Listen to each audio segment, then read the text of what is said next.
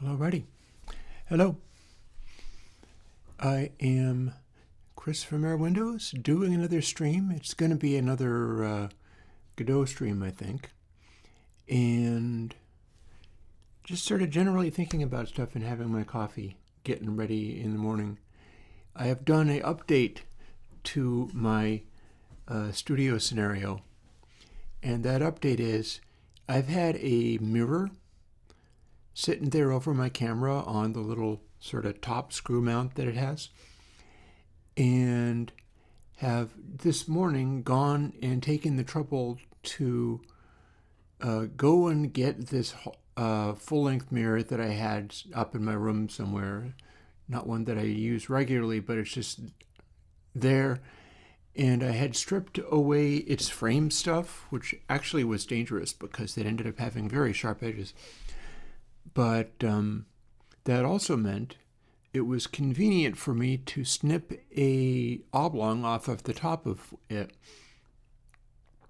and install it on top of my camera.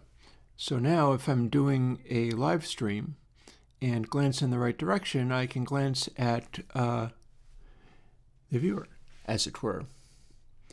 And it'll also help me position myself better for situations like this, where I'm like all over the place doing whatever and looking to also talk to the camera. So,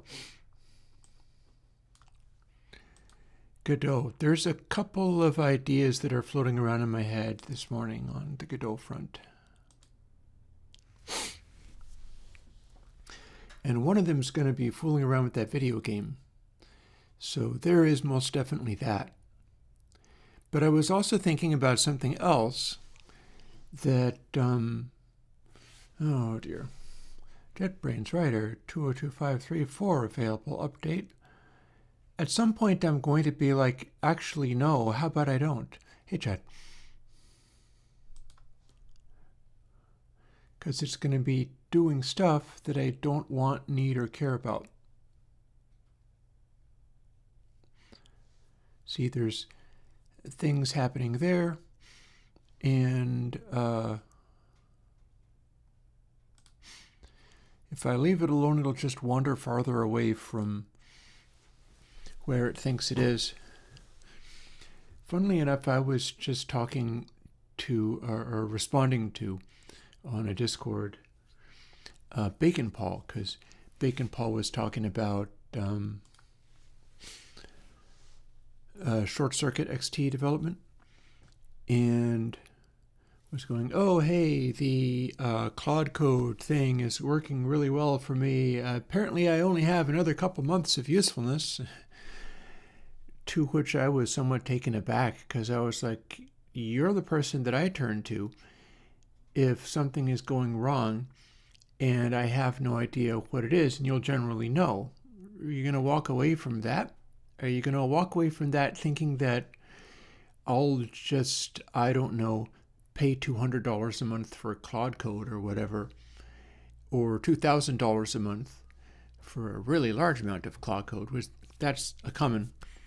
Never you fear, that's coming. And, you know, it's all in that zone of like, are the AI people going to kind of lobby to, oh, for heaven's sake, hi, JetBrains? See, this is the kind of stuff that worries me. It's doing goofy things. And oh, look at that. I'm not even running Wayland, thank you. It's done something and then it's rolling it back because whatever it did was not useful.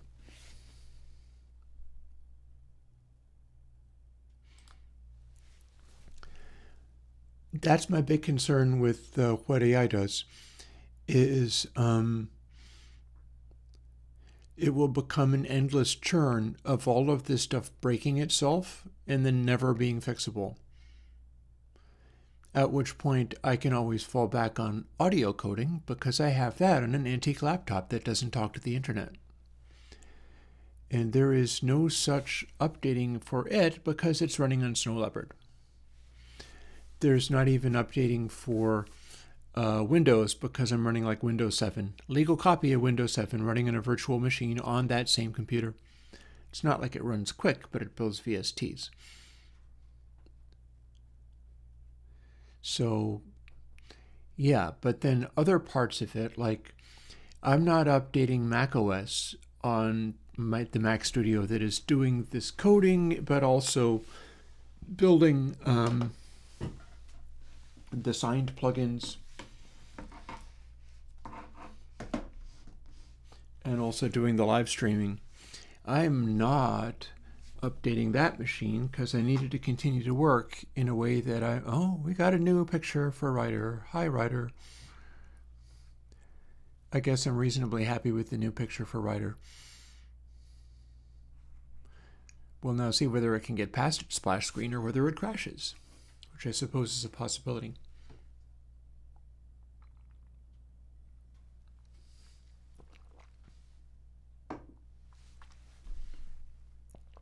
I don't believe I need Vue.js. Your error is of no interest to me. So, and the reason I just moved that thing around is because I was getting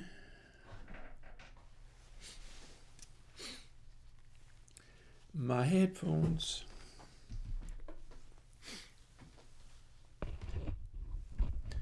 So that I can loop my headphones about and be doing this video game stuff, including audio for it, without having to run through my speakers. In fact, on the back of that, I'm going to shut the speakers off. I'm actually quite interested in the prospect. Here, let me go back to main screen.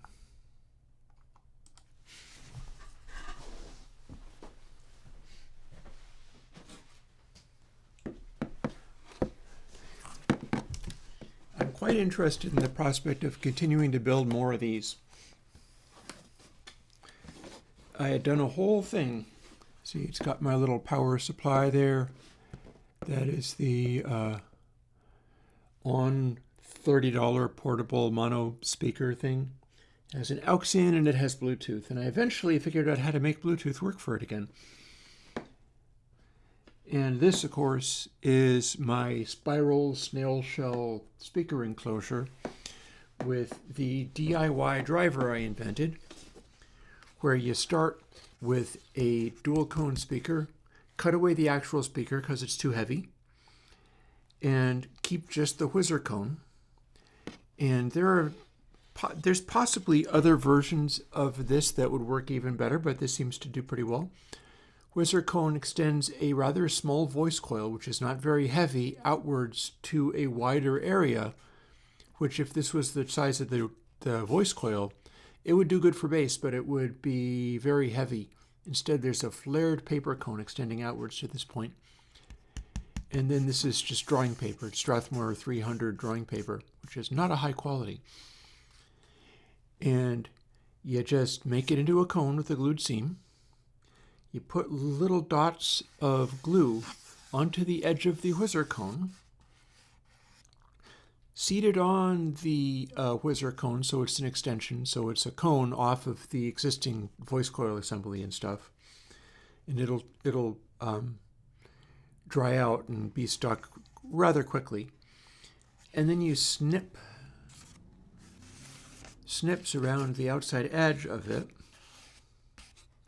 I'm scuffing the points of this slightly while I go. And tape them to the outside edge, going like across the ways and working along until all of these little leaves are folded over, and it makes a sort of vaguely half-roll suspension. This becomes a speaker suspension out of the cone material. And when you do that, you have a single driver speaker with an unusually light paper cone that sounds really, it's the Tube Exchange, the nefarious music snake. So now what I want to do is make a pair of these that match nicely and use them for my studio mains, which is basically the reason why I grabbed this and dragged it over to here.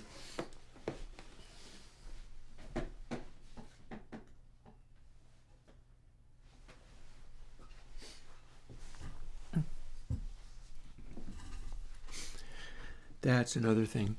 I also spent pretty much a big chunk of yesterday bringing the Rototom setup, which I had put in the adjacent room where some synthesizers are.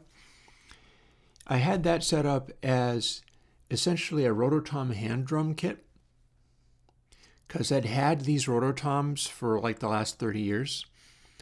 They've just been sitting around and never really usable. And I got a Gibraltar sort of chrome-looking rack system in order to make them into something, and wasn't able to really set it up with the main drums, but because there wasn't enough rack stuff to make room for all of the Rototoms, nor did I have a really good way of laying them out. Well, it turns out yesterday what I did was I took all of that apart again. I built a new basic rack structure, which was some tall black colored steel, lighter actually, they're not as heavy, rack tubes for verticals for this thing, which started out as basically being just a weird, all the tubes were curved and it was really cool looking, but didn't quite have enough room. And you were supposed to have it sort of tilt in funny directions and so on. I replaced the verticals with just vertical rack tubes. And, I see a question. Widening for a pad with bright highs. I do have a plugin called Wider that should do some useful things there. There is also the possibility of using Flutter to sort of decouple stuff on either side of the sound. And I also heard somebody talking about Take Care, which if you want lots of extra stuff going on, that's one way to do it. Anywho, I made a replacement rack system and tinkered around with it until I had it mounted on my regular drum kit again. I had taken the rack tom off and replaced it with the weird construction of Rototoms and things. And by the time I was done, I had all the Rototoms mounted. I had the floor tom, and then next to it on the far side, the high rack tom. So those are still present. They're just in a different place now, or the floor tom's in the same place, but the other ones are not. I had managed to do a arrangement of the rotos where they kind of did a zigzag from like up or slightly down to swoop down towards the floor tom, which meant I was able to fit them in slightly more densely and have the curve of the curved rack tubes extending upwards until all of the Rototoms were there and hittable. And in the far end of the Rototoms, I had my Remo tunable sound shape, which is basically like a marching snare practice pad, except for it doesn't really count as a practice pad because it's noisy as heck. But it's essentially a heavy aluminum thing with these lots of big heavy bolts, specifically for the purpose of tightening up a small Kevlar head until it's ready to snap. It's a marching snare practice thingy. And because it's not really like a practice pad, there's a little snare section underneath it, and it makes the loudest imaginable crack, and then literally nothing else. It's this incredibly brief, quick, bright, loud crack noise. And so now I've got that with the drums as well. And so one of the things that will end up happening is that I'm going to record all of these drums individually, come up with a good way of mixing them down so that they sound the way that I would want, and then put out a sample kit. Most likely using Short Circuit, which is the thing where Bacon Paul's crew is currently experimenting with bringing it out. It's like in beta now, you can get Short Circuit and use it. But also, he is working on bringing in all of the agent code business and So I'm kind of sitting back and being like, okay, does this actually come out? You say that it's going much better now because you're feeling much better because you're doing less work. But is it going in a direction where it comes out, or is it going in a direction where it gives more problems? And time will tell. We'll find out.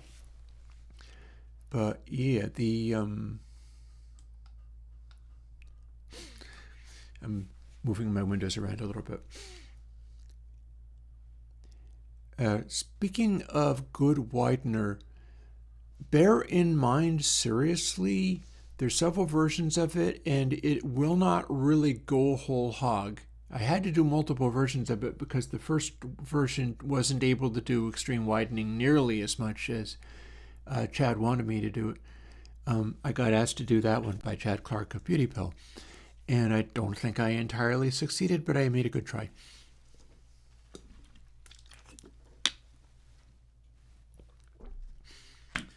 But yeah, seriously is about doing weird psychoacoustic effects to give a spatial quality. And again, I'm not entirely happy with what it did, but it's something, I guess. It's a thing. I'm probably going to end up fooling around with it for when I get into recording stuff again, because I've been step by step, inch by inch, moving closer to being able to get into the studio again and do something. This week has been essentially the Godot video game thing, which is, we're going to have more of that again. Simply because I went so hard getting a bunch of stuff ready, which is ready to come out now, that I got to take a week or two on a lower boil, as it were, and take a moment to breathe, get some of this stuff done, figure it out. But yeah, the other thing that I'm going to need to do is along the lines with this kind of stuff.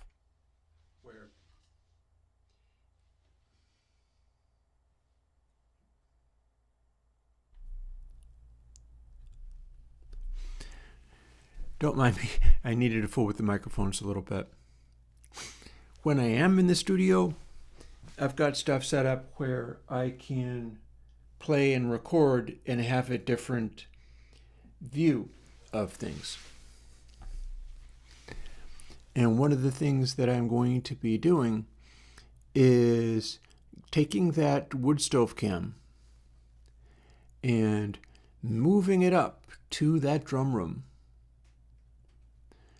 so that when it's time to do that, I switch over to that cam and get ready to record and run up, hit record, run up the stairs and lay down the one take or whatever that I'll do, and let stream see it. There's a lot of this let stream see it concept that I'm thinking about in terms of making performing more scary, so it pushes me harder and gets better performances, which of course assumes that I can get there, that it doesn't just stop me from doing anything. But you know, whatever. It's like the process of doing this is also the process of charging ahead and doing it anyhow. Like the whole concept of the cards I came up with for getting inspired to start a song. It's one of the things I was going to fool around with in Godot, in fact. It's probably worth me giving that a try.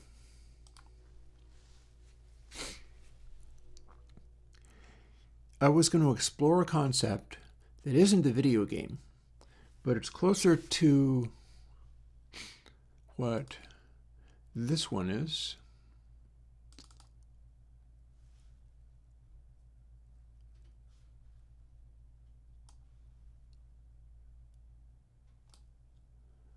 And it's not the correct thing to load there. Oh, hi, what's this about? Can you not? Excuse me. I was trying to do a thing and you just got in my way.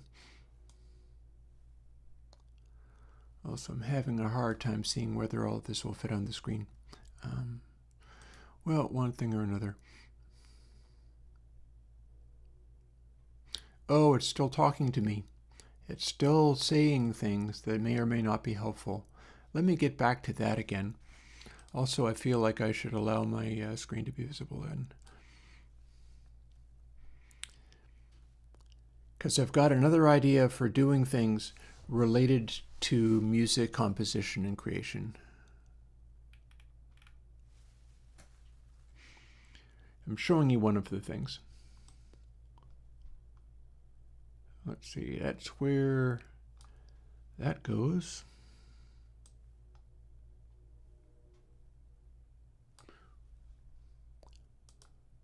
Although I can't see how far over it goes. Probably about that far. Yeah. And this thing would have to be also overlapping there, so we're good.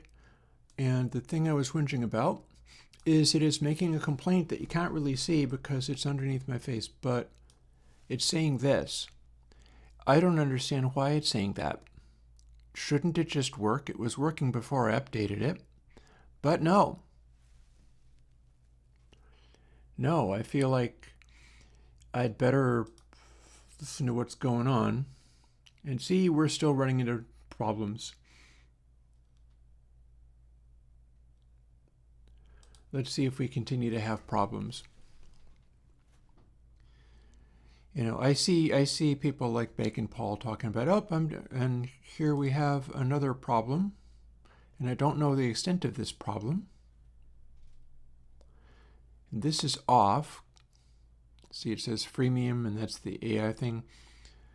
Don't think I'm gonna need that, nor that, nor that. Don't think I need that. Think we're gonna leave that off as well. MCP server, what the heck even is an MCP server? Don't know, don't care. And that, on the other hand, is the Godot thing. Although basically what we've done, this may also not be useful. That might be for an older version of the Godot look. Because you know, sometimes that isn't a thing.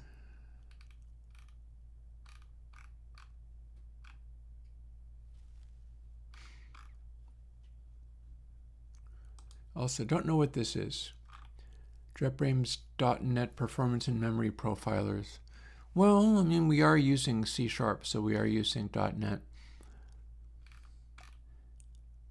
I'm going to say we're going to allow that one to still be there, but leave this other stuff. And what in the world is this?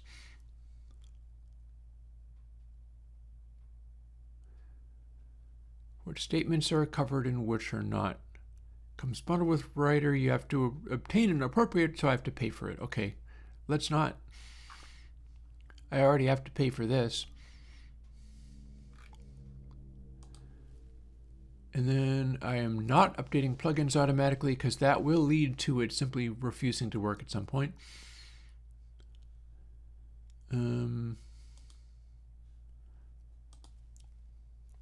I'll hit save and let's see what it does now.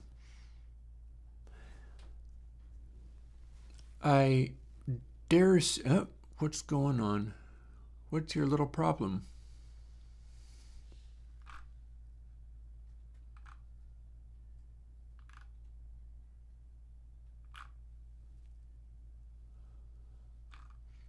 Oh boy, you sure have a little problem, don't you? What's going on here? Plugin Vue.js. I didn't see anything calling itself Vue.js. Tailwind. I'm pretty sure I'm not using that. Let's see if we can get this to not gripe about that stuff.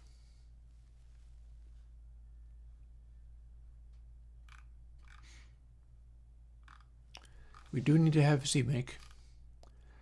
I don't believe we need Docker.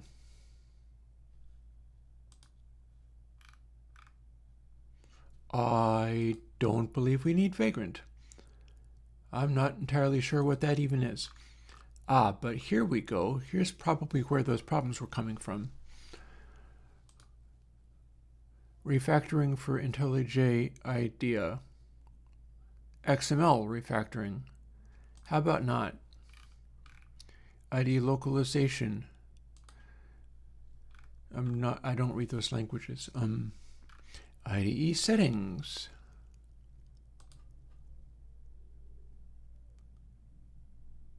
That's probably needed.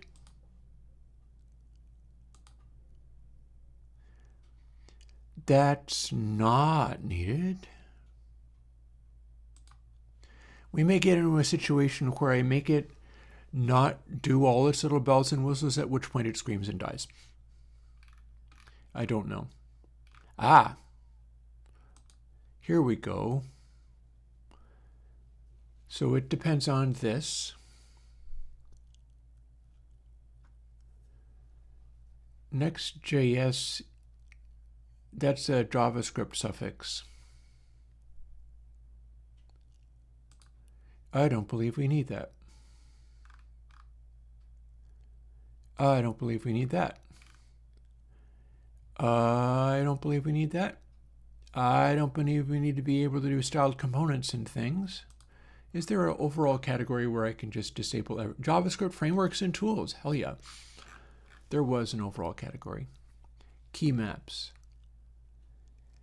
I don't think we need any of these. I'm just running with the default key map for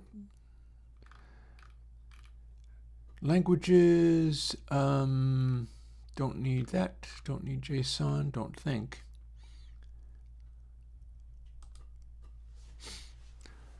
That's not going to matter to me.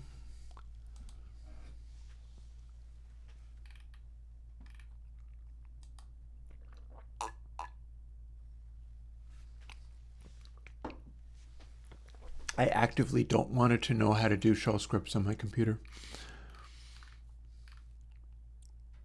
Okay.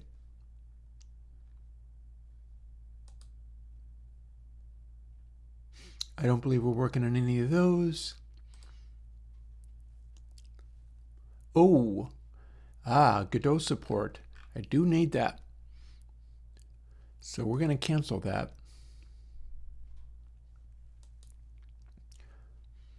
And in fact, that's probably the thing that's Godot support. If I disable all, that assumes I'm going to be disabling this, which is grayed out.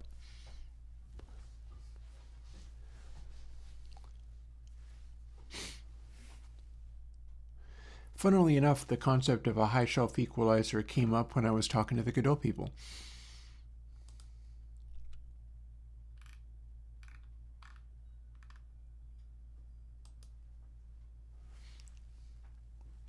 I wonder whether I'm using YAML for anything.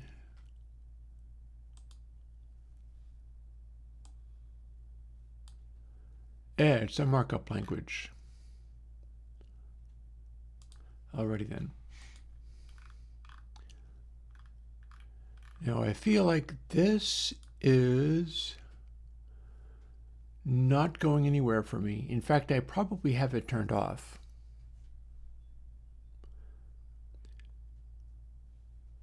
And if I had it turned on, oh look, it doesn't wrap properly. Fancy that. Can we fix it? Look at this. Look at how messy this is. Their preference window. Look at how it progressively reveals the text, which it is making unreadable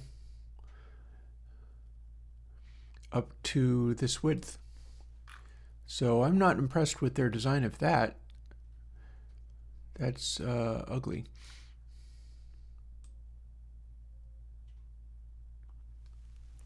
However, at least now I can see this. So their full-line code completion is Python, Kotlin, Java, JavaScript, React frameworks, CSS, Go, PHP, Ruby, not the Godot engine, not C#.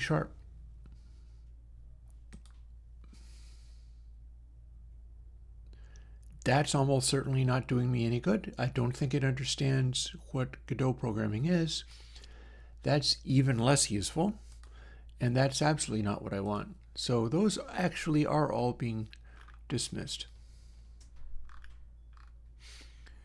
And I bet you this needs to be dismissed. I don't want it having an HTTP client. And damn if I know what endpoints is, but I think Godot works around this. Okay, platform development. No. That, on the other hand, maybe this is only test scripts for JetBrains plugins. Yeah, this is definitely deep waters.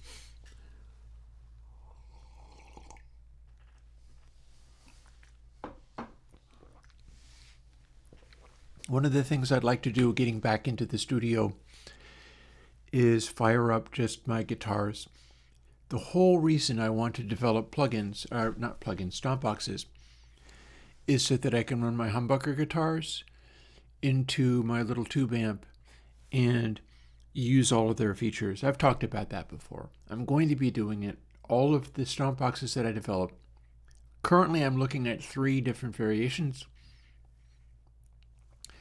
One is the 1/4-inch jack to piezo thing on the tiny little aluminum box, the thing that you can tap with your finger, because I would like to do plugins supporting that as an input source. I feel like we can make drums and things, hi-hats and so on, based on just that, and write my own version of converting the waveform the piezo produces into a trigger input and then using that. So that's what I'm looking for there. But then there's also going to be a no switch and a foot switch version of the simple booster pedal, using everything that I can come up with to make it be cool. And those are going to be sold when I make them. If Jimmy was around, he'd probably be interested, just because of making weird things. But they're for the purpose of being able to get that retro kind of sound, rather than your modern, like, heavily integrated circuit, integrated tiny little cell phone sized traces for handling audio. I'm not doing anything like that. I'm doing it very differently. So let's see, platform development. Let's not do any of that. Let's not do any remote development.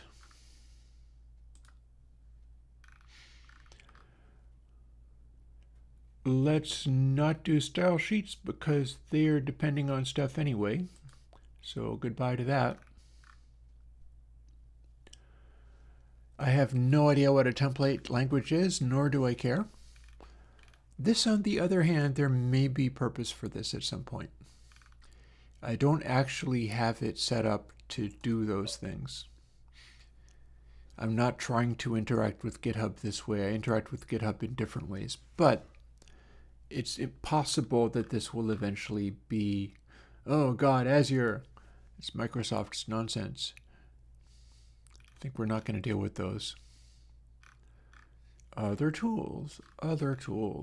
What's this in the way? Oh, hey, some of these are important.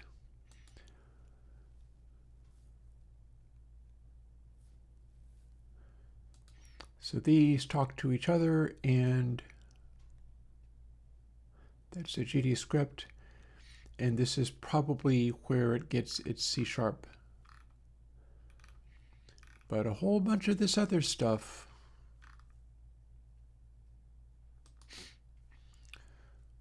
Oh God, support for C++ language. There is no comment on this. Fascinating. And then terminal. And if I wanted to code in Unity or indeed in Unreal, then Writer would let me do that as well. That's one of the reasons I bought it, in fact, to make it possible to deal with a variety of these engines.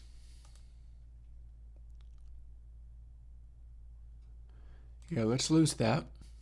Oh, hang on, I can't. Godot support requires this. Oh, now I've enabled it, and it's claiming I'm disabling it. Okay, whatever, we got there. We're going to disable that. I don't think I want PowerShell.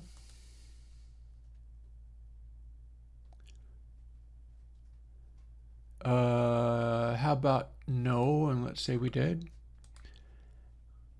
Elf, okay, maybe not. Noisa, nope. I don't know what Live++ is.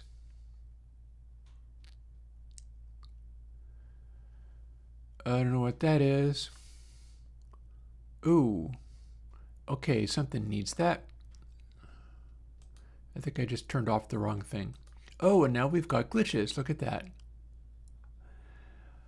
See, this is why I suffer through dealing with things like these, and why I'm trying to like unplug all of its little things like HAL in the end of 2001. Look at this. Look at this. We've got a mysterious something floating around here. What does it do? It's a warning dialog, but what I'm doing is just kind of inking it in by moving my mouse over it. It's here somehow, except for it's not. I think this came from me trying to disable this. That, on the other hand, is not complaining when I try to disable it. Okay, IDE features training. I think I can safely make that go away. Fair enough. It will complain. It's a scratch card. See?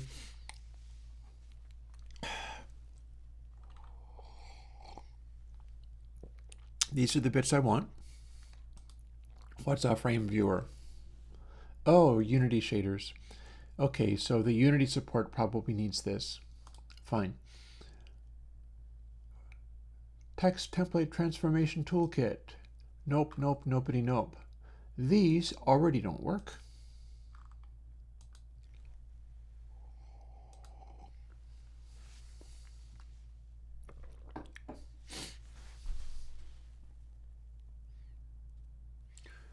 That's acting like it's one of JetBrains' own things.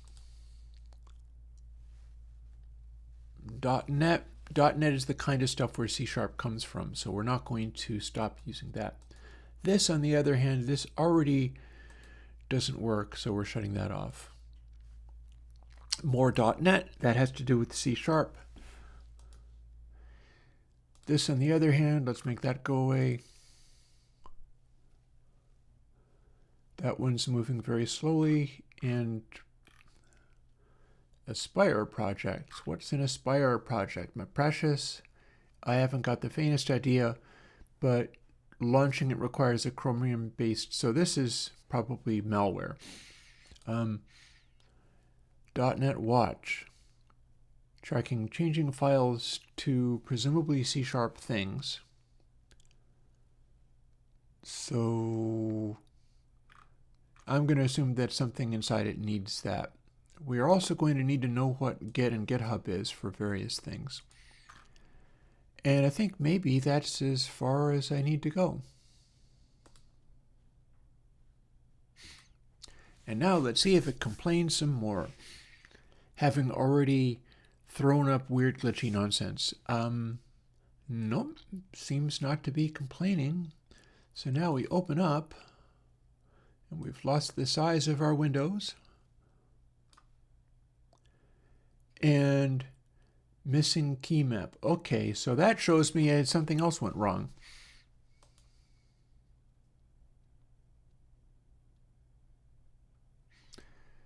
So we need the Visual Studio OS X key map. So let's go back here. We're just trying to make all of this nonsense work and having a very rough time of it, because that's often how it goes. Configure plugins. In here somewhere was something to do with key maps. I should be able to enable those, and then it'll come back. Okay, so key map. We'll enable the key maps and then maybe it'll be happier. I'm going to quit it and restart it. I trust this that little now that it did the weird glitchy thing on me. And now it is not throwing up a complaint. Maybe I spoke too soon. No, it's not throwing up a complaint. And what did all of that get us? We can do this. Now, give me a moment while I fuss with my settings a bit.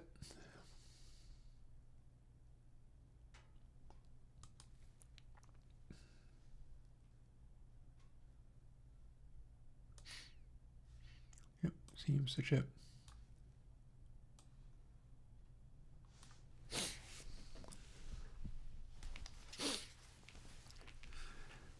Because we could do this.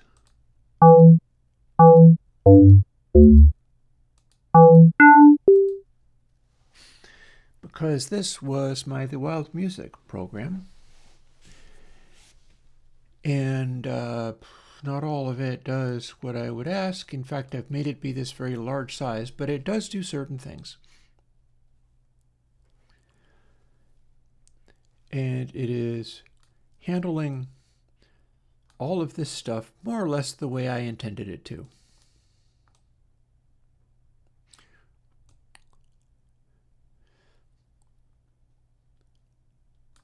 So we can tell it to be in the key of E minor, which is the key of G, really. And it's showing me these are the chords I have in there, up to and including a diminished chord. That's the chord where you can't hit the fifth. These are the notes I can use in here for that key. And then these are adjacent keys.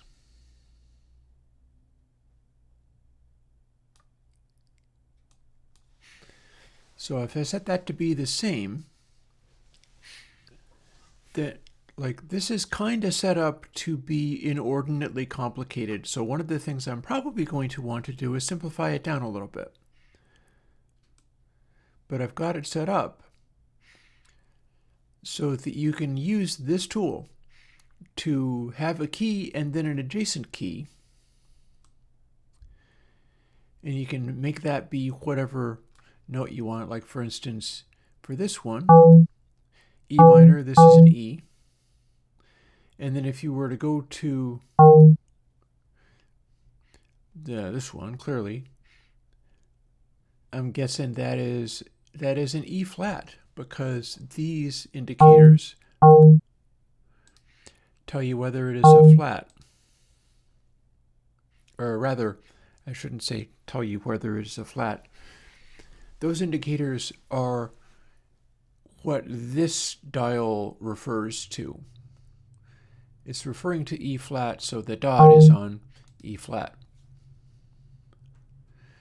So we've got an E minor.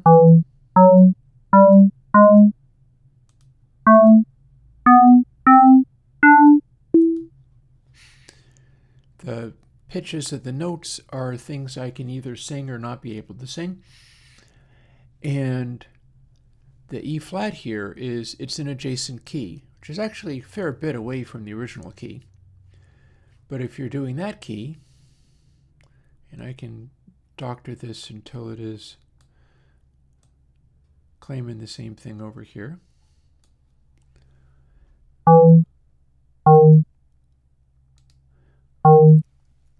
This is now making it be Locrian.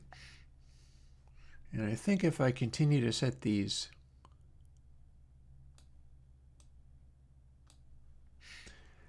I'll get an area where it's in Locrian.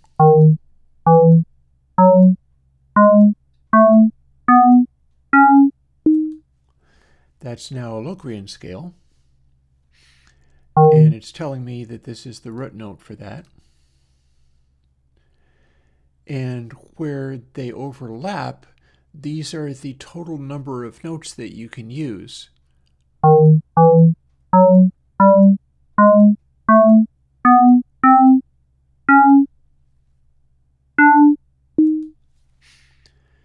So this is my little tool for telling you what kind of chords and things you can play.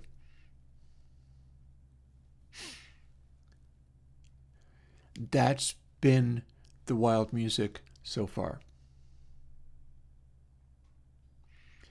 And I don't remember whether this is up on GitHub or not. Thing is, I'd had another idea I was pursuing. Don't mind me, I would like to unwind this cable. Let's see if I can even unwind this cable.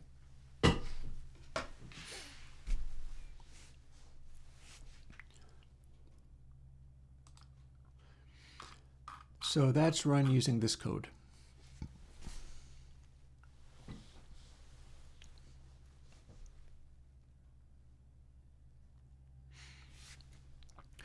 But when I go over to here, it's on this template.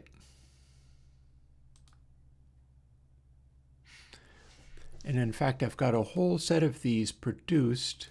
They're just lined up in a row. There's that many of them. I do not have it resizable, although technically this could be resizable if I was to go through and do it in a really detailed way. What we're looking at is pretty much just kind of set up by individual pieces of the Godot engine. Like, that is just a colored block. And I came up with how to overlay all of these things, where it's being drawn programmatically rather than by bitmaps.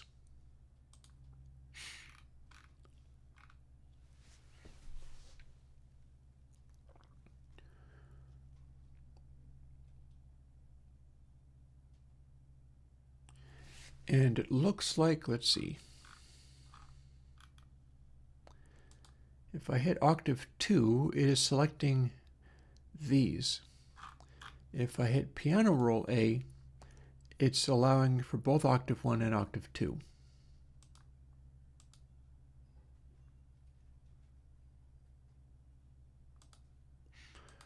Except that's not true because, except that's not true because all of that stuff is part of these individual builds. These are just copied over, and then I ended up having to change the code to be able to allow adjacent stacks of these.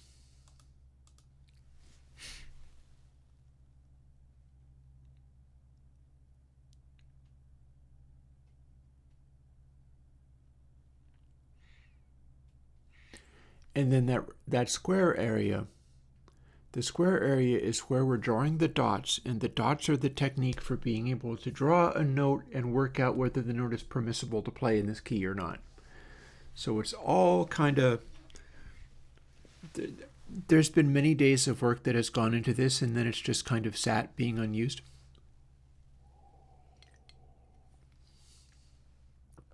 But there might be something I could do with it, even if it is only just get it into a shape where something can work.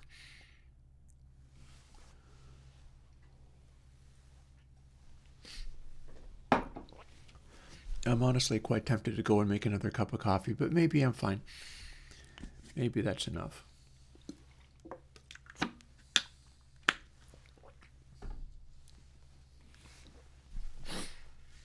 But yeah, as you can see, we've got multiple layers of stuff. Some of this is also stuff. I don't remember why I wanted this space between these things. Apparently I wanted space between these things.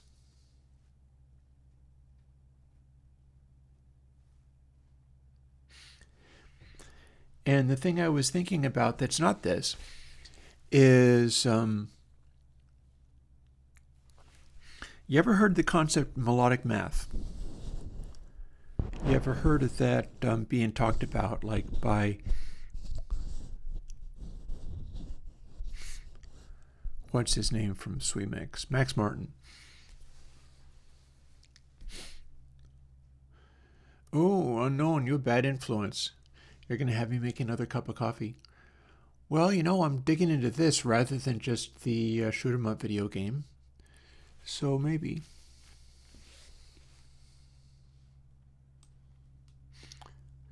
Tell you what, you can see yourselves there.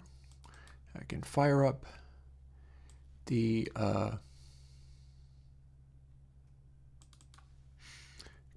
one of these.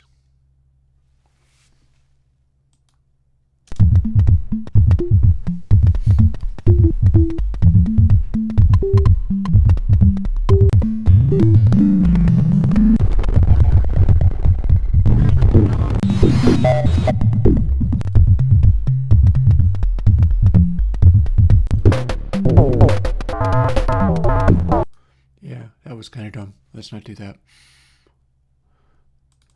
How about I open this one that was called Journeys?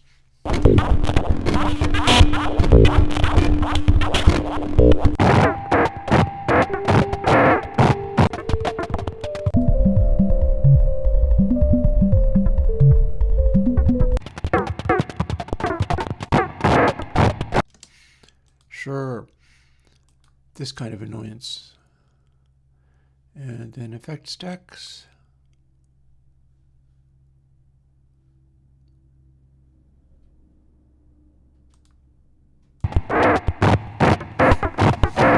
It's only 1 in the afternoon. I can make another cup of coffee. I'm thinking in terms of doing some more challenging stuff, so why not? I'll be right back. I'm taking your suggestion.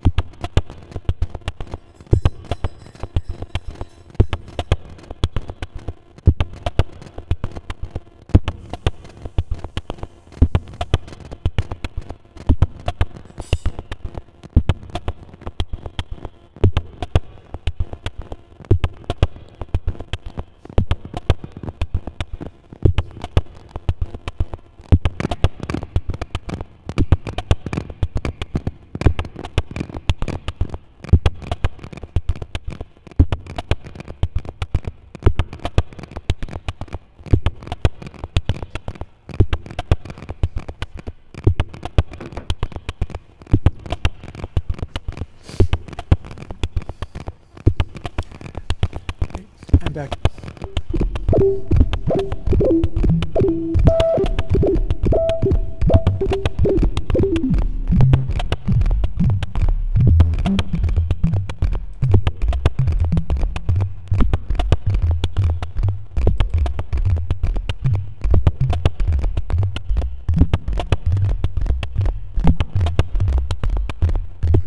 This just goes to show you how the number rating doesn't necessarily translate into this actually being the biggest hit record ever, because no.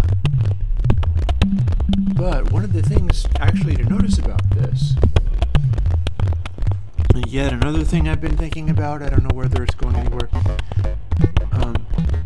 that piezo box thing that's developing.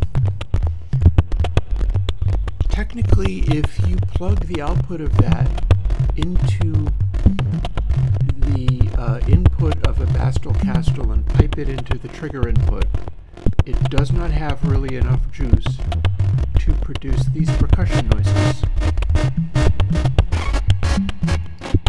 All of these noises come straight off of a Bastel drum. So what I was thinking of was, would there be some kind of way to make these be playable as a hand drum rather than having to rely on the sequencer inside it? Can you make these noises be noises that you could play, like on, for instance, a trigger drum kit? Or indeed just a box with a piezo in it? And you can't do it unless you preamplify it, but then you'd be able to do something with it. So that's another good reason to come up with the stomp box boost thing, so that rather than just only running a guitar, I could also run that piezo in there, and then the next thing you know, I'd be able to play all of these sounds, and as you can see on the meter, they should mix well with other forms of music. Like, you could set any of these percussion noises into a different context, and it would probably work out just fine. Skip around a bit.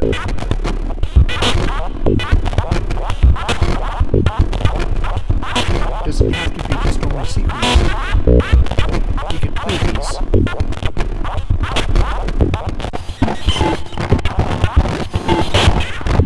Mind you, it wouldn't be quite as diverse as running it off of this, but if you could have it respond differently to different velocities, but in a purely electronic form. Velocity is a number.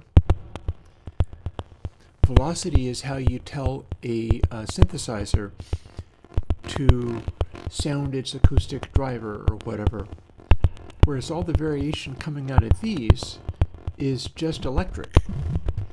There is no breaking it down to 127 velocity levels. In effect, it's actually kind of acting like analog. Not really, because it's still a synthesizer chip. And then the background that you hear, it's actually like K-Alien Spaceship. When I made this, I was running it into a console mix, so some of this is remixed. But it's not all about just being remixed to produce the metering effects that it's producing, because the Bastel Castel already kind of gives you that. The slew output of it is not high enough to do anything other than the right degree of edge, crunch, and sonority on it. So yeah, anyway, I've got my cup of coffee.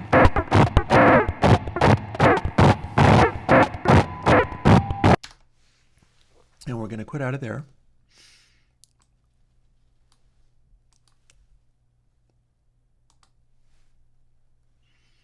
Okay, I stopped the music. I feel like my amplitude is not what it should be. And I'm not sure how much of a problem that is, or whether it's just this microphone distorts very easily on percussive noises that aren't voice noises. And you know what? I guess I'm just going to have to wonder about that. Or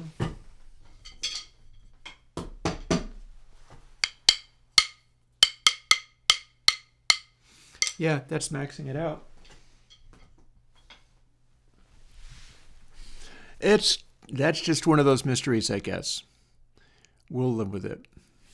So back over to here. What kinds of things can I do here? I can drag those into the screen.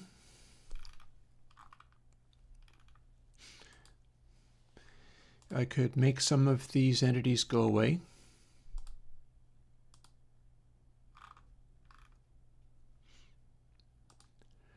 Let's see what happens when we make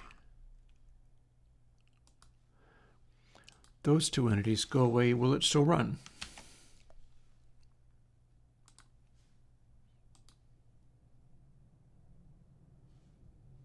Yep.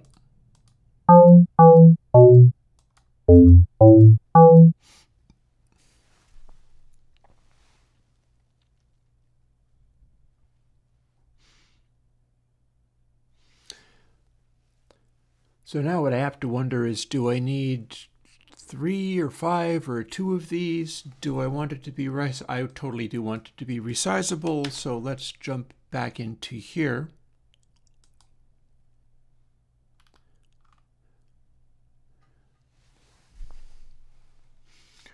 I am puzzled as to what extent these need to refer to each other. That should be in the code somewhere.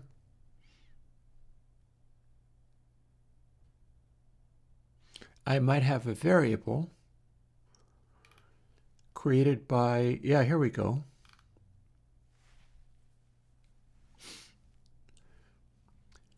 So here's how this works. They go in a loop, and it's figuring it out based on how many of those are available.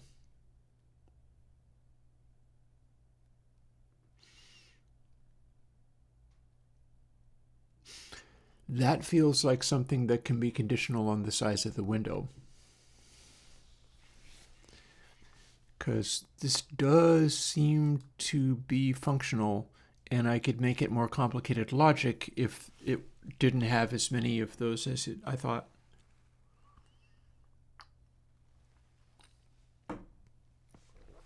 Also appears to be referring to different things in a kind of special way. I believe I know how that works. That's letting each one refer to each other one, but only in the form of a loop. So firstly, we will just, for the sake of argument, turn all of these back on. And then let's go and fool with the project settings and resize it.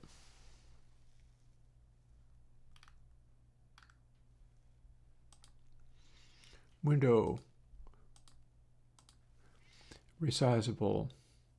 Not borderless, not always on top, not transparent. I don't know what extended title actually means.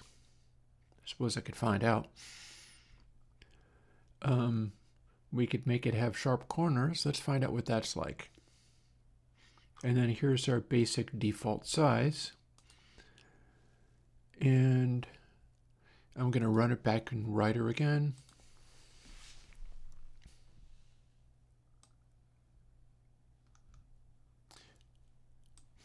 And here's what we can now do.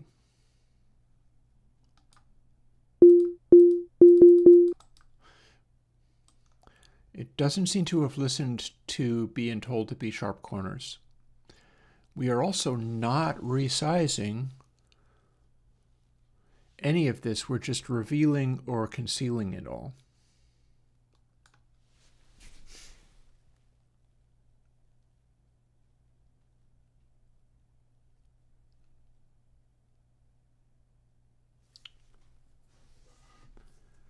So I guess my next question becomes, it looks like I've only revealed 3 of these, huh?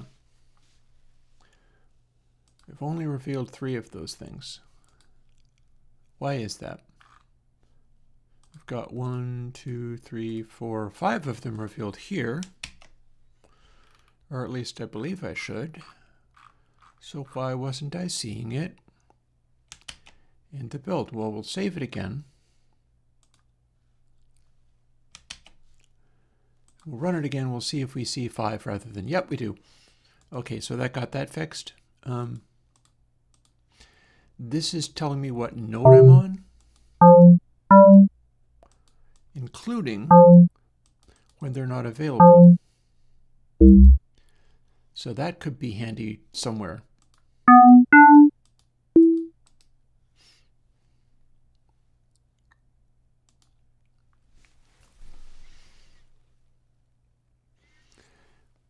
So one of my thoughts here is how exaggerated do I want it to be able to go to multiple keys in a single melodic thinking of scenario. So this whole tool, and I was able to get it into multiple instances, so that has its convenience.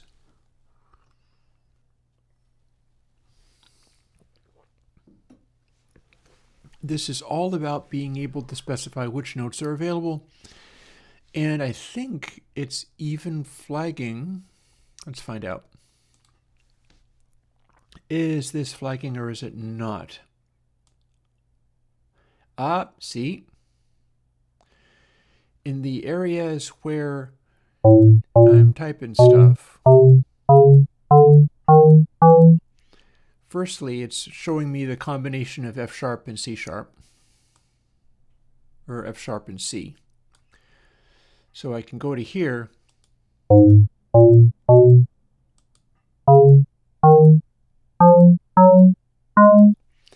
and it's going to show me the ones that are available in the key. It will actually apparently not let me delete the ones that are no longer in the key. That's interesting. I guess you can't have everything. But it is showing, highlighted,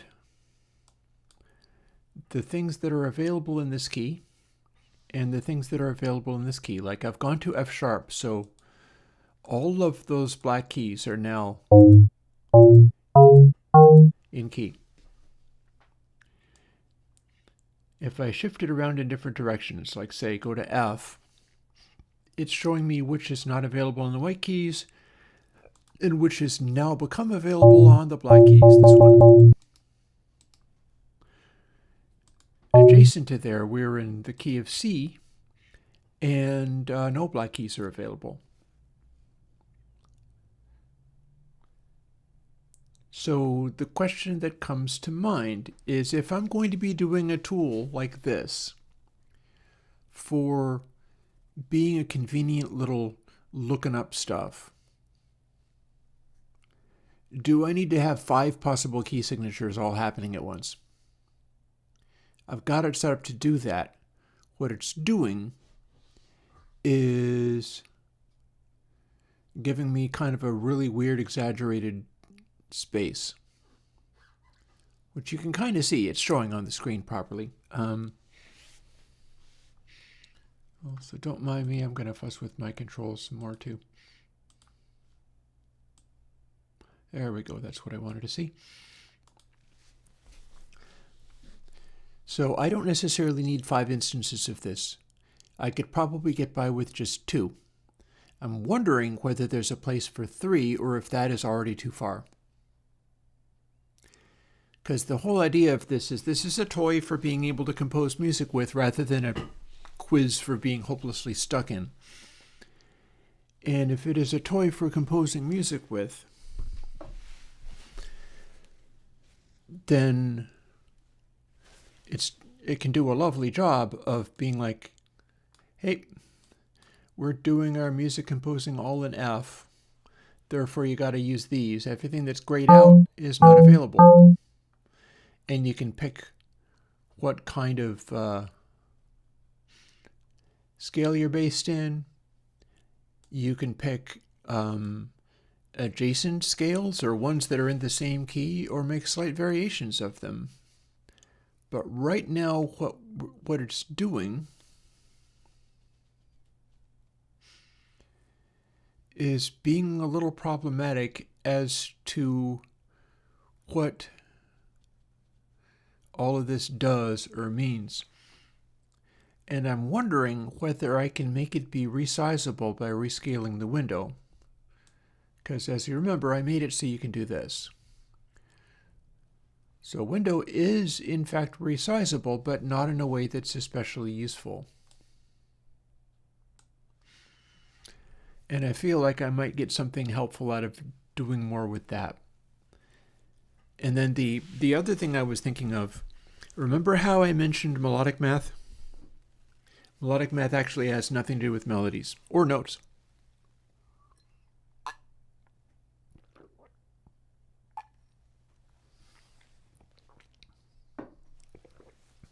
Melodic math does have to do with Max Martin,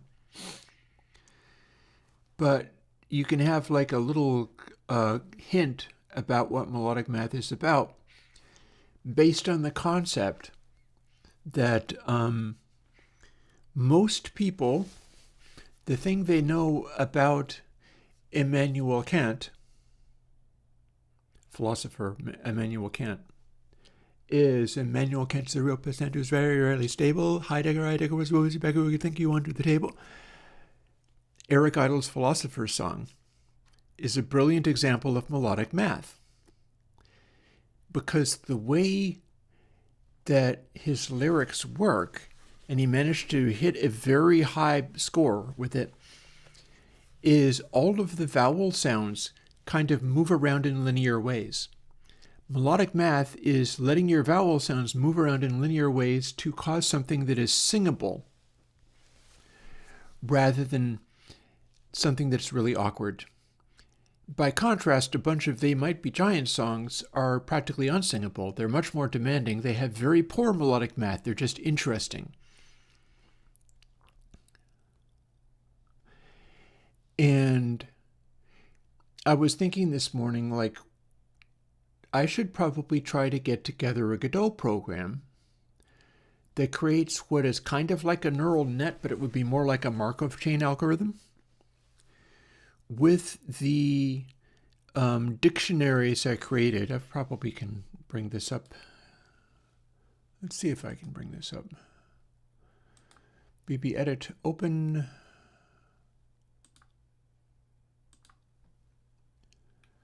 Airwindows. Perhaps not there.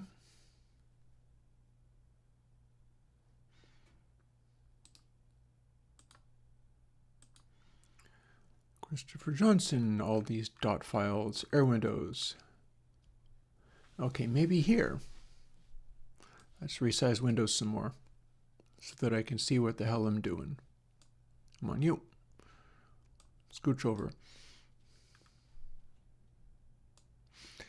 Here's my Airwindows folder.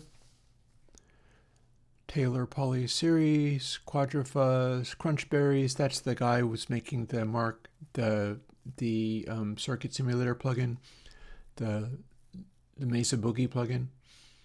There's things I need to do along those lines too.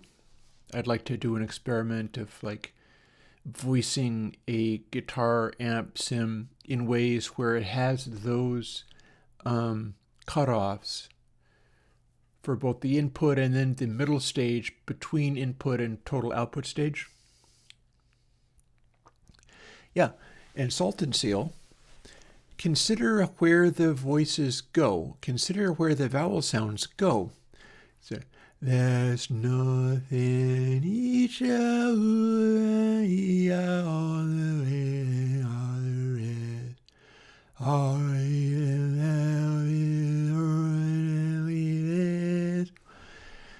All of those vowel sounds move into each other naturally. You could take a big list, let's see, tempo words. No, that's not the right thing. I've got it here somewhere. I wrote all this down somewhere. That's not it. That's not it. Nodes. Nope, that's not it. Might be in notes. That's not it. That's not it. Tempos. Nope, not that either.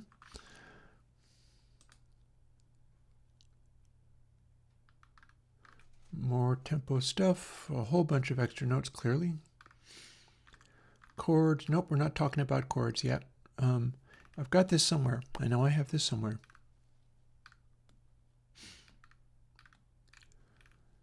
Library words is not the kinds of words I'm talking about. Mousepad project, also nope. Producer focus, that's just particular producers that existed.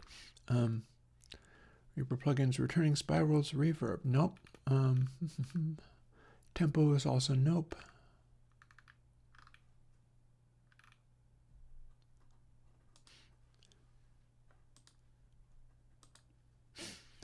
I have this on paper.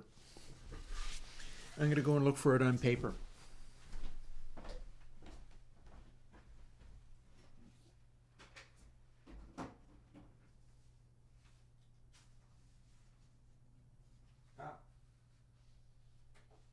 Gotcha.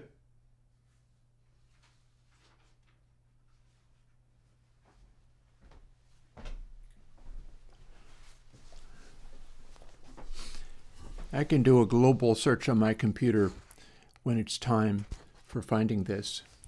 But I've made these collections of words.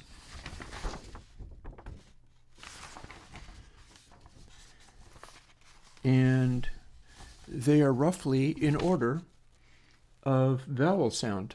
But the thing I need to do is figure out which of these vowel sounds connect to each other. So I got words associated with various vowel sounds. And for the melodic math thing, I'm going to want to figure out like what vowel sound they start on, what vowel sound they end on, possibly ones that inherently have terrible melodic math. For instance, there's a li ending. So these are all rhyming words that go along with various vowel sounds. Immediately has terrible melodic math. There's too many vowels in there. Immediately. It has to go from E to A and then back to E in a fraction of an instant. So this is a terrible melodic math word. The top category is E as in sustain. Angry, memory, movie, only, happy, pretty, police. Then there's A. Certain of the songs are also more beltable. They're louder. Amaze, explain, pain, great, gray, place, and so on and so forth. Like I, all right. There's a couple of vowels in there. It ends with an I that you can sustain because it's on a syllable where you can stretch out the word that way. All right. And that's I rather than E or A. I is also in child, decide, entire, eyebrow. That's a funny one because it's like you can't hang on the I for that necessarily. That's why I have it marked down as I but not sustain. On the other hand, I as a word EYE is in I sustain because you can hang on that. Ia is appear, clear, ear, fear, hear, mirror. I, admit, isn't, kiss, lip, little, figure, and so on and so forth. So what I'm going to want to do, and it'll be a journey, I want to make a thing where you can put all those words into a machine like the Wild Music here and go and find a word and then get like a Markov chain, a list of words which may or may not make sense but make melodic math to lead you to a word that follows that. It seems like that should work. What I'm going to want to do is figure out like, well, which of these go to each other naturally? Like E and A. So it's E, A, Oi, Li, I, Ya, I, Ik, Il, In. These rhyme in different ways. Yeah for sustaining it. Share, somewhere, stare. Yeah, not sustaining it. L-N, yeah, all, on, ow, o, more o, or, like before, floor, force, toward, oo, just book, for good, look, push, put, shook, after, answer, better, which you can use for like metal lyrics, like interrupt, jump, love, just, love, lunch, money, reason, rub, rush, second, serious, blood. You can rumble those. Works really well for metal. Like girl, jerk, search, smirk, third, were, earn, burn, concern, return. They're set up to be, and I guess that was the bottom one, wasn't it? Yeah. So I've got all of these, and it starts out with basically just starting with the upgoer 5 words, or at least my list of the most common words in the English language, which are likely also to be the most common words that'll work for songwriting. They're very acceptable. I would think, see, that's the whole thing, is all of these Eric Idle songs, brilliant lyricism. Not so much because they're saying the greatest things in the world, because they're goofy, silly songs, but the way the mouth sounds work, they're incredibly singable. Lumberjacks, I'm a lumberjack and I'm okay.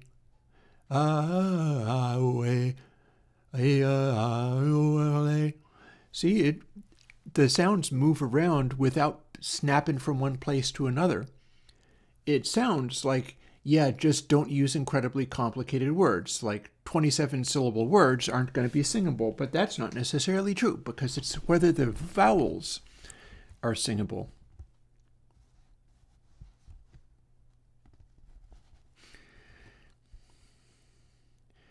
Like we've got a lot of multiple syllable words in Lee here, and it has to end in an E.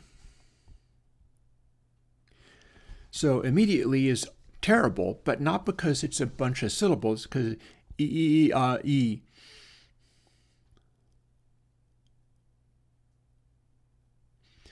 Whereas obviously flows a little better. Obviously, to E isn't great, but that's because it's too much of a snap. I'm going to need to study where the jaw goes, where the tongue goes in the mouth for each of these different sounds, and probably plot it out in draw myself a little reference for that, so that I can refer to all of these things. And you got stuff like, under A, I got exclaim. Well, that's a pretty singable word in its way, even though it's a couple of syllables, because exclaim, your jaw drops into that vowel, which is probably being sung out. I'm looking for many multiple syllable words that actually are not bad. Under I, I've got recognize. Recognize is 3 distinct vowel sounds, but are they vowel sounds that can flow together?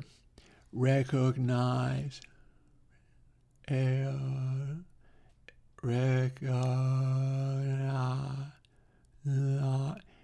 kind of flows. So what I'm going to be doing when I figure this stuff out, here's another one under ia, is disappear. Disappear.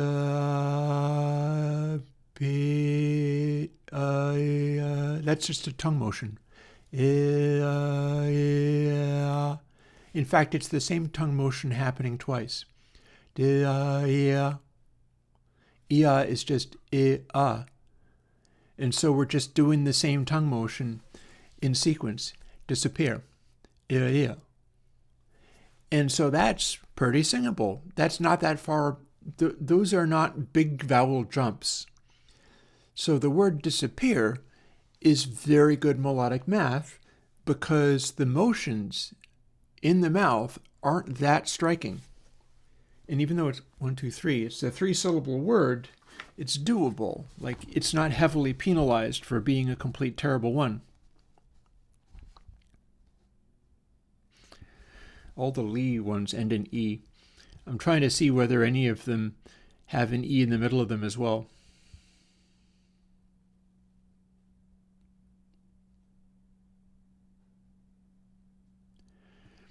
Gently is kind of close to yeah, that's not so far. So the word gently in Lee's is fairly well singable. Gently, and there's, we've got this many pages of words in a fairly simple accounting of words. Like this isn't based on that many words. It's kind of a lot. So essentially what I'm going to need to do to pursue this is make a reference of literally all of these words and then figure out Markov chaining for which words can at all connect to another word, firstly.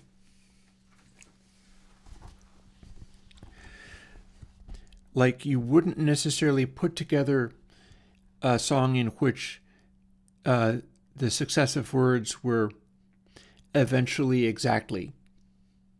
For one, because the vowel sounds don't follow each other very well, but also because it makes no logical sense. You could also try to do another E, so exactly breathe, going from the exactly to breathe, and that is kind of a succession of words you could have, but it would be a little weird. But the very next word in Lee is finally. And you could put together the words finally breathe and have the vowel sounds be very close. And the words finally breathe could logically follow each other.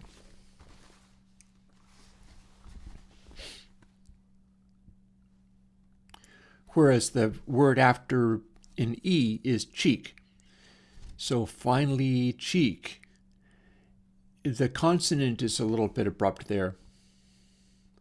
Or jeans, for instance. Finally, jeans. The vowel doesn't move around very much, so it's got good melodic math there, but those words don't really go together. On the other hand, the one just after jeans is keep.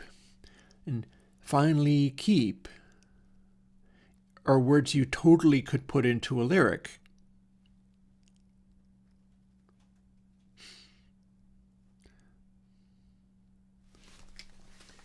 And I don't think anybody has a tool like that. Also, Sultan Seal, I'm not that familiar with Cocteau Twins, but that's not the only band that has invented languages. In fact, one of the things I've been listening to in the last year, and when I say last year because it's not often that I do this, but Magma from France, is using a sort of Germanic language that's entirely invented. And it's for reasons kind of like that.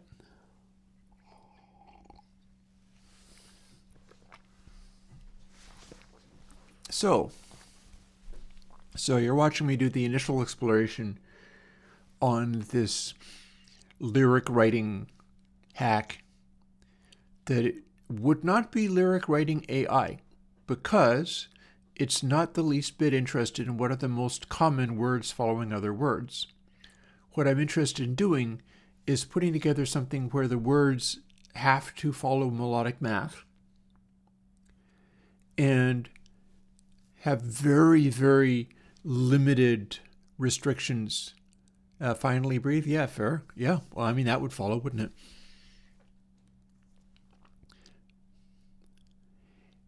Because I'm much more interested in being able to juxtapose words that are really weird lyrical choices and maybe don't make any logical sense but sound cool. that goes right back to where the original Swemix folks were like coming up with lyrics for, say, Ace of Base or whatever. And they said, oh, we put English words together very respectless because we're only interested in what they sound like. And that's what we're talking about. We're talking about how those words flow, how they work. And again, Eric Idle's lyrics, very powerful along those lines. Again, there is the Philosopher's Song, which is amazing, but then also a Lumberjack song.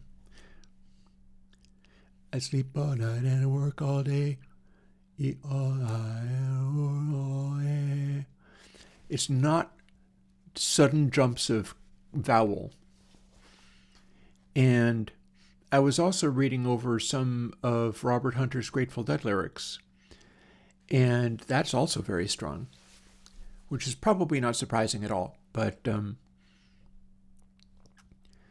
Grateful Dead lyrics often flow really, really well. And one of the things back in the day when all those folks were alive, because they basically all died by now, other than the drummers I believe are still around. Once Jerry Garcia paid Robert Hunter the grandest compliment, he said, "Your words never stuck in my throat." And that's partly about the things Robert Hunter had him sing worked for him. Like he was down with like Saint Stephen with a rose, in and out of the garden he goes. Country garden with the wind and the rain, wherever he goes, people all complain. That's good melodic math right there. But it's also an expression that Garcia could get into. It was the kind of thing that he could relate to. And when you combine that, a purpose and a meaning, with this effortless flow of singability, you're really onto something. And it seems to me that should be figure-outable. So I'm interested in doing it. I would honestly like to bring many more words into that, simply for the purpose of unlocking weirder combinations. I feel like there's a lot to be said for weirder combinations, weirder lyrics. I wouldn't be a bit surprised if some of John Anderson's stuff for Yes, when you look at it closely, does really good melodic math, even though it's singing very bizarre things. Because it would kind of follow, like that's what would work for that. It would be very singable, even if it's hard to figure out what he's talking about. Like I can look at Roundabout, like, I'll be the roundabout, our words will make you out and out. That's pretty consistent motion. You'll spend the day your way. Yeah. John Anderson lyrics seem to also have pretty good, what they call melodic math, the way that the vowels flow into each other. I'm continuing to think of them. On to the heart of the sunrise. It's not always rapid fire either. It's easy to claim something like that if their notes are coming along very slowly. I'm thinking a long distance runaround. Long distance runaround, long time waiting to feel the sound. I still remember the dream there. I'll still remember the time you said goodbye. Did we really tell lies? That was a little more challenging. Did we really tell lies is a little more challenging melodic math-wise. But then that's the whole trick, is these are vocal tract expressions that are supposed to sound cool and be enticing for people to sing along, but they also convey meaning. And sometimes the meaning that you want to construct is way more difficult than challenging. I'm thinking in terms of some of those They Might Be Giants song. I'm thinking of like I palindrome I, for instance. Someday mother will die and I'll get the money. E. Snap from the one to the other. Mom leans down and says my sentiments exactly. You son of a bitch, I palindrome I. I think that the They Might Be Giants songs typically jump around a lot more. Their vocalizations are way more adept and talented and challenging, to the point where it can be practically tongue twisters singing some of those things. And you can call it a tongue twister on purpose because it's a complete workout. There was a time, and I should get back into doing this, that I was singing songs driving to like my meeting on Sunday morning and back so that I could practice that a little bit in the car so nobody could hear me. And I would try to sing a lot of Steely Dan. I don't think Steely Dan is automatically good melodic math. I think they're often interested in lyricism that is more sort of sideways and intellectual and interesting. But the hooks tend to have a certain amount of melodic math. And then I would be singing They Might Be Giants songs, and it would always be pretty challenging. Whereas the Steely Dan was a little more singable, flows a little better. And yeah, it's just, when I attempt something like that, I often have to tackle it from the ground up. And I'm dealing with all these little details, like what we see here. I was already doing in 2023, kinda, sorta.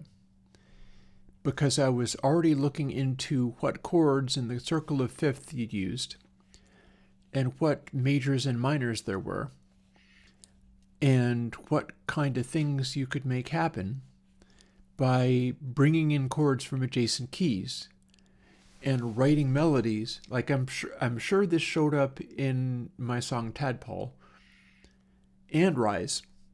All of the stuff from that time period was me beginning to explore that kind of thing, trying to do chord sequences that dipped into adjacent keys. So what does adjacent keys mean? Well, I'll start fooling with this and then we'll get around to telling you.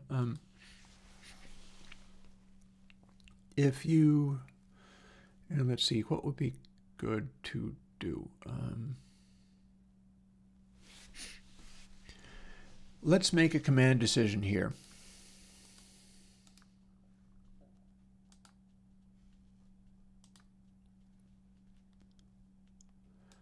Let's have only two keys.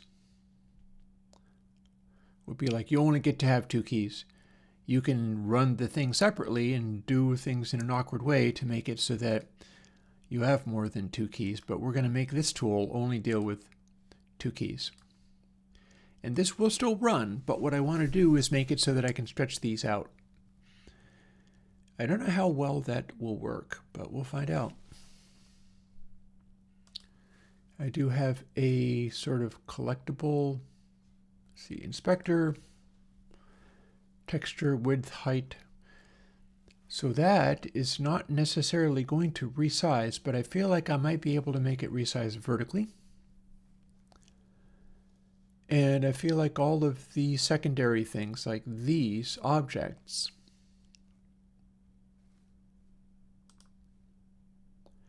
it might be possible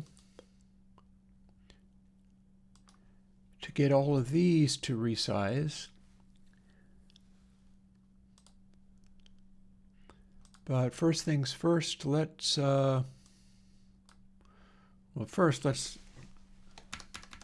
step these up to here. I was going to do something with all of this that I have apparently forgotten, so we're going to not bother with any of that. And instead I'm going to start with a small thing and then see if I can resize it and have all this stuff be positioned. Because I'd kind of like this to be, like console X or whatever. I should be able to drag it around into whatever aspect ratio I want. And that's going to take some doing. but it will be cool if I do get to do it, so that'll be neat. So firstly, we're going to save from there. We're going to go over to Writer, and we're going to assume that now that we've deleted those things, this name can never be these, but it can be in a neat little loop. And if we run it from here,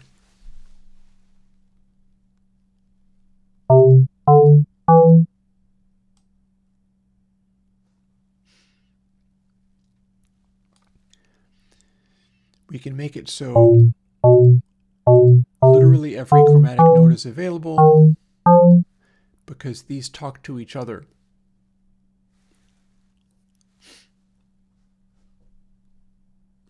Or at least that's what I would think would be happening, but is it though?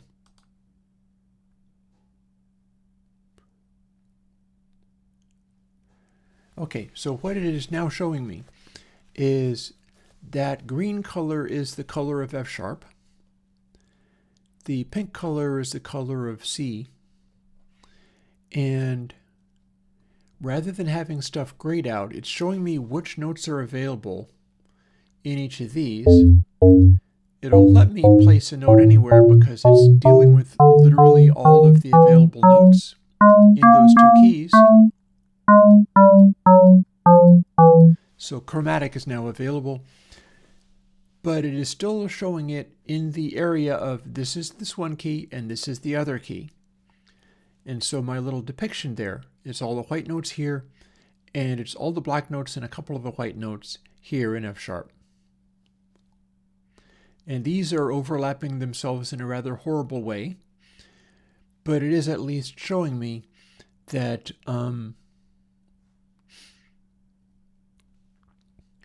these are the chords available in C, these are the chords available in F sharp, and advance and recede are covering each other very, very aggressively. But you don't normally want to compose something like that.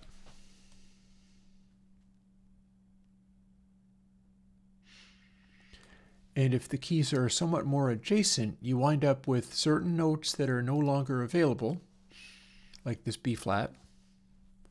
You got your two keys, you've got a wide range of notes available for your melody, and these are the chords in this key, these are the chords in this key, and these are where you go to. Okay, so that's interesting.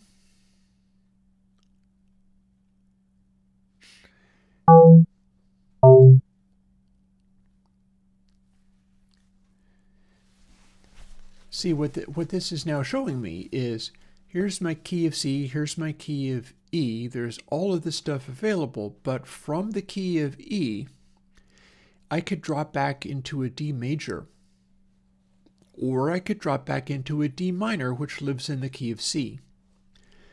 If I drop back to a D major, that is more along the lines of in the key of E. The major note belongs to the key of E, so that would live sort of in this area.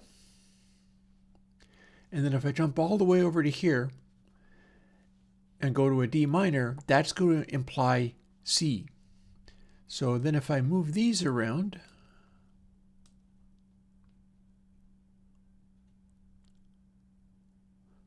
I see, okay.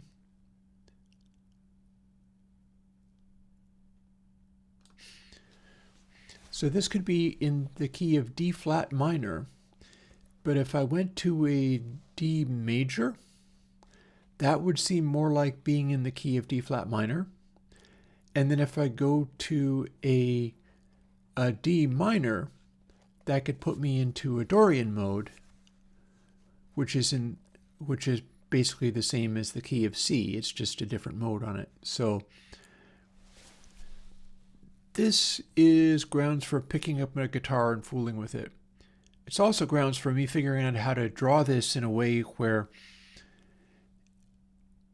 it lines up nicely. Because it does this, you see. If I get too aggressive with it, it's chromatic and every key is available. and I can specify what the heck it is that I want, and this is all going to follow just fine. See, now we're in F Phrygian, and we can go from Phrygian to Lydian, going from D flat to C, but all this advance and recede stuff is overlapping itself extremely because there are simply too many added notes in each of the keys. Also, I'm not happy with where this is being drawn. Surely this should be sitting there underneath the C. But it's not. It's not lining up properly at all.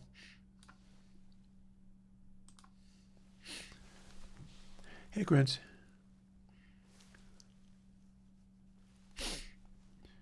So, yeah. This still works. But maybe not quite the way I wanted it to.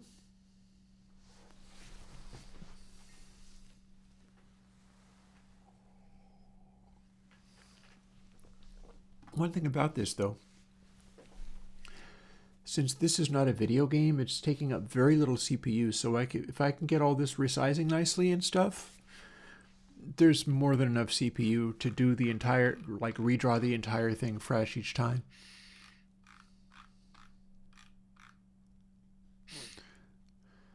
This stuff is specifying the colors on my screen. I don't know if this is specifying sizes. I think this is within, yeah, see, get rect size. So that's important.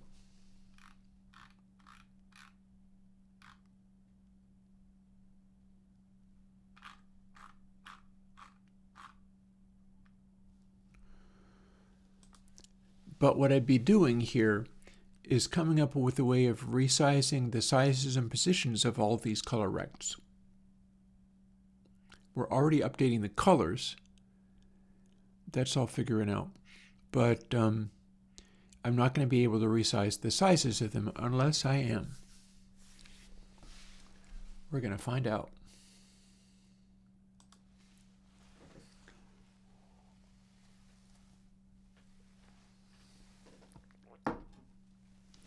Because I more or less decided that I'm not going to jump into the melodic math one today. Might be worth starting a template in there somewhere. And that's all the coffee for me for today, but I'm sure that'll be fine. So, we zoom in and we have a position like this. Canvas item. So layout and transform. These are fixed sizes. I basically worked them out by like duplicating these little objects and then redrawing them. So it's dealing with all these little blocks that are being drawn on top of things. And the underlying borders and the underlying background and stuff. For instance, here's that I'm going to need. I do not know why that was not lining up right. That seems weird.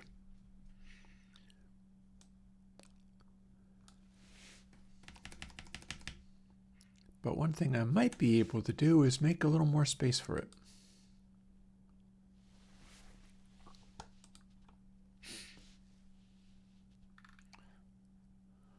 Layout, transform.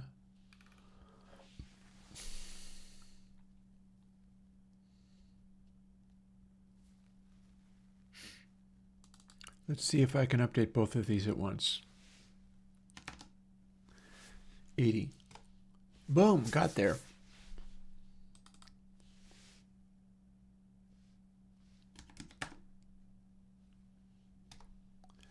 Boom. And in theory, that should be more than enough space to draw these chords out differently. Technically, I could just make them smaller or something, but you know. So these weren't drawing nicely. I'd like to see if I can't figure that out. Let's find out. Why are you drawing in such a way? Or can I?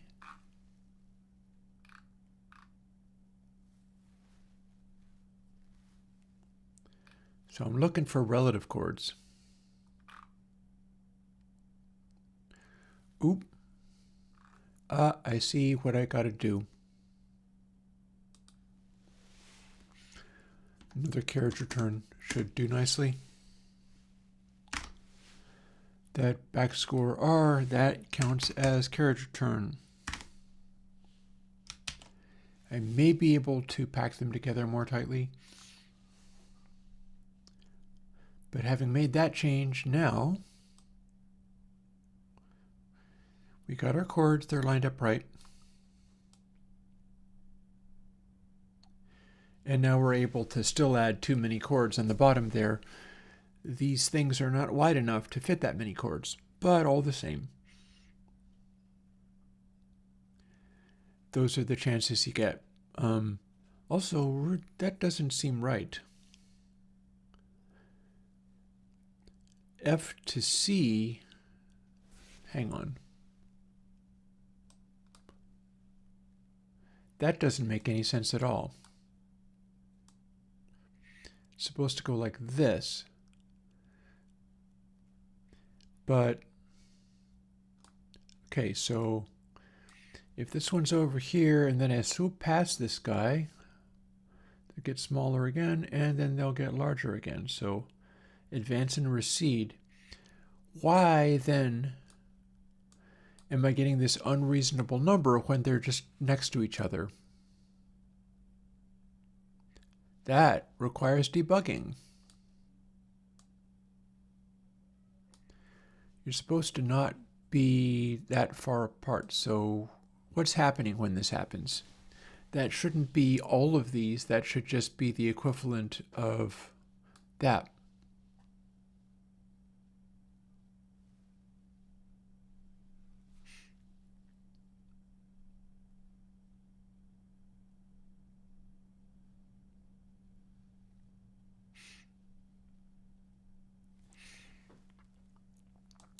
A fair question.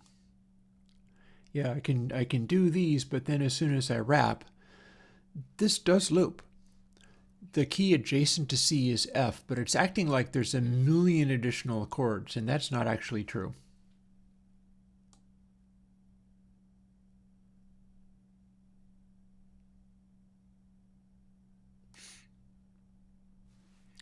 The fact that it's invoking a bunch of sharps and flats is also something of a concern, but shouldn't be that big of a problem. Let's see if we can figure that one out. Then we can get this all resizable and stuff. And I do wonder whether I can make these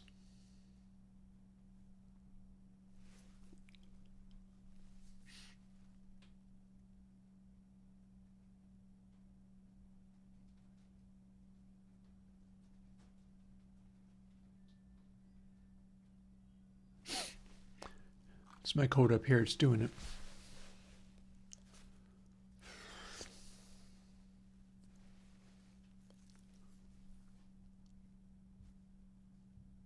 I have not worked with Pure Data or Super Collider. Okay, so key offset. This is giving me correct values some of the time, and then not other times.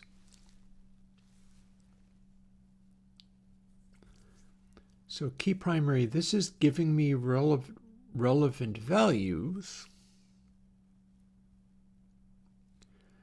but key offset can freak out when it is not correct. So what would I need to do?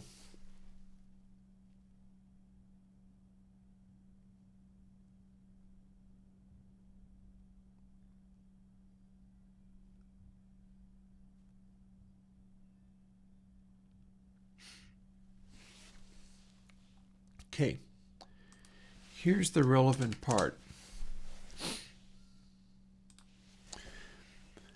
We're doing an int. We are doing the value minus that other value. But that should be able to wrap, and it's acting like it's not. In fact, either of the extremes is giving me something unreasonable again.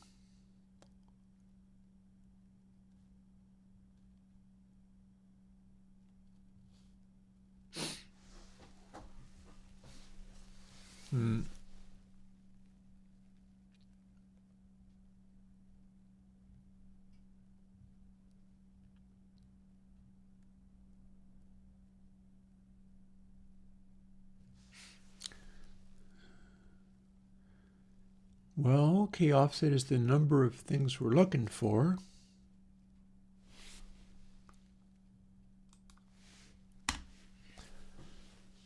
The adjacent key primary, if it is too large, it makes it be much bigger. And then we have a positive or a negative in here.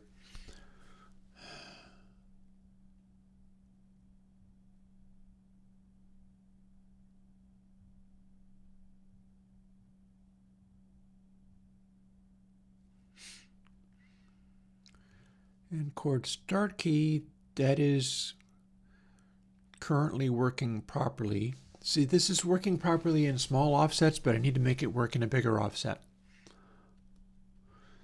I wouldn't mind making soft synth, I just haven't got there yet. All of these things are too hard. So let's see. This is clamping it, but not in a way that's helpful. So something to do with this. Something to do with this.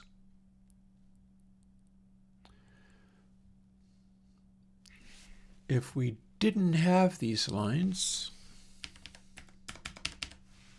then something else is going to happen.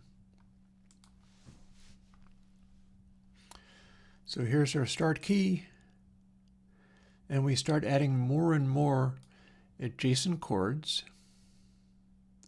for going to this stuff. And we bring in all these adjacent keys, we're just adding lots of sharps. So that's why it says advance, and that's why this one says recede, is because it's going from the sharps to the white keys. This is also why it's moving to the side, is if I have enough of these added things, it goes crazy. But this is where it should be able to be essentially the same number of adjacent. It needs to be able to wrap. In the key of G, if you recede to F. You advance to F sharp diminished, which is what is in the key of G. That's what gets added.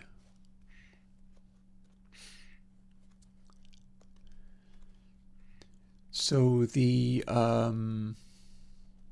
I should have just one additional chord when I ramp it all the way over to here. Similarly, going from G to D, you recede to C or advance to C sharp.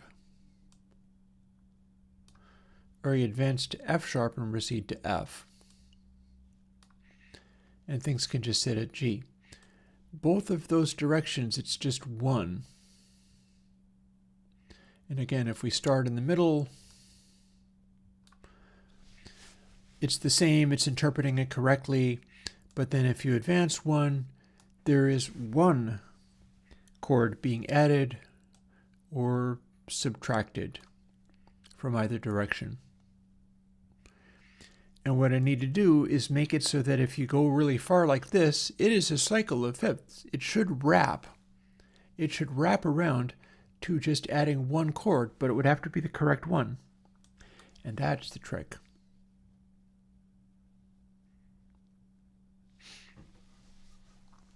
So one of the things that's happening when that happens is key offset becomes a very large value. It'll be either a large positive or a large negative value.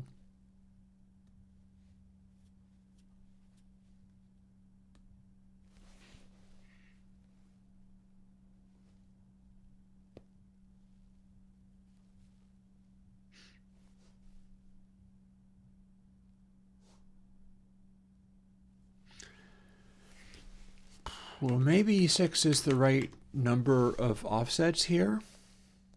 I'm going to have to pick up a guitar for some of this stuff, but that's fine.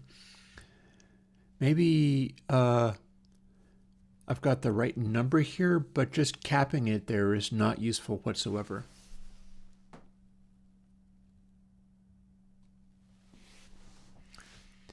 Maybe I can print that somewhere.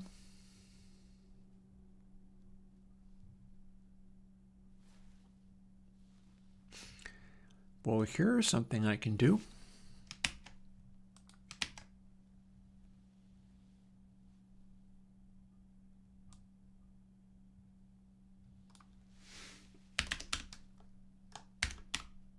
Oh, for heaven, what?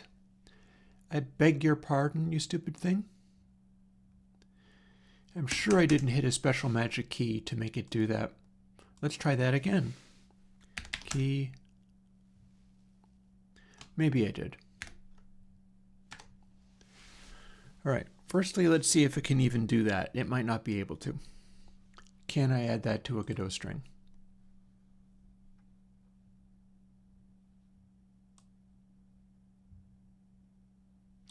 Yep, showing up on the end of the chords. So here we have -6 and +6. If we keep going, oh, we stopped. Okay.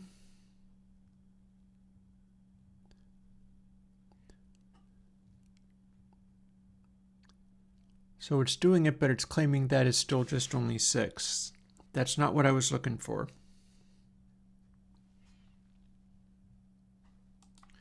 I'm looking for at least one of you. Oh, and I see why. There we go.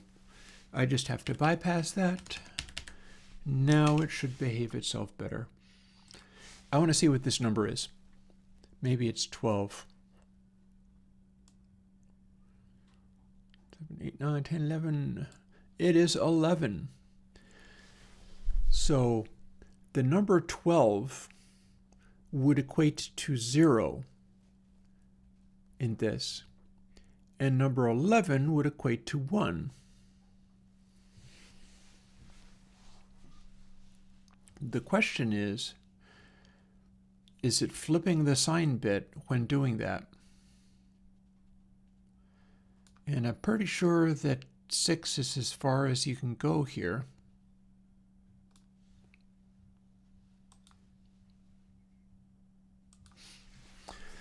So now I know 12 is my magic number. So this comes back.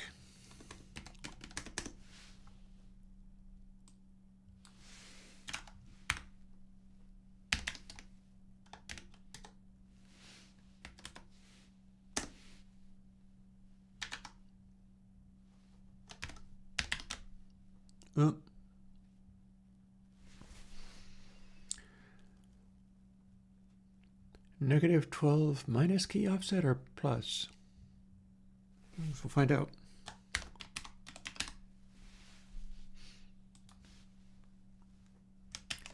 All right, this might cause weird crashes and bizarre behavior because I might have that super duper wrong, but let's find out. Ooh, okay, exploded. That made it be much larger.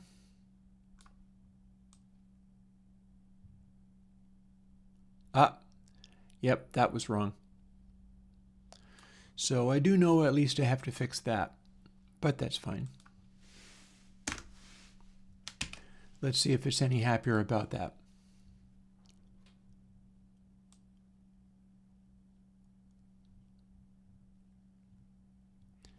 Boom. Now I don't know whether the sign bit is correct. Oh, this is the wild music. This is a music composition tool.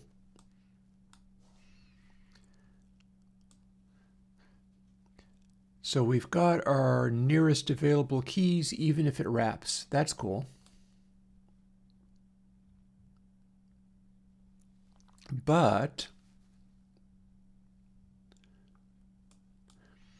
if we do C advancing to G, we're bringing in F sharp here, So we advance to F sharp, or recede from the key of G to F, and F is the one that we lose when we moved.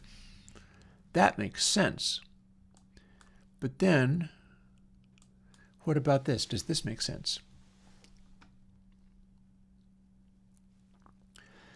Advancing from the key of C to the key of F. F receding to, no, F would be advancing to C, clockwise. Let's confirm that. C advances to F sharp around the circle of fifths. So what that logically means is F advances to C, but instead it claims it's receding to E flat. That'll never do. Nope, this isn't going to have MIDI export.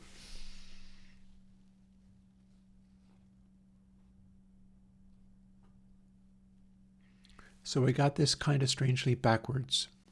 So let's see if we can flip our sign bits there. And how do we do that? By flipping the sign bits.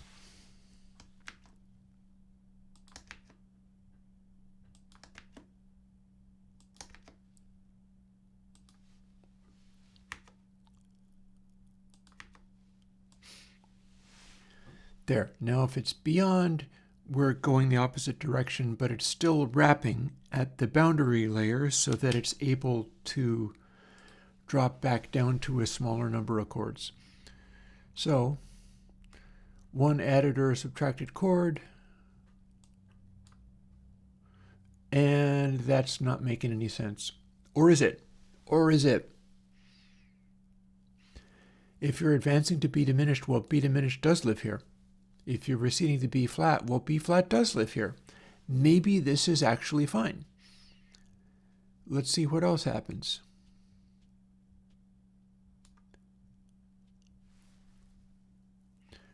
Recede to B flat and E flat. Well, B flat and E flat live here. Advance to F minor or B diminished. F minor doesn't live here though, but B diminished does.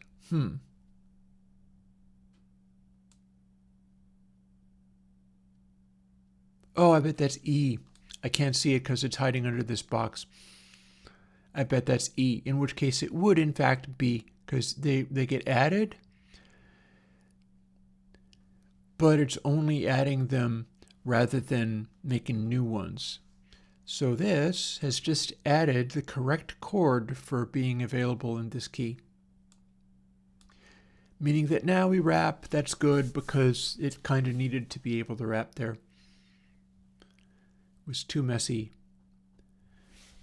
And as always, if you decide that you're going to go for a ridiculous splay of possible chords, well, you can be kind of arbitrarily too many chords.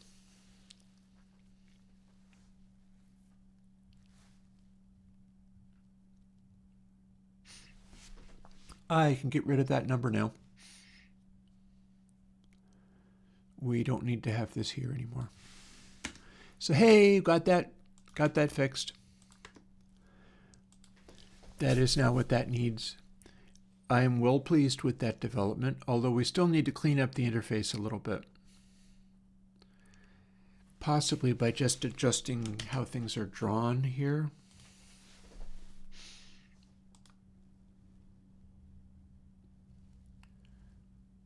$18.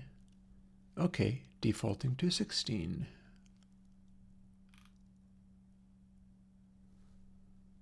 Okay, where'd that show up? Why am I label setting? Okay, label setting. It's not showing the same things at all. What the hey? Why are we showing so much stuff on this one? Oh, do we need to click this? There we go.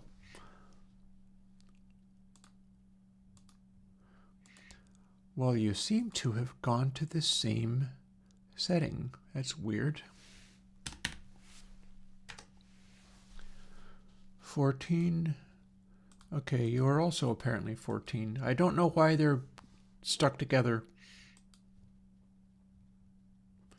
probably because it's not set to local to scene. So we've got one label settings object in the entire thing. Does it also apply to this? No. Does it also apply to this? No, that appears to be a separate one. Alrighty. Let's also jump in here, and I would like to have adjust, okay, line spacing. There we go.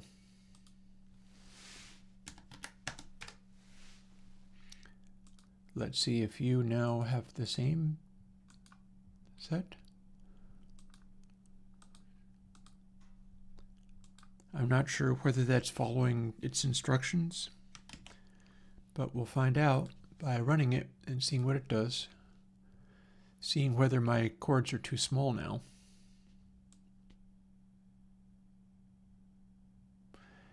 I would say no, that's arguably too wide.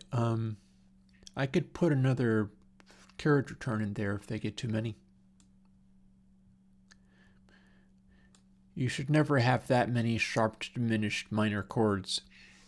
It's like, this is useless having this much stuff there. Should be more along the lines of, I wonder if I could read what's written here, and this line of text would say advance to F sharp major key or recede to A major key, because that would make sense.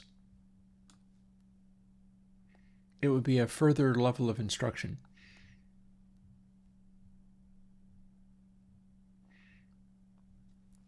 And I could contrive to make it so that if you have this many additional chords, it runs them into a couple of lines.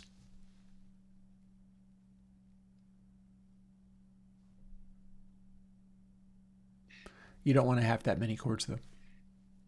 That's too many chords. You're becoming far too experimental at that stage.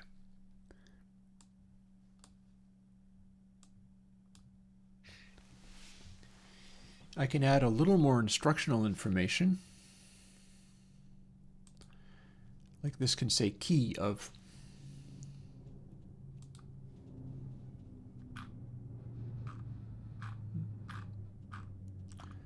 Airplanes hanging around.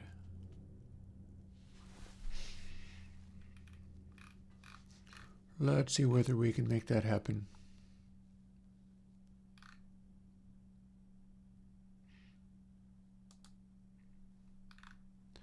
Is that something in this file?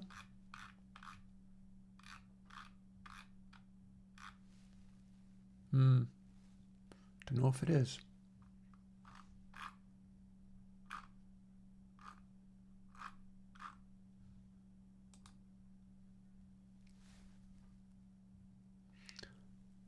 Separate class. There's no draw keyboard in here. This is what makes the beep. Alrighty, let's find where it says those keys. It lives under here. So this updates, and there's more than enough room underneath this to say key of. And that'll be a helpful additional detail.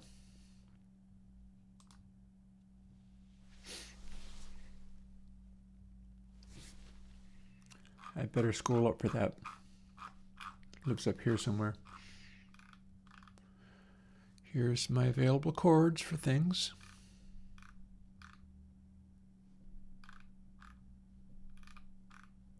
We made all this work somehow.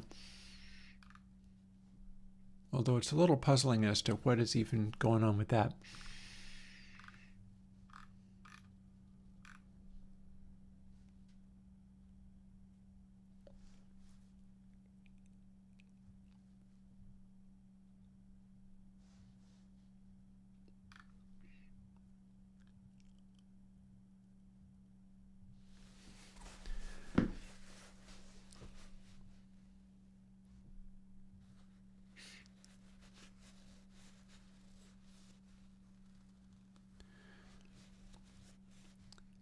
Yeah, some of that is tricky.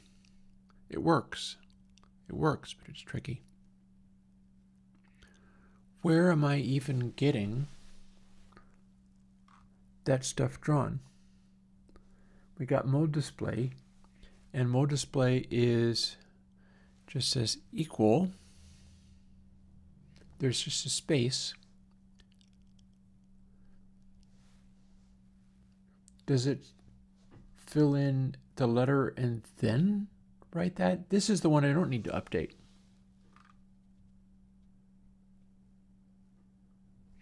Maybe it's relative key I need to keep an eye out for. Ah, okay. Yeah, I bet it's this one.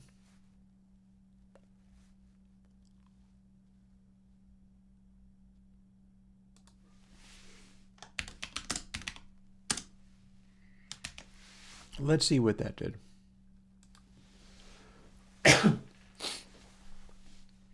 Ah.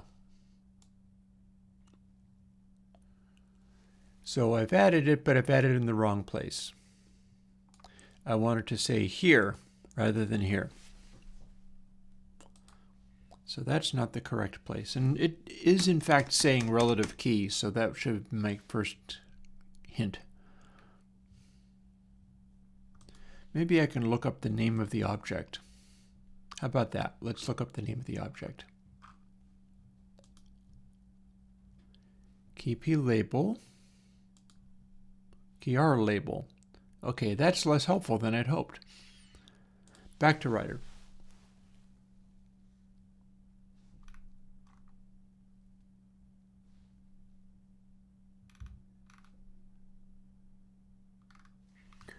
So here we're naming relative key. Oh no, come to think of it, that's exactly what I was thinking of.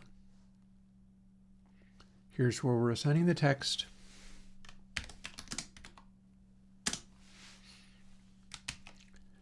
So that's probably right. If so, I get to do it for each one of these. Yep. We're good. And technically I could add mode to that word, except for that Mixolydian already takes up a bunch of space.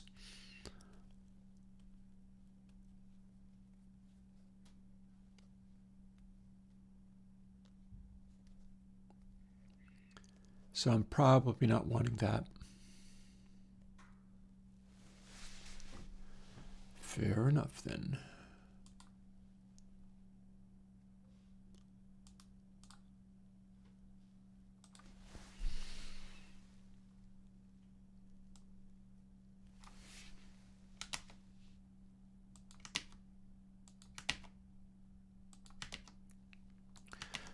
That'll help for orientation. I always keep in mind things like orientation like this.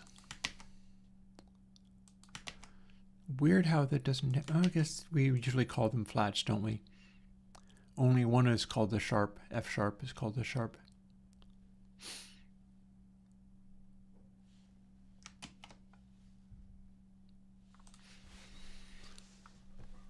But yeah, we do that, and now the key that we're in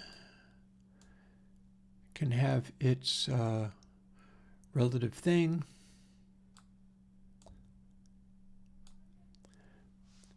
And then we could go from A flat minor to A flat Mixolydian. These are the notes you would use. These are the chords available. Those are the chords you recede to, which are shown here. Those are the chords that this key advances to, shifting to the Mixolydian. You bring in F minor, or C diminished. Presumably not C diminished. We don't generally tend to play chords that don't have a fifth.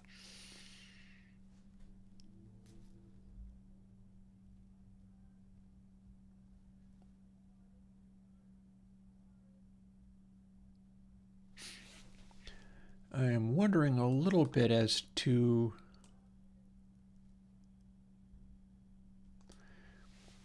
like if I do this, I have my pathological worst possible case for advanced chords.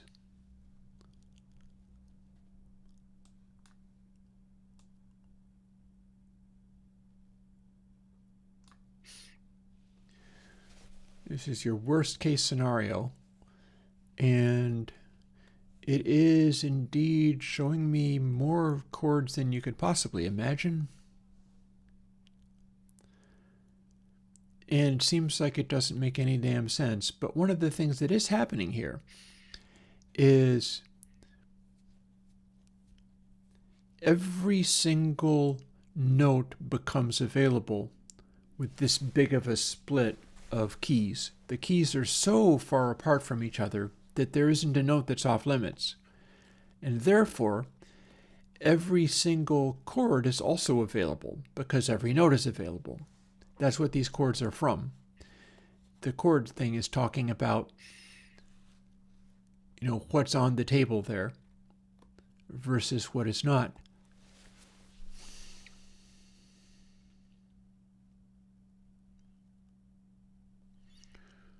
Okay, seeing as I'm doing that, I should also find a way to have it say literally advance to B Lydian or recede to C major.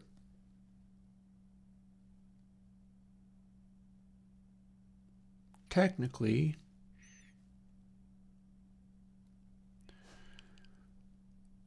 ooh, hang on. This might be interesting.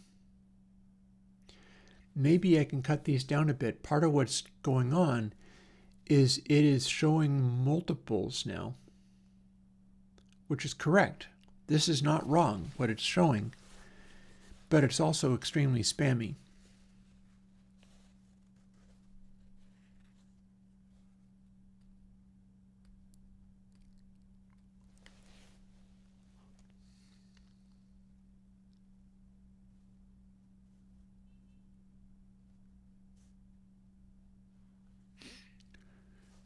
I feel like recede should be only showing what's on the top line in key of C. And if I'm able to, because what's going on is it is showing both major and minor chords there.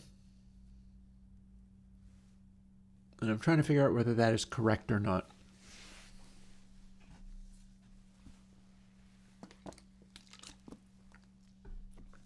I mean, technically it is.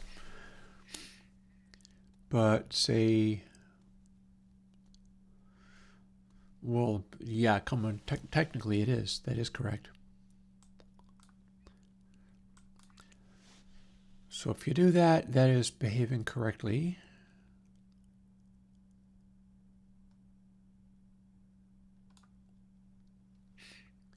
Recede to B flat and E flat. There they are. Now we're starting to bring in additional variations. We're doing an A flat and an A flat minor. But the A flat minor does not appear here. So that's a bug. And advancing from Lydian to C major, there's A minor, but then E and E minor. There should be only one of those, but there's two.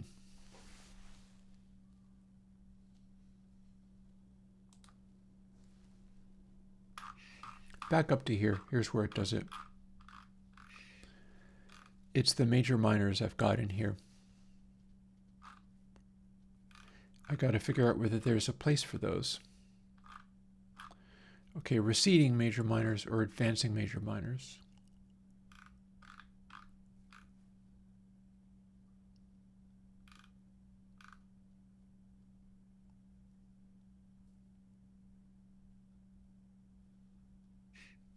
Okay. So this business where it says if O is less than 3, show this, else show the major minors.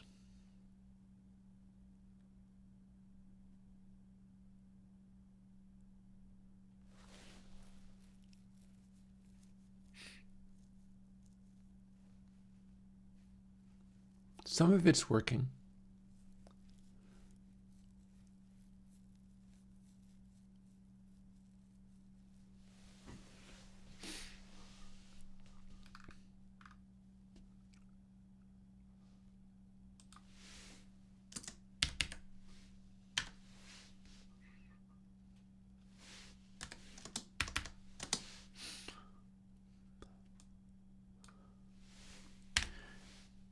We do this and it will always go minors.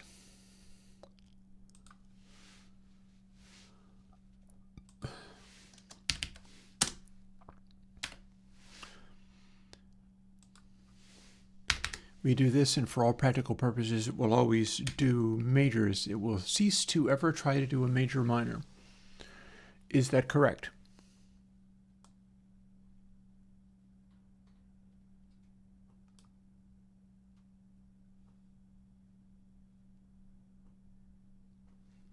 Well, we got a G minor in there that doesn't belong.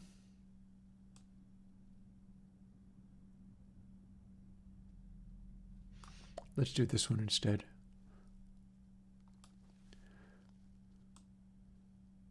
So here's where we cross over. Advance to chords that are in this key. There should also be other chords, though. Like there's the F sharp. As we continue to go, then this sort of rotates around and you see different chords showing up, but then more of them are showed up here. Like there's the F sharp minor and C sharp diminished. There's the C and F. There's the F sharp, C sharp, and G sharp diminished. There's C, G, and F, which live in the key of C. Technically it's G7, but we're not going to be too fussy about that. G7 is a major seventh. So recede to D, G, C, and F. That's actually D minor, whereas we're claiming a D major here.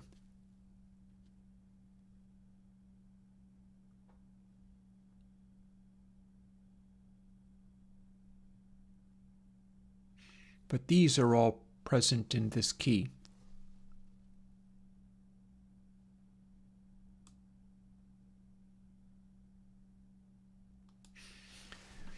And then if we go all the way over to here, we are now claiming in advance that we're going to an F sharp minor, and the key of F sharp is in fact an F sharp major.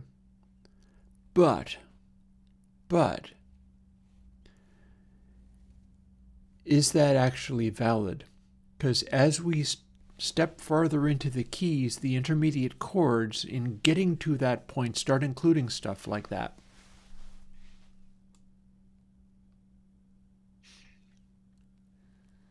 And I'm thinking maybe we're not incorrect there. See, we're claiming an F sharp diminished. As we continue going onwards, the chord is F sharp minor, and in fact that's there. As we keep adding more, that should be one of the passing chords.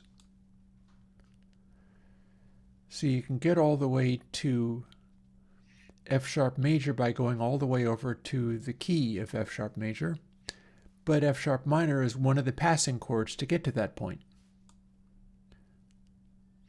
And then as we recede into key of F, B sharp flat appears. B, E, A, D appear as we keep adding flats.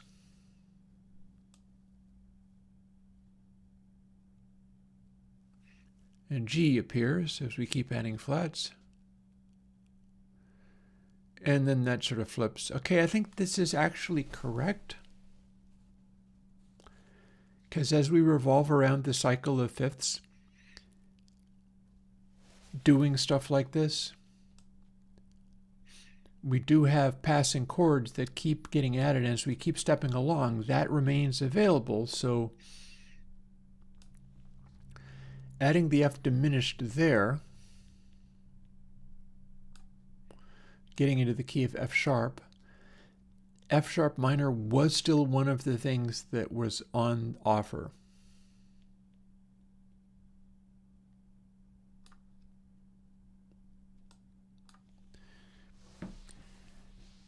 I'm reasonably satisfied with that. I've got a quick question. Aurora Dreamweaver.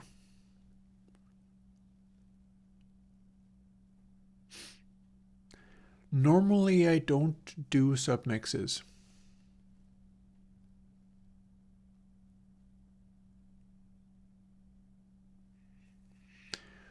When you're talking about the big mixer, do you mean another instance of console?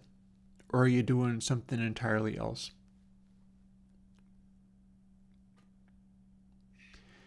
If you're a patch, see, console is basically about summing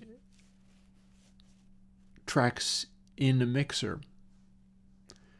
So if it's a patch that needs summing, why is it on multiple channels then? That would be my first question. So let's bail out of here. Having successfully done this to the extent that we've done this. Apparently we don't need to do major minors.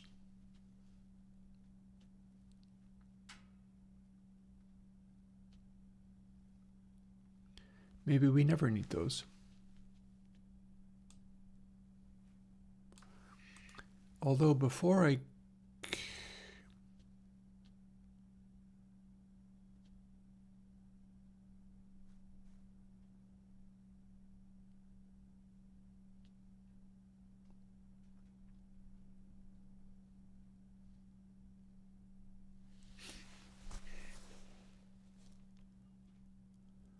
Okay, we're stepping up to negative key offset, which was already negative, so that's fine.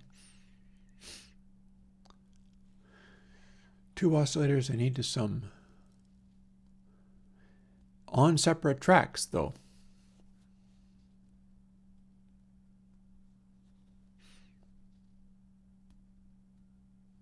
Because you can, if they're on separate tracks.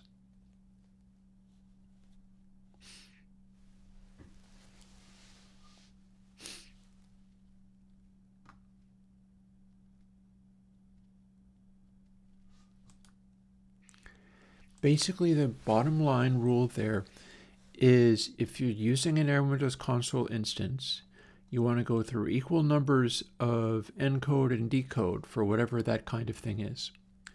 So if you were summing your oscillators in a little separate submix, and you were using, say, Purist Console or Console 0 to do that, what you'd be doing is having the individual tracks have Console 0 channel, and then they combine together into your submix, and the submix is going to have Console 0 bus, and then the output of that submix would have like Console H channel if it's Console H that you're using for the big mix.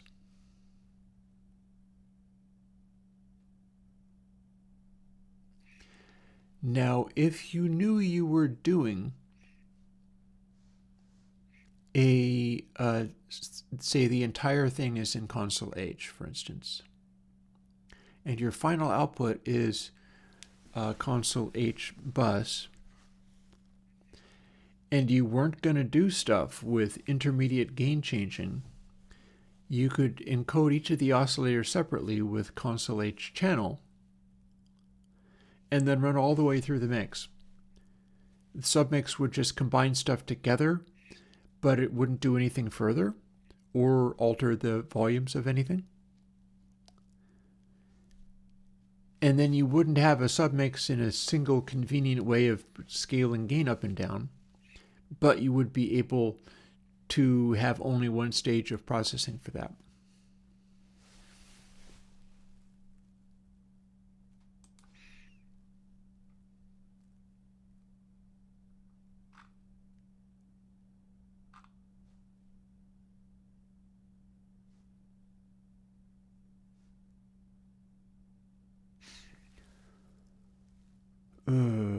Where do I get this more display business?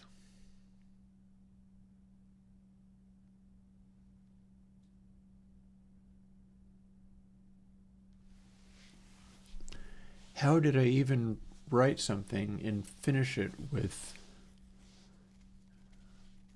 I'm like appending something to the beginning of this. How's that even work?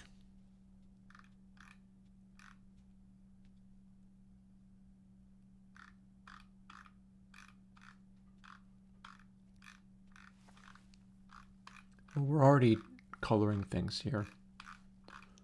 It's unhelpful. Yes, absolutely there's significant loss. It's a question of whether you like what it's doing. Everything has loss.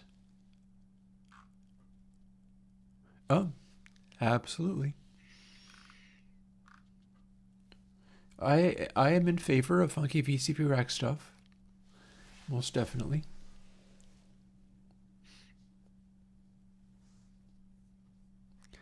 Honestly, it would be great if I got some help for making a VCP rack mixer so that this stuff could run a little bit more simply than that.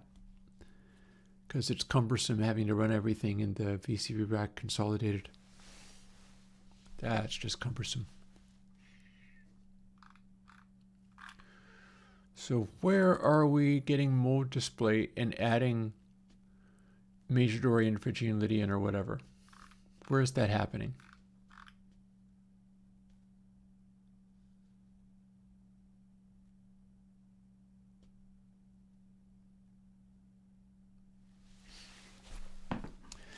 Can we do some of this stuff in a different sequence?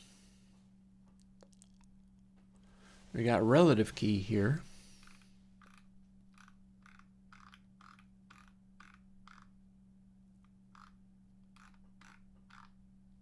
We're down to colors again.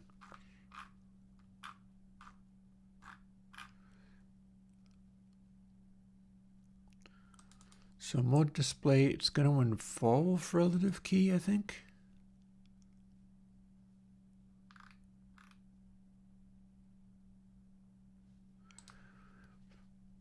Do I have any way of finding all in usages? Let's find out.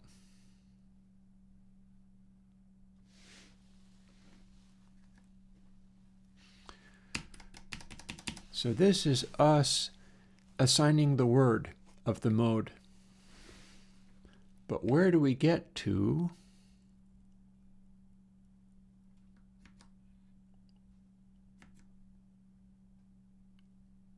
Okay, text equals relative key plus mode display.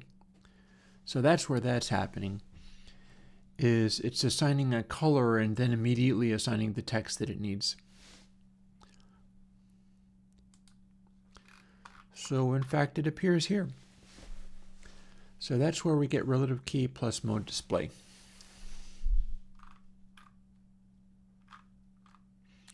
And if I want to have it say recede in advance 2, well, we've got mode display already.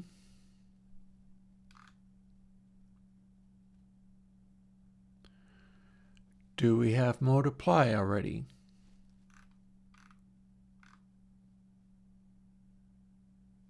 Could we run this entire switch earlier?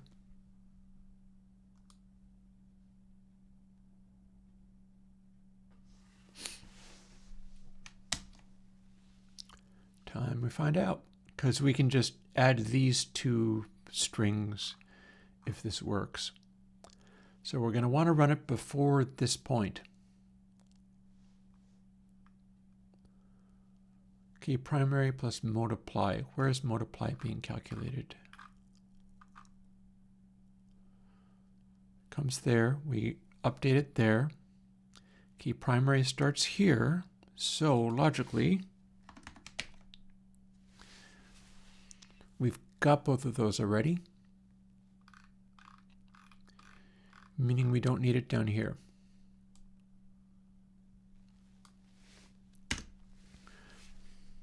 Okay, quick check to see whether this in fact works.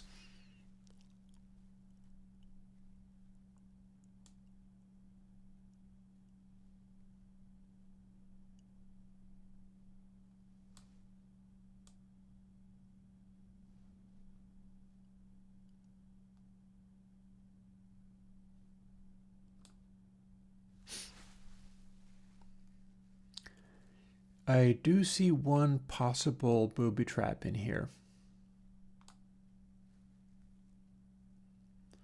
May be fixable, may not be.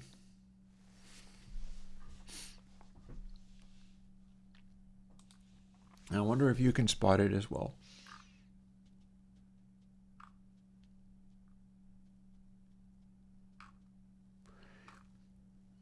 I feel like some of this stuff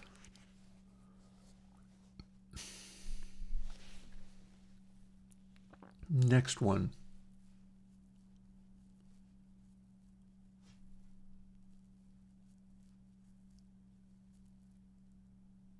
Yeah. So first of all, let's see whether this can be made to work.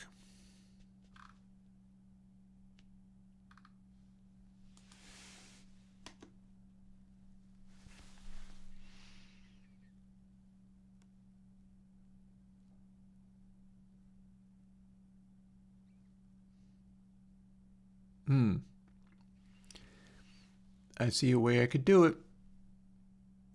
Looks like I see a way I could do it. We're just working with key secondary, but I'm also going to want multiply secondary.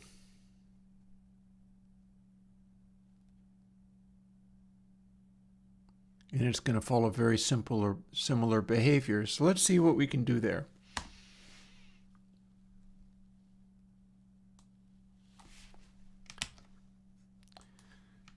If, hypothetically, I need a mode secondary, in each case that's going to be the other one of the two that I've got here. Technically, I could keep scaling it up and have 3 of them.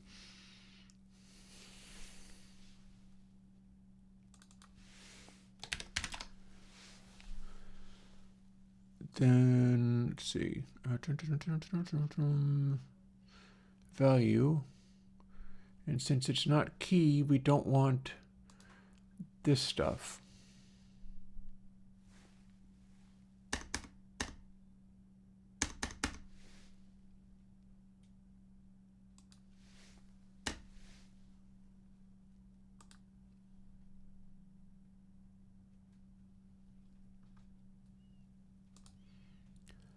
So if we do that, we have a second one of those. And we're going to need to do an additional string as well.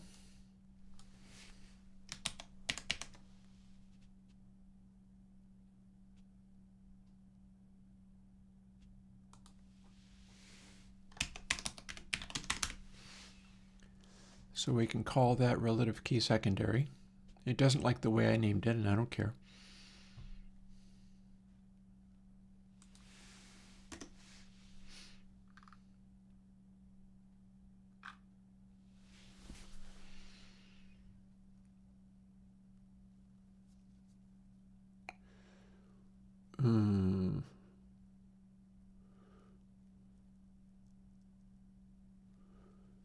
And I'm going to need a second multiply.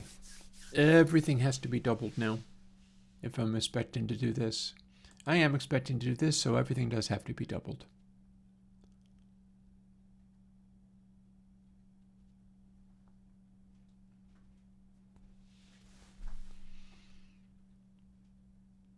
Hang on, do I have a mode secondary display?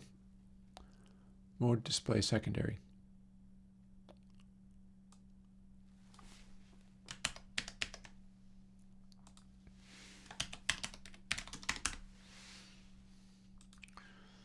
Alrighty, it doesn't like the way I've arranged those, but fine. And we double this.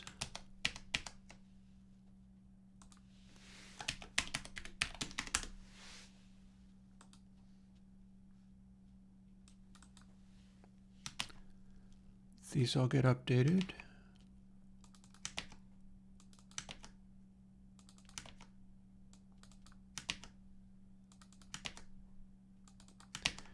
But I probably don't need to do multiply for them. I think I get to just use the name. I'm pretty sure I get to use the name. We don't have to do anything more.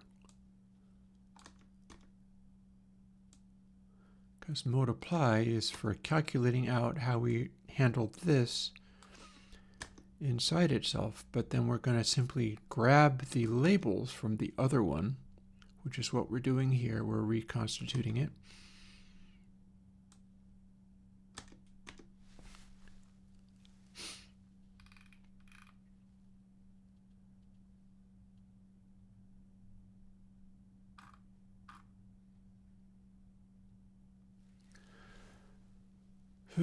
don't like that it doesn't like.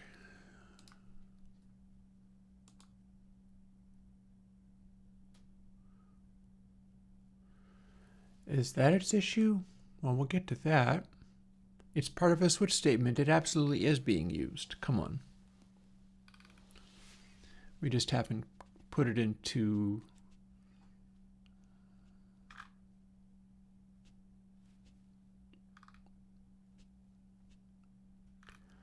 relative key, secondary. So we're going to do a whole other switch here. Same deal. Duplicate U, but it's key secondary we want.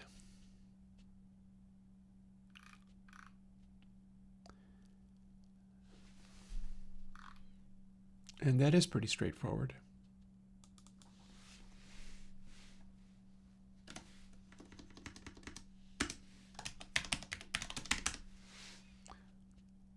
And I bet I made a multiply secondary.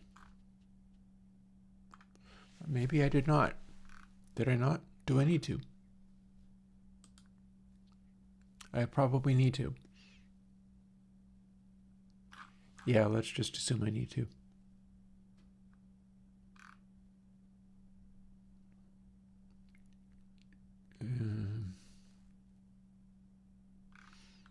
Or do I?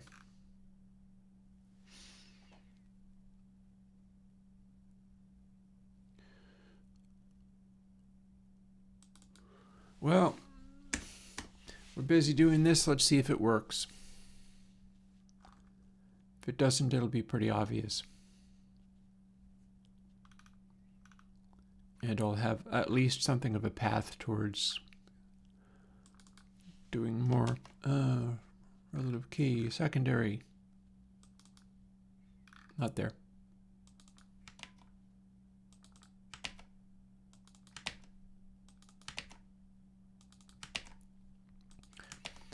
I shut off all the stuff, and the IntelliSense appears to be not flinging itself in my path as much, so I think that's probably good.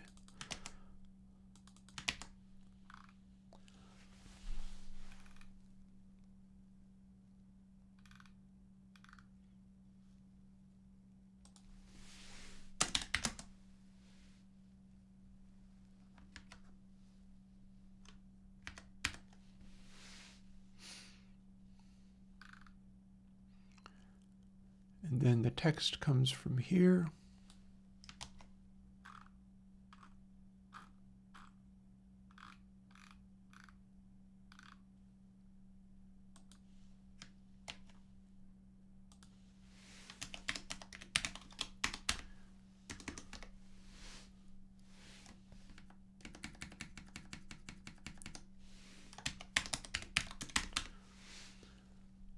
Just like that, and in theory,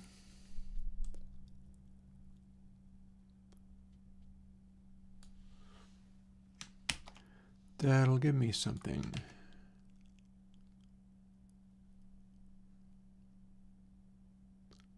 Huh, what's that?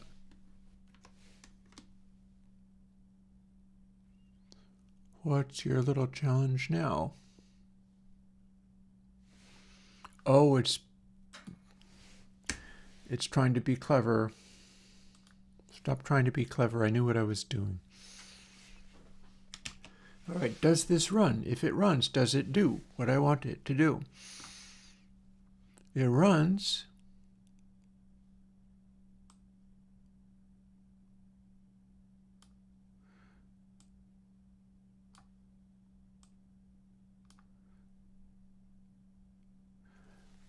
But it is not doing everything I wanted it to do. See, the recede works. It says recede to C major. Although, now it says recede to C Dorian. Part of this was not correct. And I bet it's the part that I left out.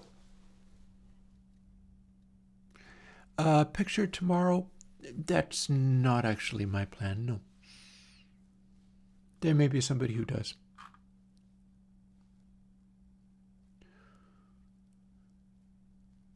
Okay, so it's going to have to be multiply again, multiply secondary. That means we put all of this stuff back.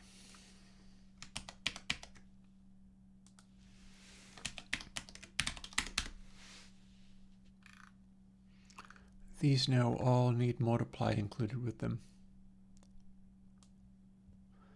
Happily, that's doable. It's just going to be a little cumbersome.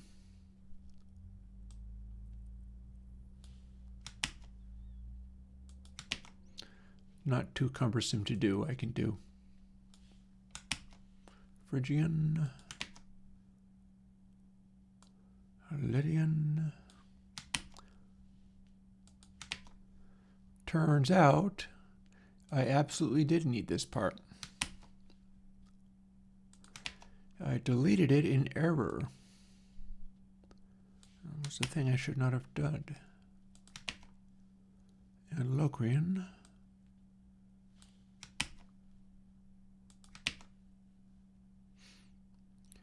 And it is in fact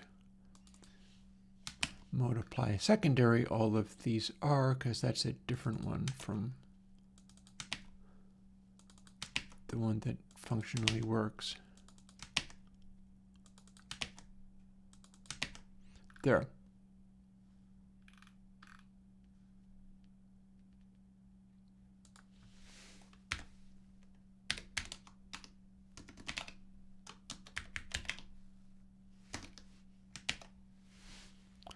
Oh dear, what the hell happened there?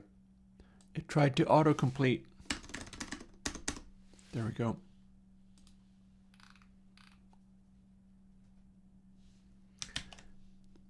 Alrighty.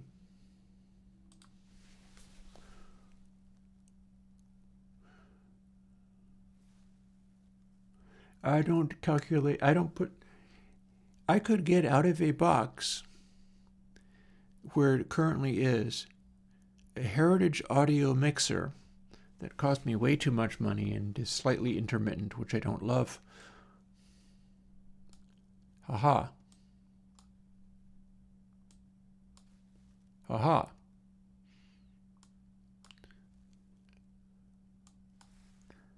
Mind you, when you change some of the controls, it doesn't update absolutely everything. But when you shift any of these, it is actually correctly labeling all of the stuff. Although I do wonder whether the sequence of those is correct. Maybe I would reverse that. I could get my Heritage audio mixer out of a box and hold it up in front of the camera, and you will see that it doesn't even have labels on the knobs.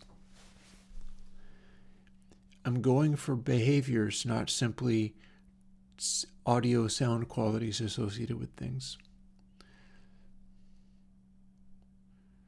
So it is fairly rarely, like I will say, in, for instance, AD Clip, the AD Clip update and the previous one has controls for the purpose of mastering, where people will tend to think in terms of, I can get 3 dB gain out of this and that and the other thing, and so that happens.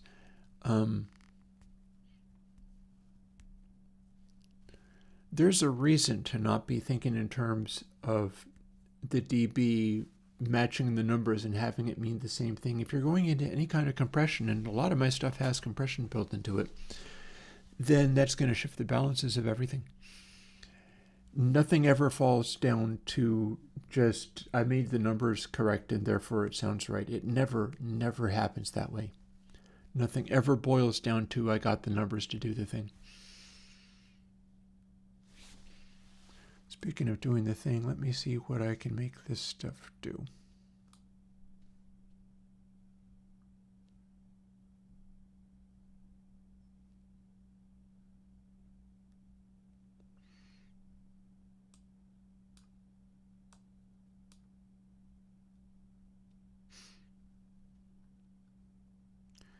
Yeah.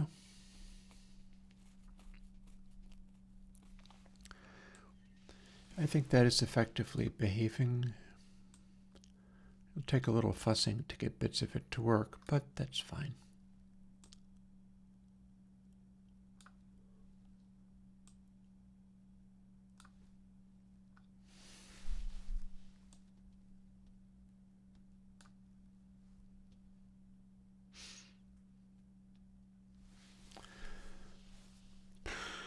Gee. So you go from A minor to B minor. That's a fairly big jump. Those are your chords in B minor.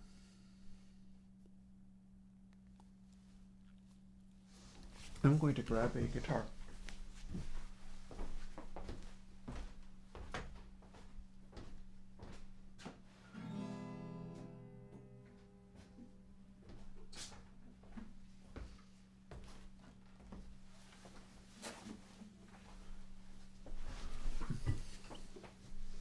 B minor.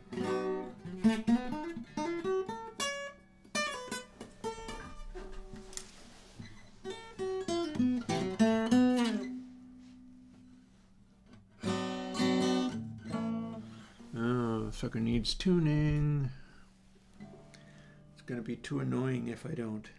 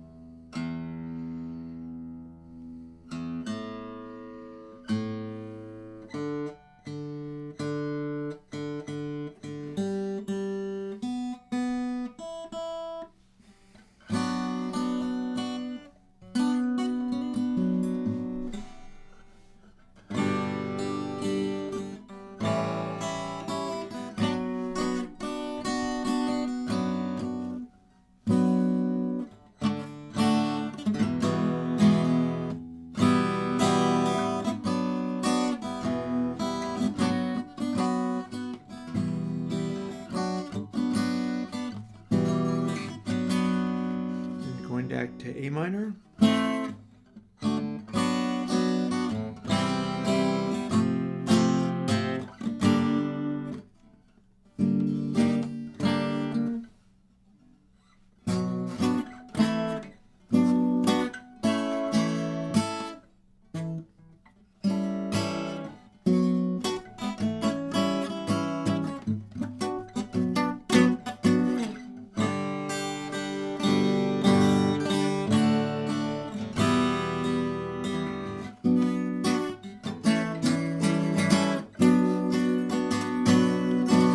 Proceed to A minor.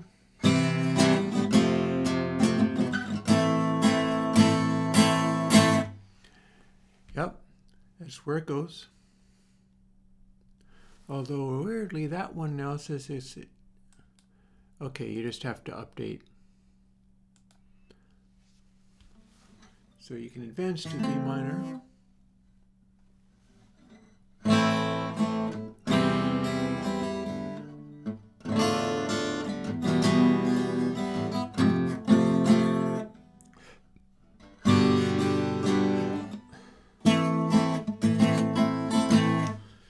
Keys. And then if you wanted to get B minor from there,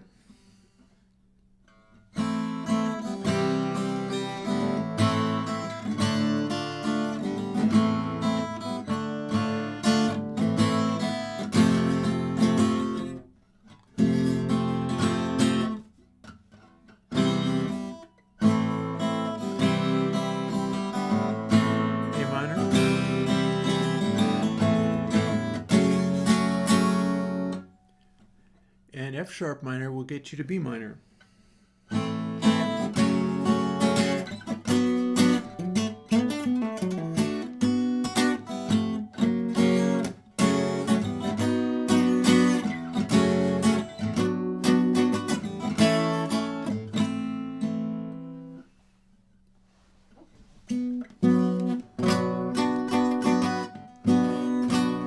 B minor.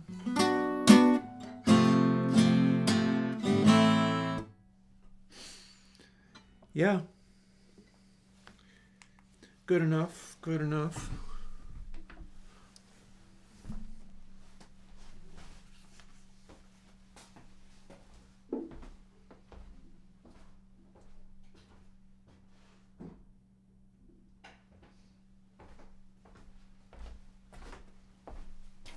Never did get around to making the window size right.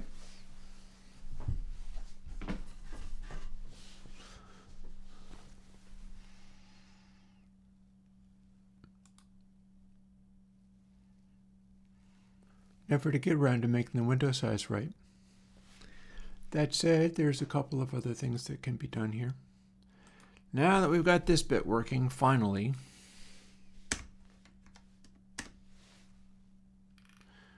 we got that going on.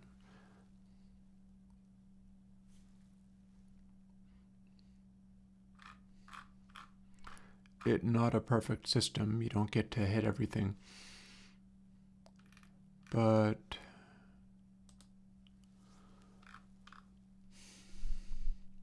I might even be able to make the font size be better. I think I had it as 18.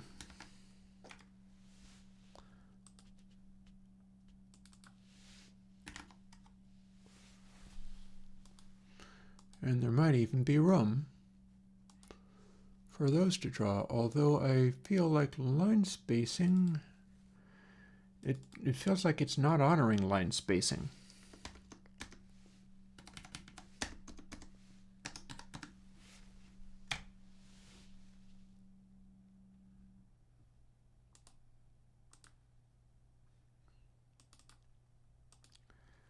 Nor should it really be in pixels.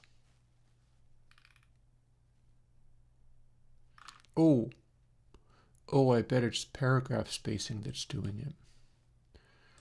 So yeah, if we blank line spacing, because it's not going to wrap, and then we make paragraph space be like 10, no, not 100, 10.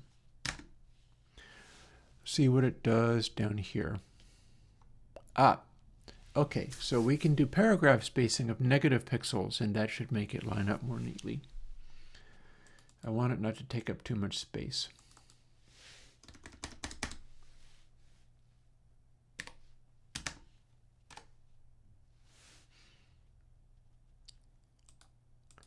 That may be too much, but we shall see, and it also would allow us to, that's not correct,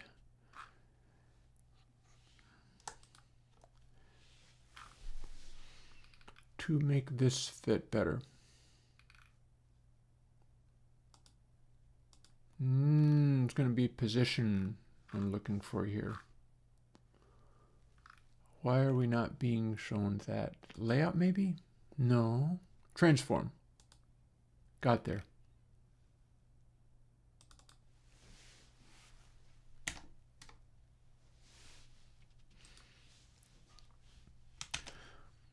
Save this and jump back into here to see whether this is lining up.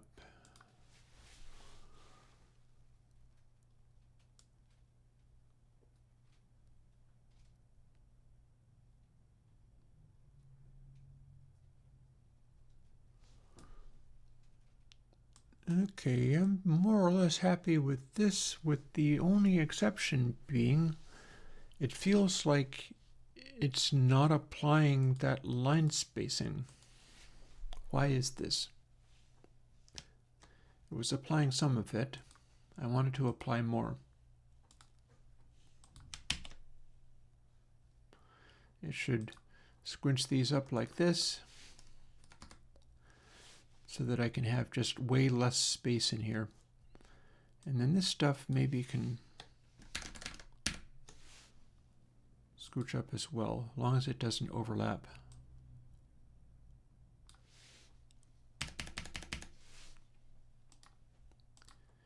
And this could be sitting in here, where I know it's not going to be drawn over.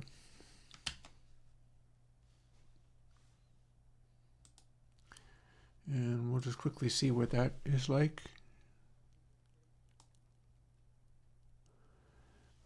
I don't see the line spacing. What's the line spacing doing? Why are you not honoring that? I told you to do that. It's honoring the size, but it's not including everything.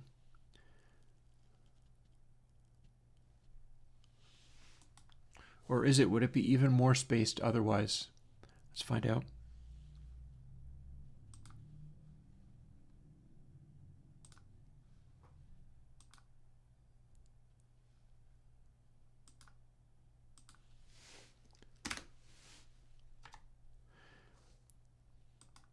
Okay, so if this works, it's all going to be drawn on top of itself.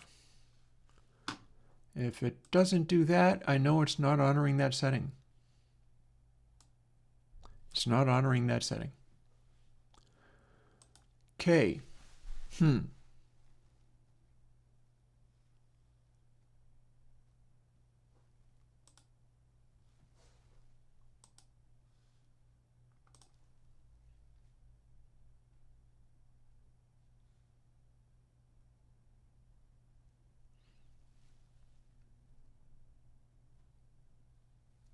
Paragraph spacing. Well, I can simply put it back to this, and then at least we'll know where everything shows up. It's not honoring that setting. I'm not thrilled about that.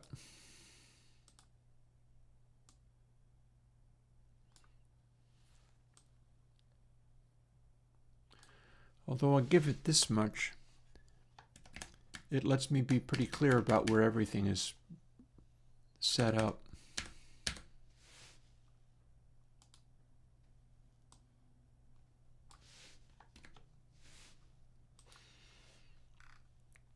And this is a good enough start for resizing.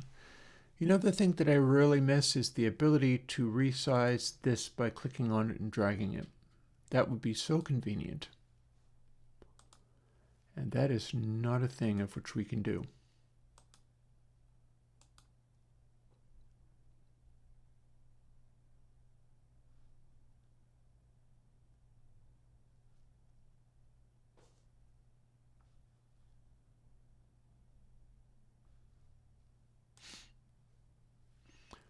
So we're just going to have to do it the hard way. Oh, I'm not offended, picture tomorrow. Don't think I'm offended. I am very used to people wanting all manner of different kinds of things. Sometimes I do them and sometimes I don't. Let's see. So 1920 is this big, so it's probably a little more than a third.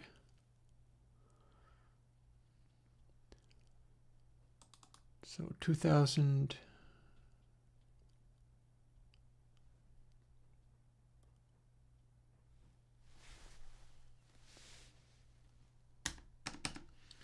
We'll try 700. And that's about half of what that is. So we'll call it 500. And let's see where this takes us.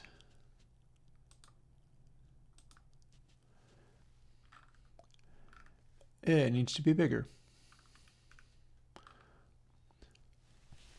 This is a cumbersome way of doing this, but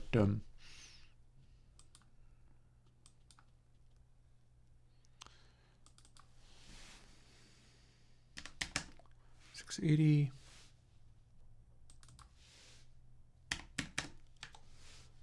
530.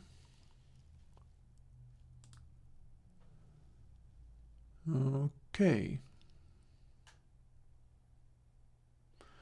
You know, if I ran this and was showing how big the window was, somehow I'd be able to see what that was. But if wishes were horses, beggars would ride. Let's see what we can make this happen. Or can I select something? Will it show a selection outline?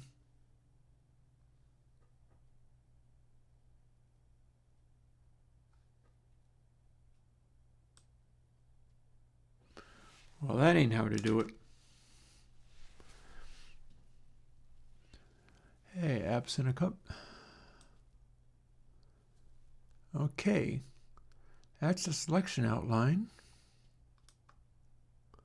All that's happened is I selected everything. So unhelpful. Actually, this is not as hard as I think. 512, that means it'll be 1024. Let's test that assumption.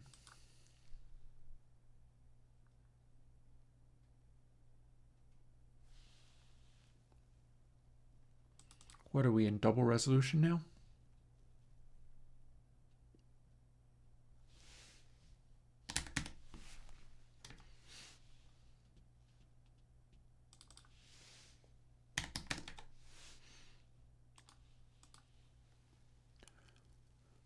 Okay, that's totally screwed up. Well then, I don't appear to be able to go with texture rect dimensions. What about octave 1 dimensions? Okay, that's 171 by 70. Logically, that means 1, 2, 3, 4. I've got this handled. 684, which is bigger than 512.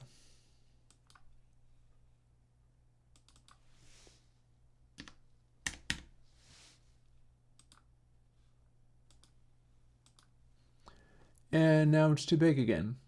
Huh.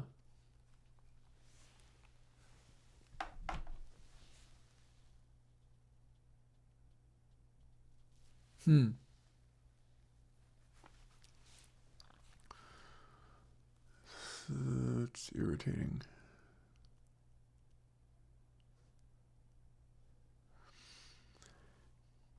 I mean, I could just select everything and then have it fit with a little area around the outside edge. And then it still needs to be a little bit deeper to fit all of this stuff, but we're leaving the right amount of space for the UI guidelines that are being suggested here. But then this is slightly too wide, so I got to go back in here, and it also needs to be deeper.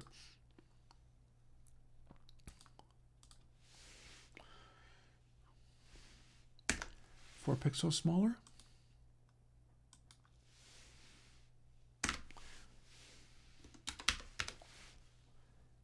X number of pixels bigger. Oh no, it needs to be a little bit wider still.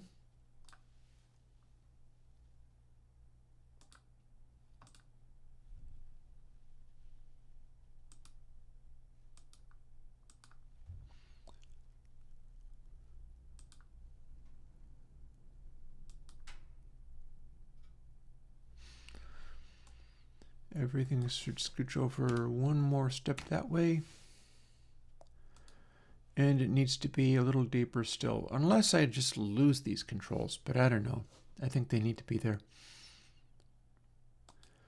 Well,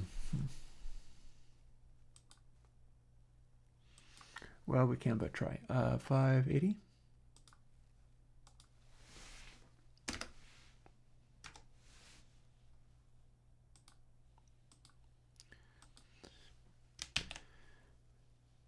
Okay, so if this was not resizable, this would be what you had. Just lines up like that. And you can get into adjacent keys and things. It's telling the story of what the note is, what those chords are doing. Maybe a little cumbersome to work with, but it does the basic job of going like, okay, so we want to have the song be in, so there's a minor. So what minor do we want? How about D minor, the saddest of keys? And then we could just have it all be D minor like that. And that shows us the chords that we can do, but we could also go to an adjacent key, maybe one that is the key of C and C major. You have to re-click on these to make everything update, sadly, but it does that. And then I do have Pureskin does have that in there, as well as an unlabeled version, I would add. It does have that fade control. It does an unlabeled version.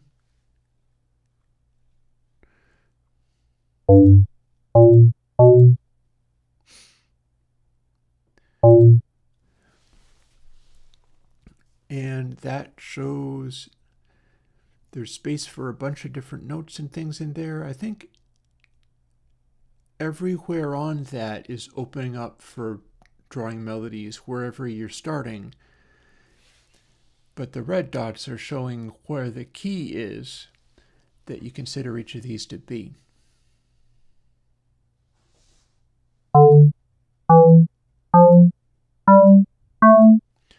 So there's the D minor section, as shown here, and then the C major section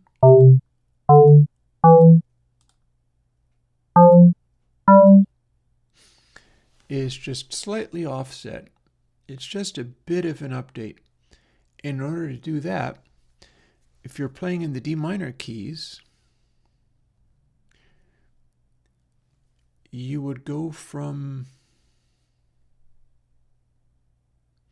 Yeah, you don't necessarily want to play a B diminished chord and under any circumstances, but you'd be able to go to an E minor, and that's one of the keys that you'd add in going to the C.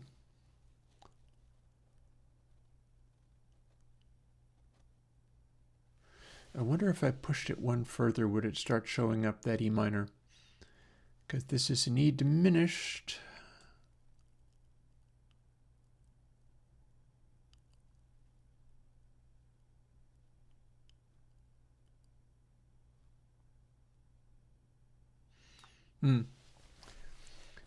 Okay, so maybe that's a little misleading, but you can start bringing in the keys, the chords in the new key, and those are the ones where it's not actually sitting in the D minor key signature.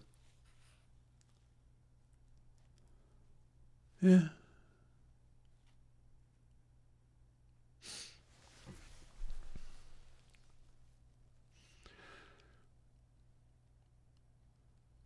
So our remaining, and also I suppose I could have these be spaced apart very slightly.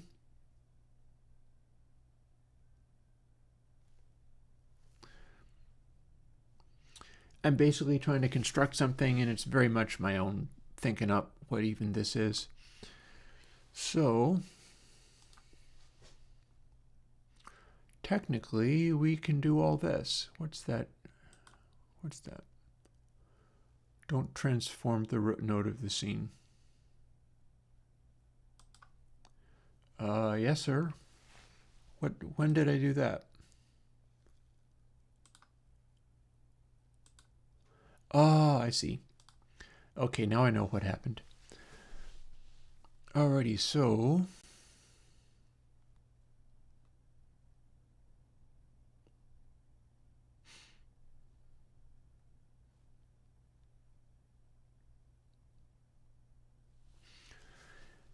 these could be in between these two things because they have to do with the dots that are being drawn.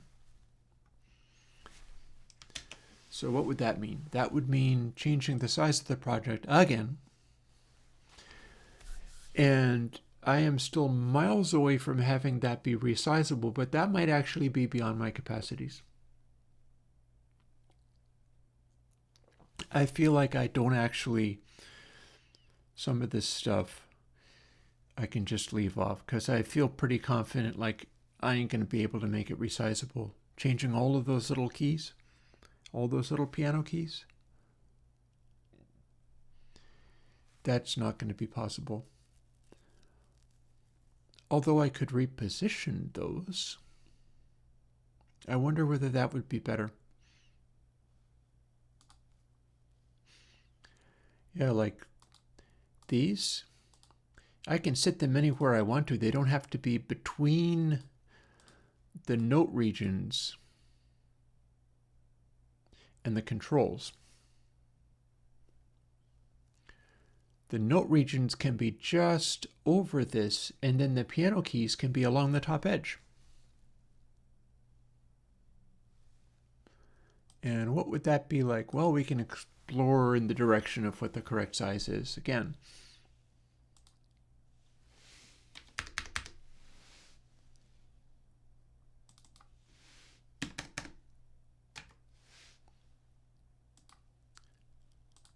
Boom, now there's plenty of room.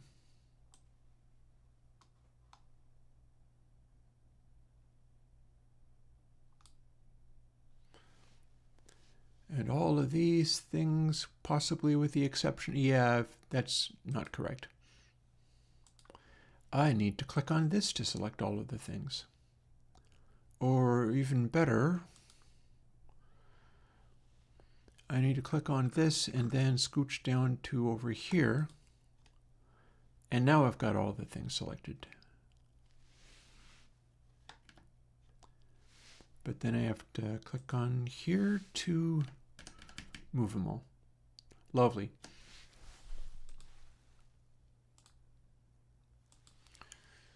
So let's make this a little narrower. That's not resizing. Can you please resize for me? Well, I'll start by moving that. Why is it not resizing? I'm honestly surprised. What does it think it's doing?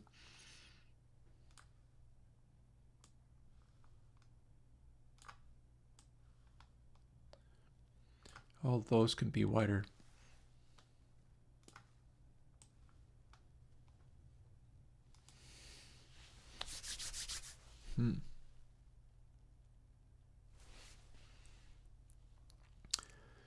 So, got that.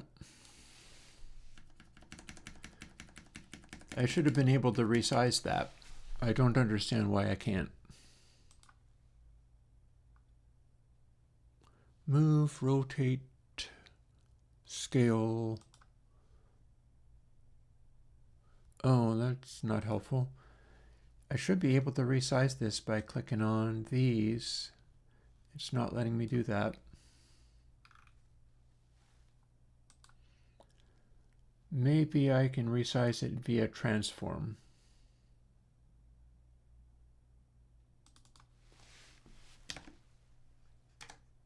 Yep. I'm not getting a convenient way of seeing what that is. That's annoying. Well, it's 73 pixels. Can I make the transform X of all of these be 73 pixels? Let's find out. They're dissimilar things.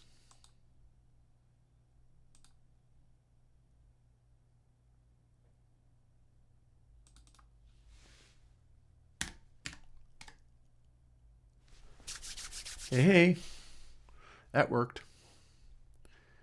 And then I should also be able to set the position altogether as well.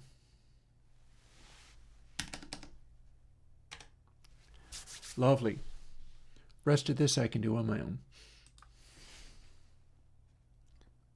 But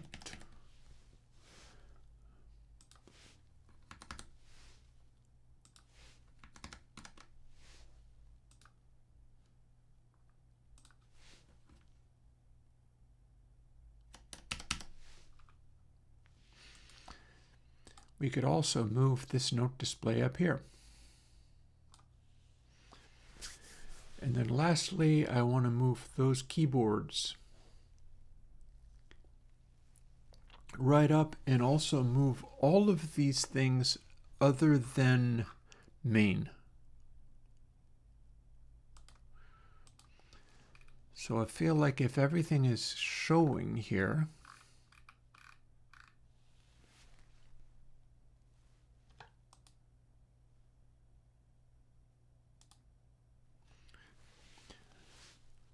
and click in the interface so that I can move stuff, that means I can move stuff around.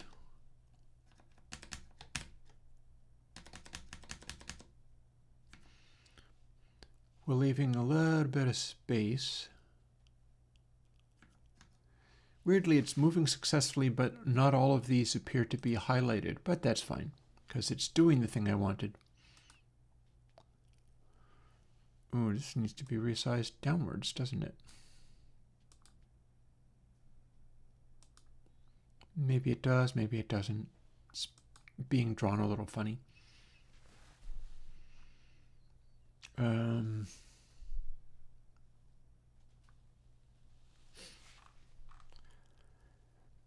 Can I select, not you,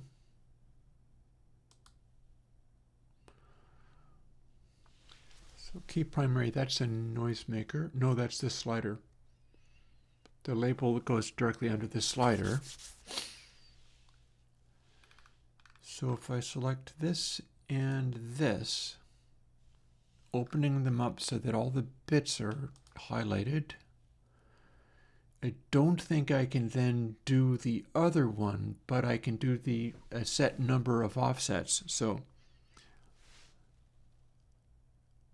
click once there in the window, shift to make it move more. 1, 2, 3, 4, 5, 6, 7, 8, 9, 10, 11, 12, 13, 14, 15, 16, 17, 18, 19, 20, 21, 22, 23, 24. Let's just go. Go, go, go, go, go. Up to here. And then sit there. It was a even number, integer number of clicks is what that was. So now, likewise, for here. Integer number of clicks. Click on the window, hold down Shift, and away we go.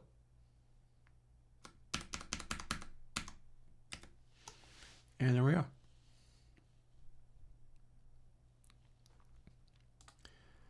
And a bunch of the rest of these things I can just move directly like this.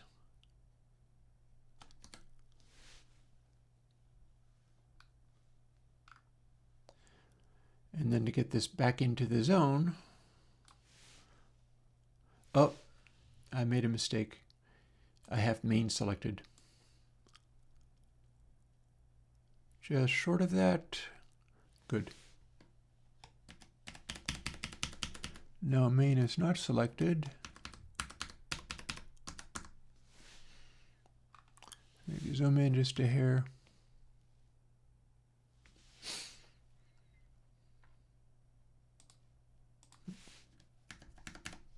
Ooh, let's make that, no, let's not make that be the same size. It might need more space.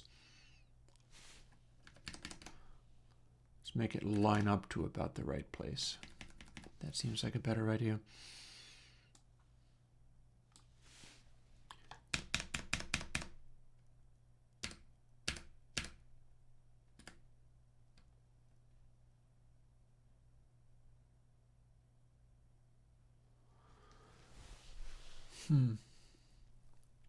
Is a better place for this at the very top between the keyboards.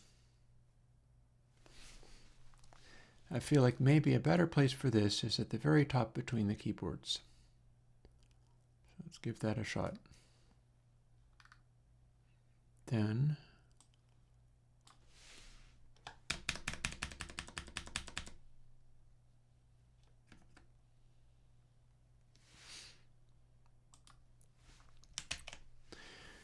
now let's quickly see how this acts when actually using it. Need to tighten up the space a little bit.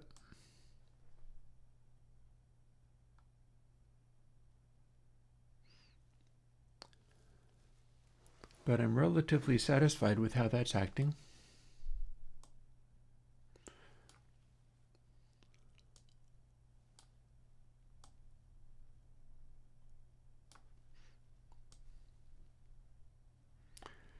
So we can sort of scoot around there until it says the correct thing.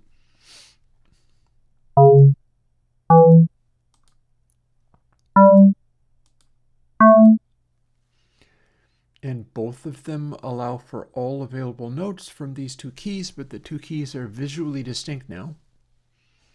And it's showing which of the notes are in play.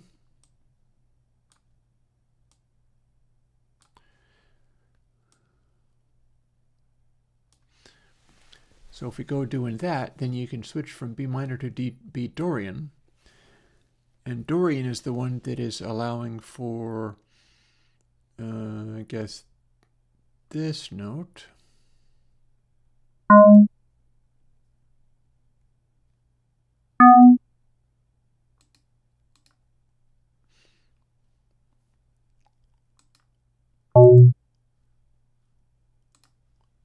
Yeah, see these dots line up.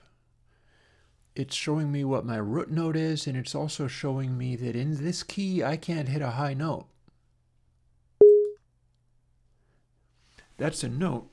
See, the falsetto, top belt, and lowest are set to notes I can actually sing in a regular basis. But it's not going to let me hit a high note, and that's important to know about if I was writing things.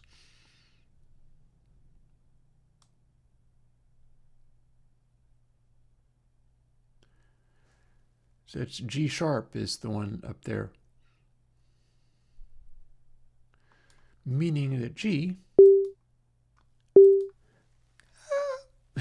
oh, that's not it. Falsetto. So that is a singable note.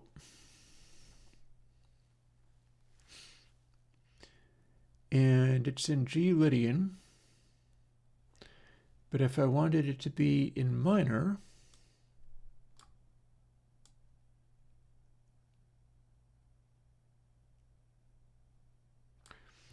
that becomes a G minor.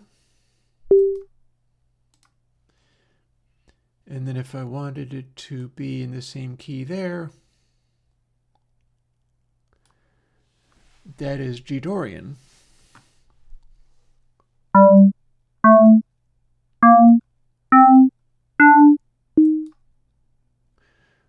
That's a falsetto note.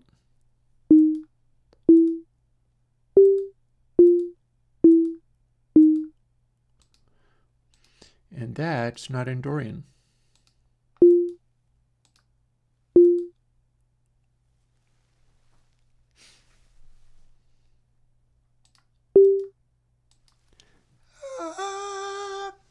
Just barely hittable. So if I was trying to write a melody that hit the top note there, so let's see, if we went back to, what was it, D, B? Okay, E. If I was doing this minor to Dorian trick,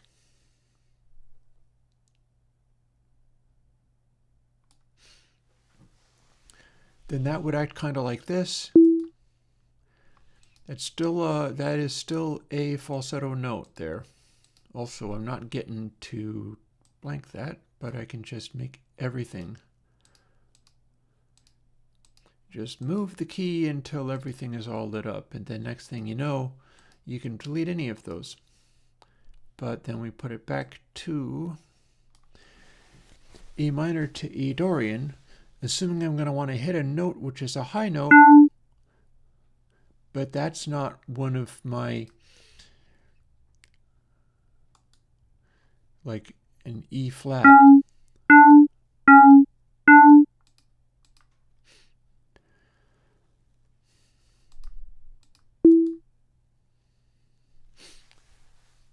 So I can't actually sing full voiced at a high E.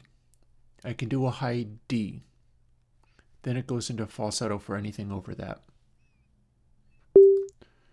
which does mean I have my G, well, no, it doesn't ask for a G sharp, does it? G sharp is available in other keys. Like if I went to A, then that height,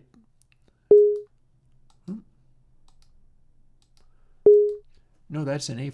Okay, so that is a G sharp, A flat, G sharp.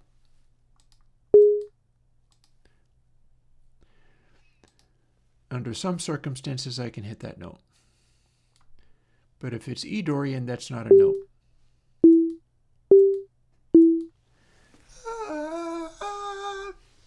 Those notes are hittable, but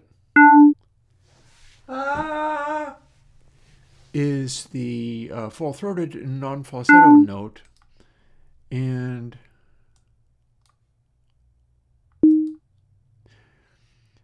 the E flat I don't get to sing because I can't hit that note.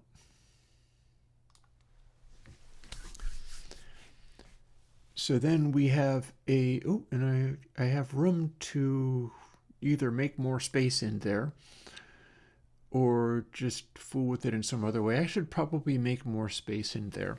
So let's fool with the size of this one. I've started playing with it as if I was using the actual program. And we weren't quite there yet. We were playing with the size of the program.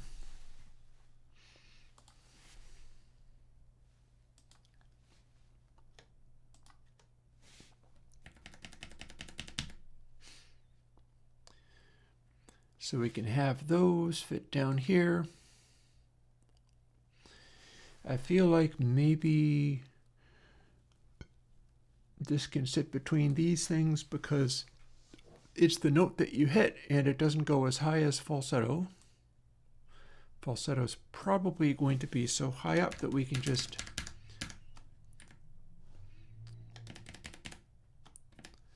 set it up in there some kind of way. And that's probably also going to be up there in some kind of way for people mostly. And then lowest is going to be, let's see, down here. So we might as well have that sitting down there. And that's room enough to fit that, or maybe even make it be larger.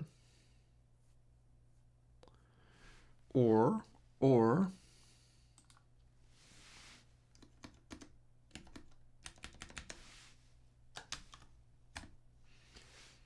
have it be 2 spaces. Why are you not able to let me resize? I fail to understand this part. What does it think it's doing? Maybe it refuses to do that because it's going to resize on the fly.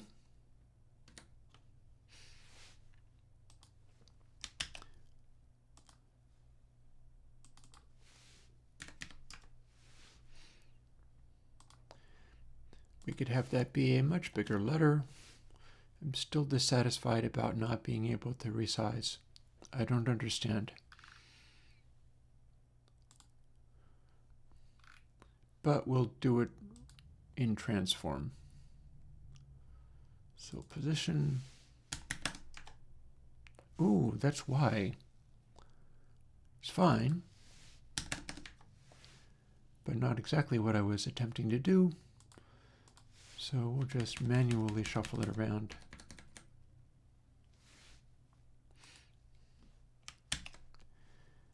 And then we start adjusting it in Writer. It gets updated like this.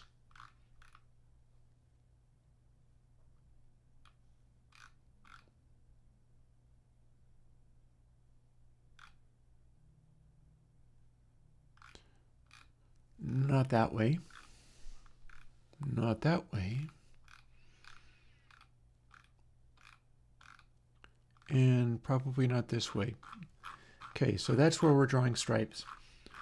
Where do we make that note show up? Maybe not even here. Maybe not even here. But maybe here.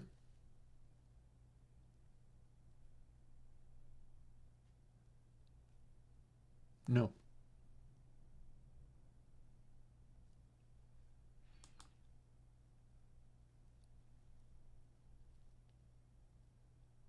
and also not there.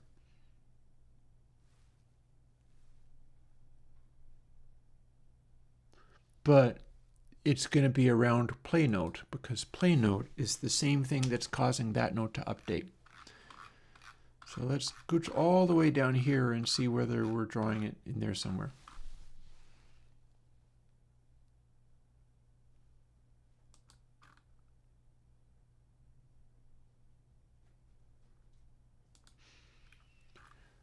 These all work as expected. Okay, note. Get note beep, set pixel. Set pixel is what's making that be a thing. I'm going to be, okay, so note name. Switch note number. Depending on what key it is, we're going to talk about whether it's sharp or a flat. And then get node name. And here we go. Text is going to be note name plus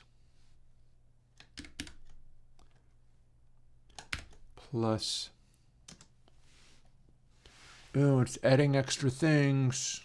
I wasn't asking for it to add those things. Can you not?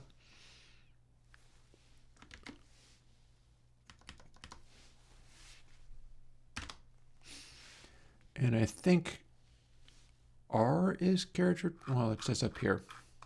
It says up here. Somewhere. Not there, here. \R, that's our carriage return. So all the way down to here, we should be able to get this to work.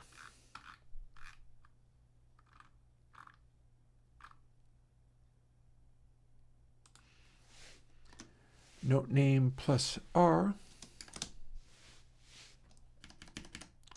And immediately followed by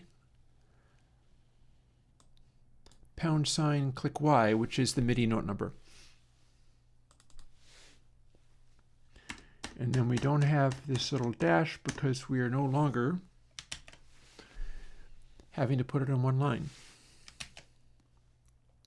And if we run this, that should show us what we're expecting to see.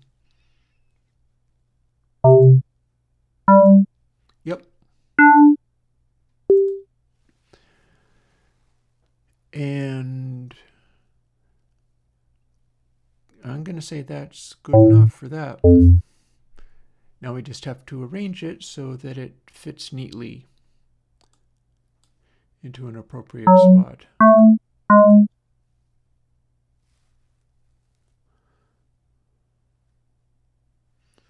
I could leave off that #. It's giving a number. We can assume that the number is a MIDI note.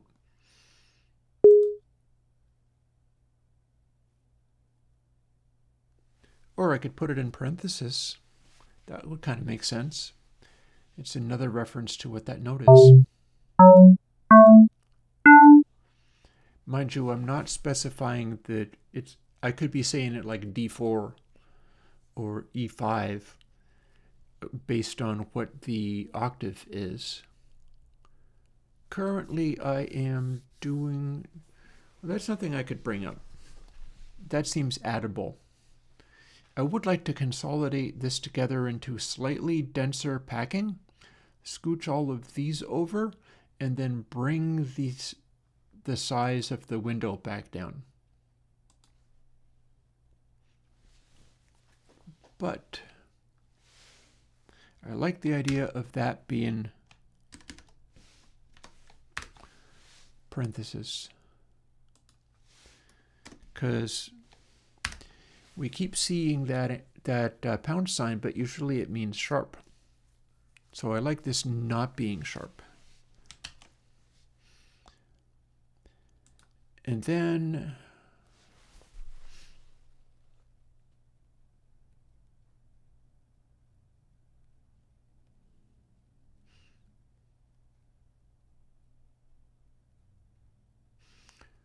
wonder if we ever need to use note name after this point.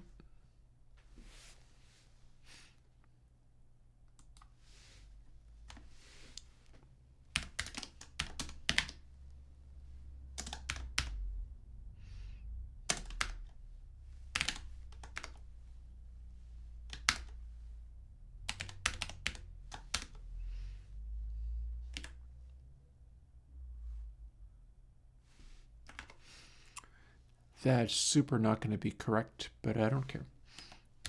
I'm going to see what it does first.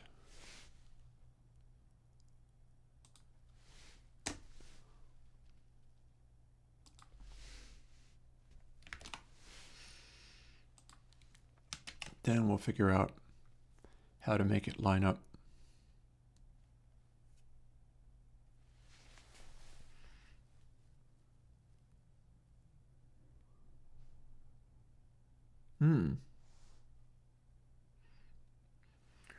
Okay, that's interesting. 0, A to 11, G sharp. So would it be like A -2 for the lowest possible MIDI note? I guess that's going to be something I look up in a minute.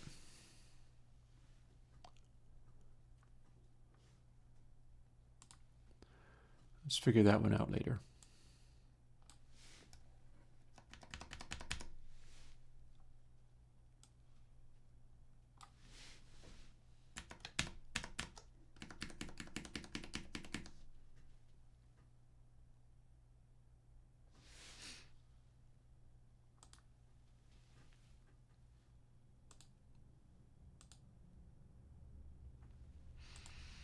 You can overlap things and it'll be fine. I'm okay with that. Whoa, not okay with that. Back you go.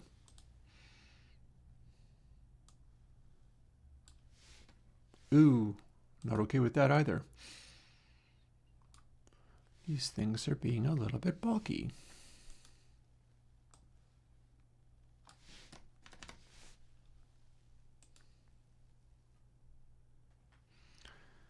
Okay, y'all need to scooch over just a little bit more. That's probably fine. If I click on this, I can see those little things to the side. Oh. Wow, okay, that's super unhelpful. Do you see what's happening? Those little dots look like they are lining stuff up visually in the editor to determine what's going to be the correct width for spacing things, but they're not. They're move handles that don't get to move anything. See? It's not letting me resize, but they're still resize handles. That's annoying and weird. However, if everybody is at the same scale, they do kind of work as spacing controls.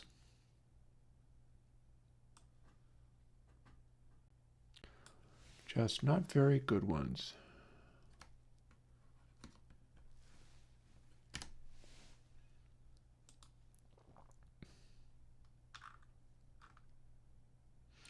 Also, it's weird how you scroll down and all of a sudden you can't draw these very well. The rendering is extremely sketchy when it's at a scale like this, which it's not, of course. It's not at that scale, but if it had been. Okay, so 100% is a little more in the direction of being appropriate. Seems legit. Also, let's get a little bit more frisky with some of this stuff.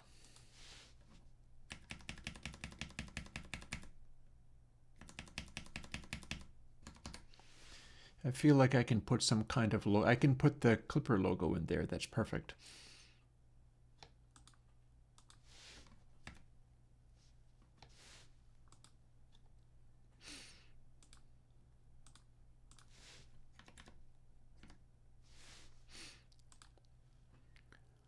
And I can select all of these and then scooch them closer to that.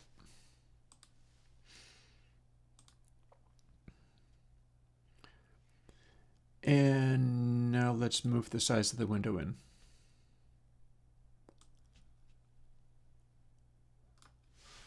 Oop, that didn't select everything, did it? It did not.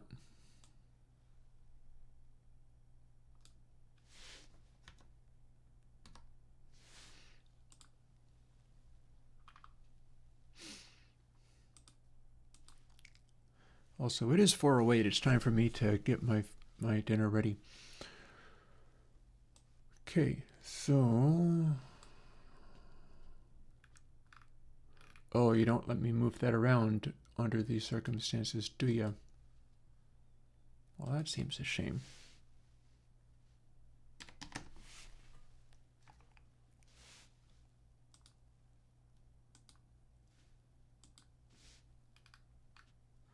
There. Now I can see what I'm doing a little bit.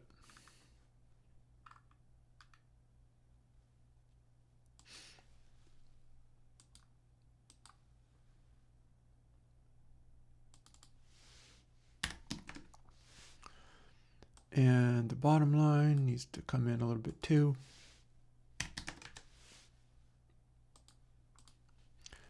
But not as much as that. So I think a little space underneath. Maybe not.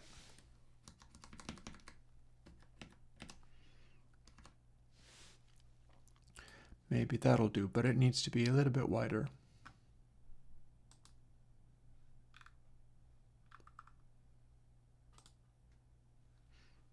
Okay.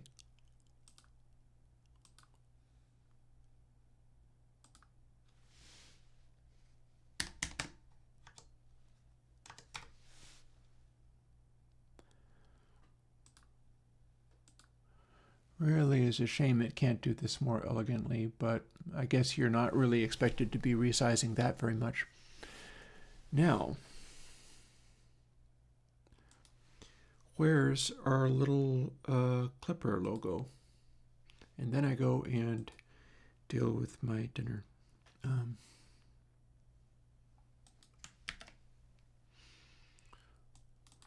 Well, here's where this lives, first of all.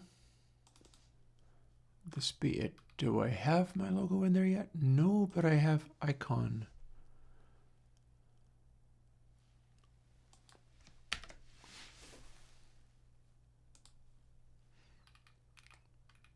Pictures.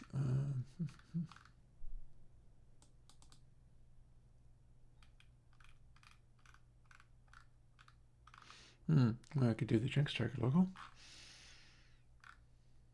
Oh, no, here it is. Clipper 150, probably don't need any bigger. Or we could have that one. That one looks pretty. Kind of larger, though. Very large one. That was from another world. That's from like 2017. Here's the SVG.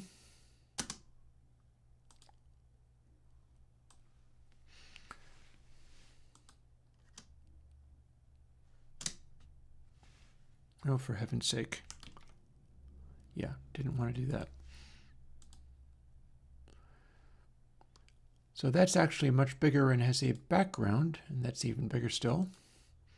But I think it's the 150 I'm going to use. So let's drag that over.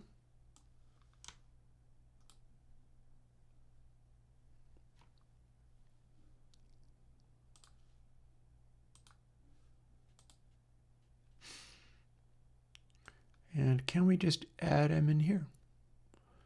Sprite 2D.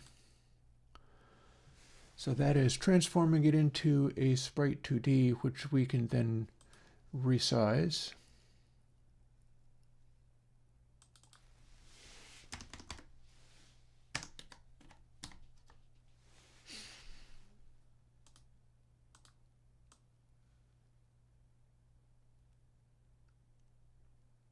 There we go.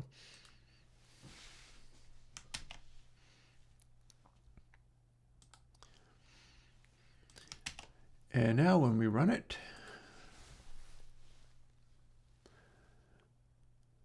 we've got our little puppy logo. Actually, it could fit down here, but it's fine.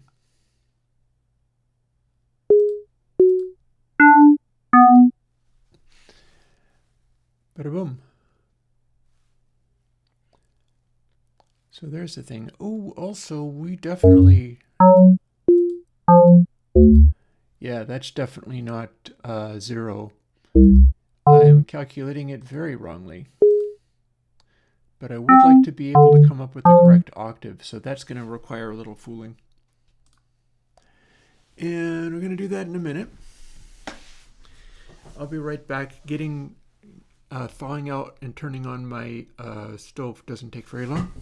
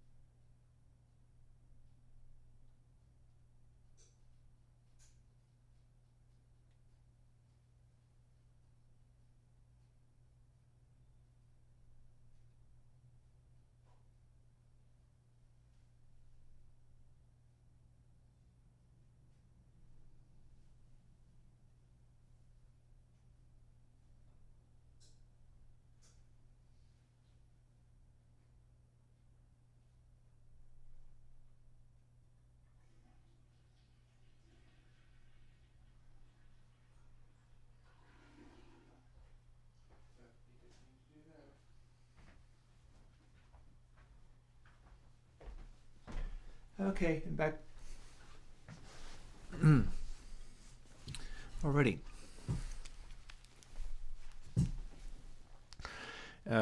YouTube says the stream's current bitrate is lower than the recommended bitrate. Boy, I can't imagine why. I was away from seat for a moment. Okay, so we got this. We ran it. I would like to reposition all of these things so that Clipper can be 0.5 rather than 0.25. So that's pretty simple. And having done that, I can also fool with it in various ways. This is one possible way. I'm wondering whether I can have, when you hit a note, we fool with the rotation of Clipper.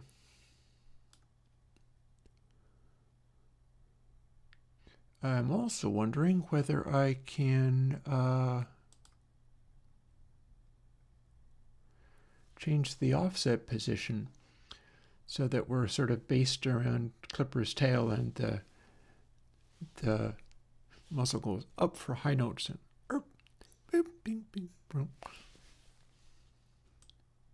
we shall see. Oh, can I update this by clicking on it? I rather doubt. Oh yes, I doubt.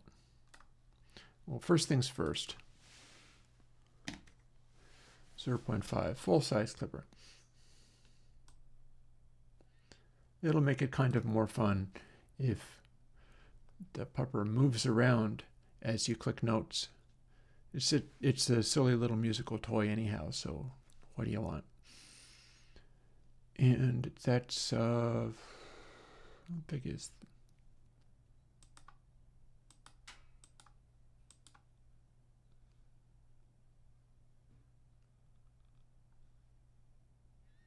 Okay, 150, so that would be like 75, yeah?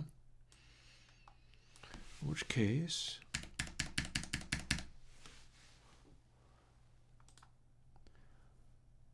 that is... transform... so that's the 73. That's clearly bigger than... so 150, huh? I'm not sure if we actually have a size of 150 there. No, it's a 300. Okay, that explains a lot. 300 by 300 means it's Clipper 150. Go figure. And that means the half size is 150 by 150. Meaning...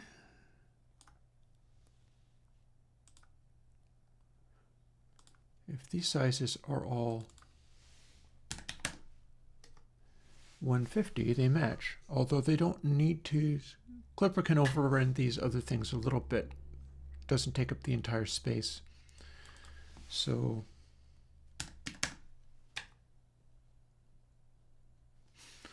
$130 appears to be more Clipper size.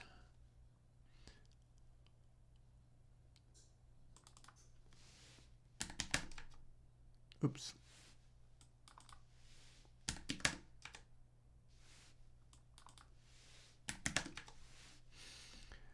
This gives us more size for this. Here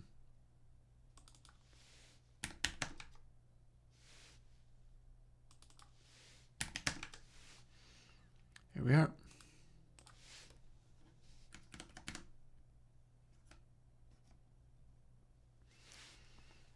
Scooch that over a little. Oh, hang on.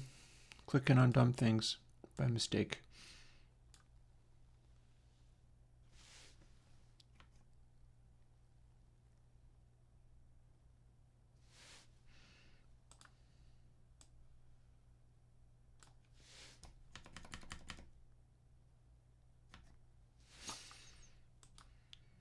That looks to be roughly about right.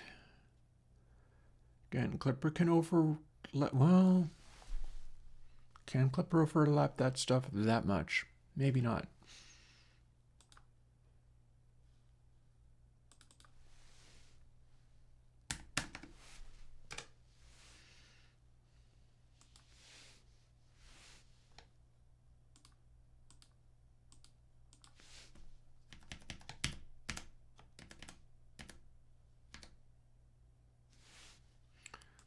There's room under here for this stuff.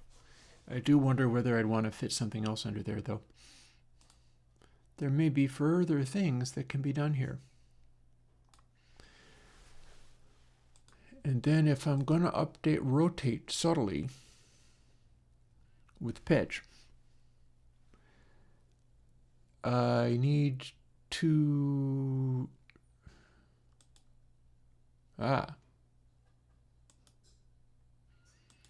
offset centered. I'm going to want the offset to be in the bottom corner. Upside down. Animation, nope, don't have an animation. If true texture is centered.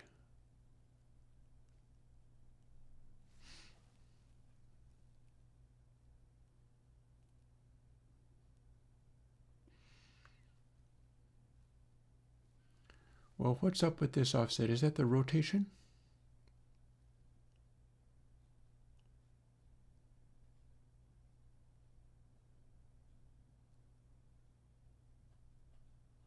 I get that offset is basically what I'm going to want, but I want to rotate around the bottom corner, not this top corner.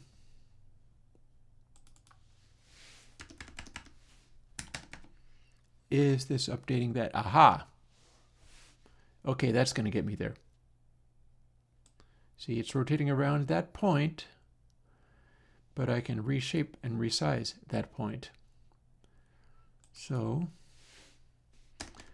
it's going to be a little negative x and a whole bunch of negative y, unless it's positive y.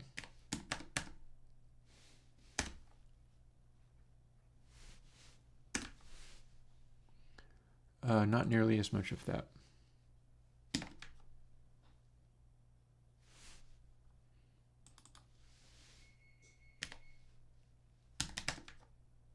Aha, more.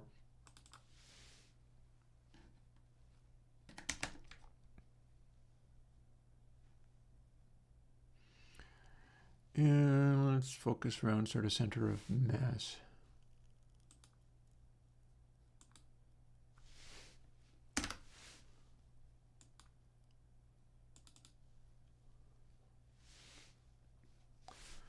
There's more.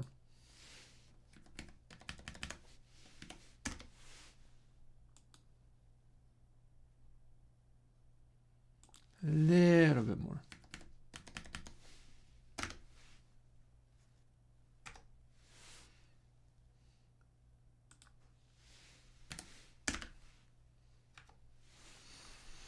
Okay.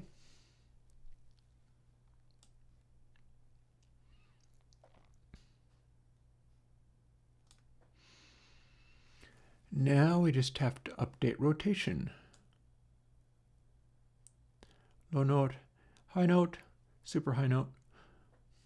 And then do the, see how many, okay, 7.5 or 0.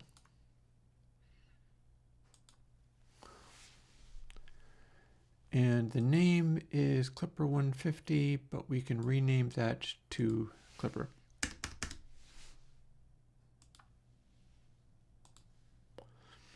Or it can go when you play a note, which will be on these. And let's resize the window some more too, because it needs to be wider than that, 8 something.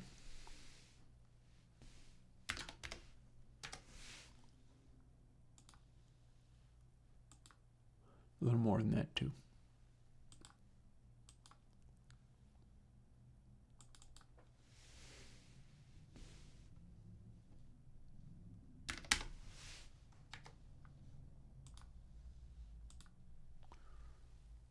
It's close to correct. 5 more pixels maybe.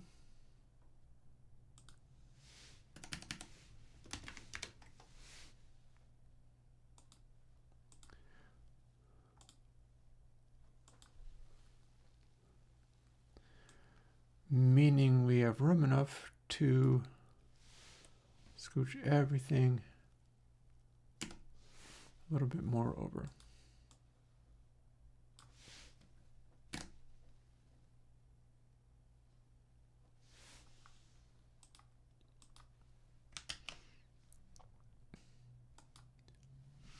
Okay, we're heading into the final half hour of stream playing with this wacky thing. I don't think I need to play any more music. So, if we're doing this, we are playing a note.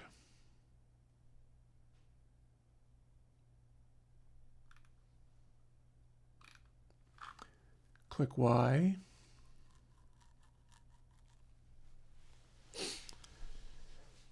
Okay, we can go to key primary this way. Do we get to go to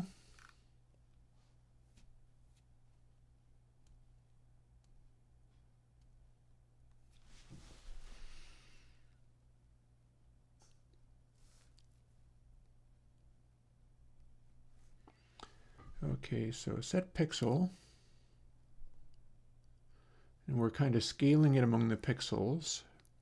So at a certain point we get to click X is across, click Y is up or down.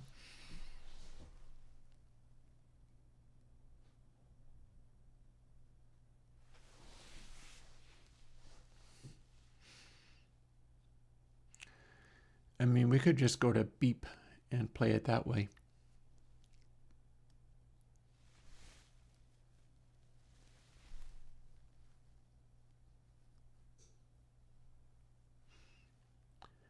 And I kind of like the idea, however, of pointing clipper up farther if it's a high note and down lower if it is a low note. So what that would mean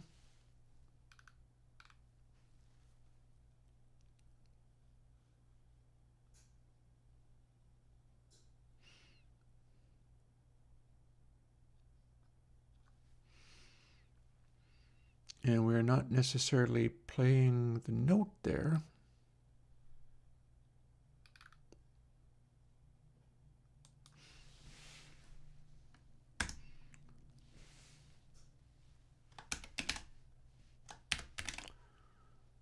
Get node, sprite 2D, I believe it is.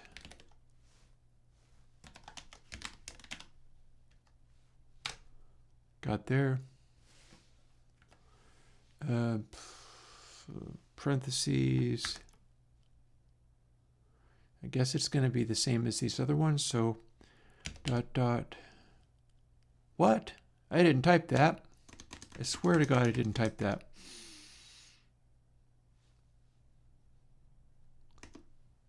Parentheses, that, then dot dot clipper. Now we close the paren. And now we have sprite 2D related things. And it's rotation we want.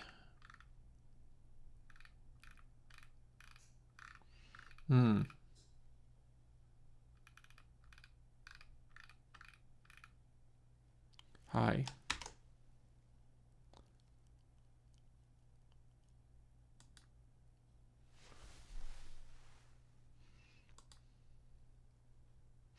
That offsetting of the rotation point is important too, because if you're doing things like, for instance, the game Eugenics is running lots of little sprites like that, and they all have their set rotations and are going from a particular place.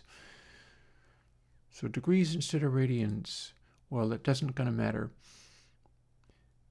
because either way, we're just gonna scale it right down and possibly invert it. And let's see whether we can just assign it.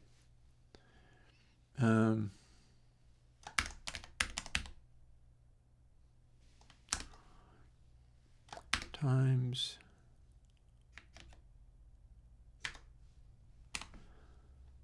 .1f, and we'll call that a day and see what it did.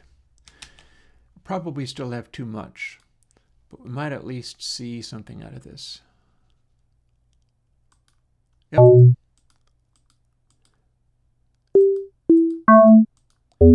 Okay, it's going in the wrong direction, and we're swiveling around like crazy, but all the same.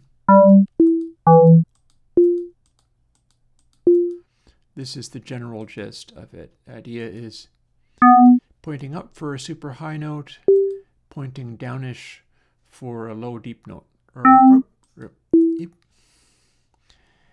And with that, and everything else seems to be sitting there correctly, there's where our chords sit. I can scooch those up just the tiniest little bit.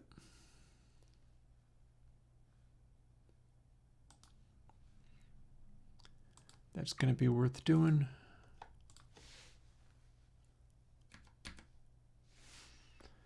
And maybe also add extra space underneath, because I only moved it up 2 pixels.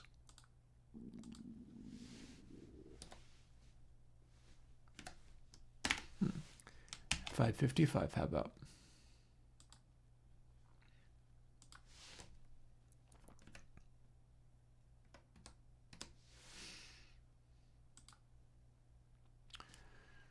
So we're pivoting the opposite direction and by way less than I thought. So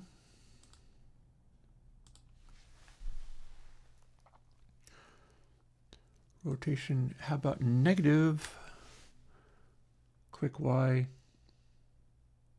Oh no, I can do that in another way. Click Y times negative 0.01, but how about 0.001? Then what do we get?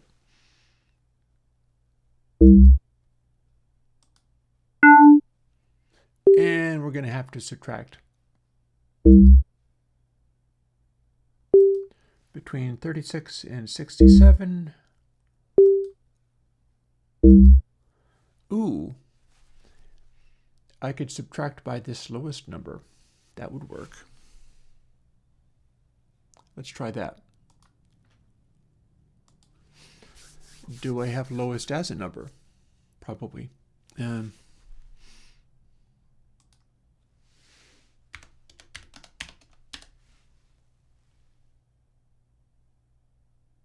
Oh, hang on. That's not the right place at all.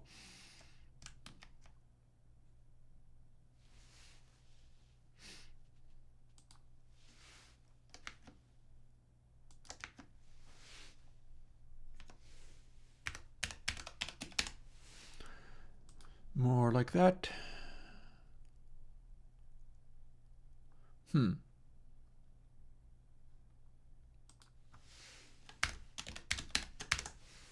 There we go. It didn't like the fact that it was an int. And that should make it be centered.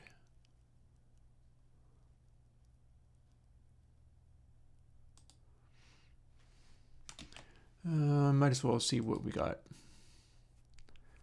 Ideally, it is not super obvious. Yeah, there we go. And there's our highest note, so we can shrink it down even more.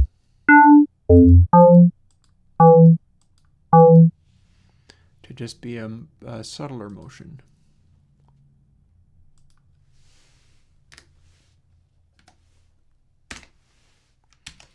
So about half that motion.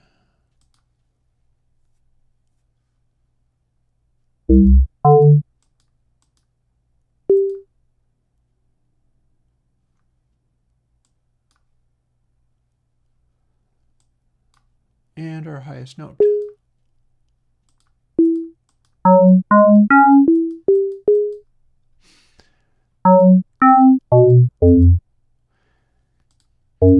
I can scooch Clipper down a tiny bit too, just to give more room for high notes. It is silliness and I don't care. This entire program is on the silly side, and it's just a sort of wild prank of musical fooling around with. And that's just the way I like it.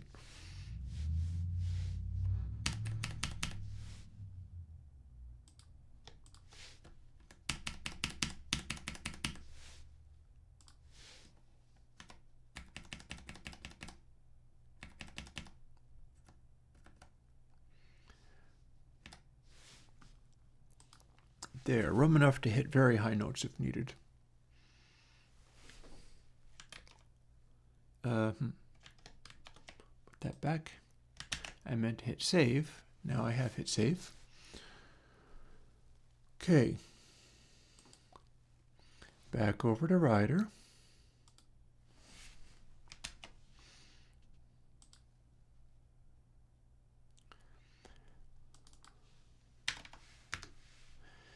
So if I can hit incredibly high notes,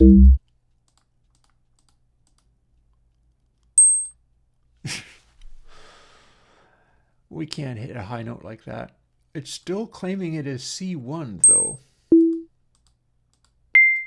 That's no good. Thankfully it will not remember that, although it's a pity. It would be nice if it did. Save it to settings somewhere, so that you can set it up with your own vocal range and then it will follow that, which would be the ideal thing. Ideally, if I can let people have copies of this and they can play with it. Oh, I'm sorry, did it hurt? It was too high of a note. I didn't mean for it to be too painful. Really honest, truly it did not. So, where are we at? Oh, we're figuring out how to make it be the correct octave is what. That's what.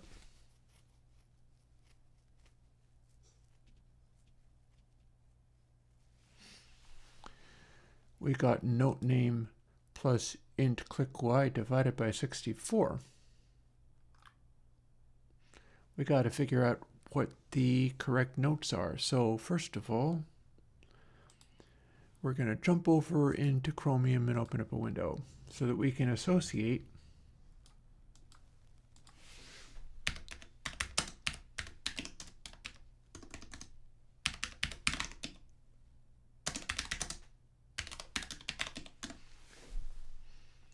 MIDI note numbers with octaves.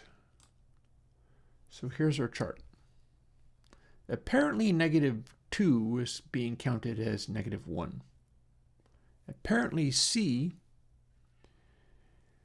of MIDI note 36 is in fact 1, but it needs to go way higher than that. So we're going to run with this. It's obscuring other things. That's fine.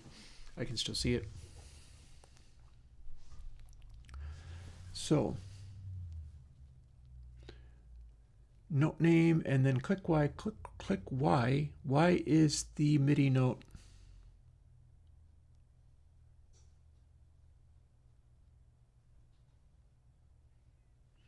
However, click Y -9 mod 12 gives you 0A to 11G, but it's not actually A that starts it.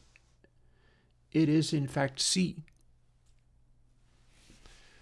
So let's quickly update that some.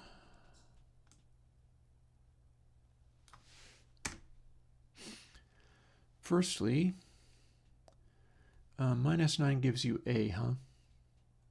Let's just attach click Y.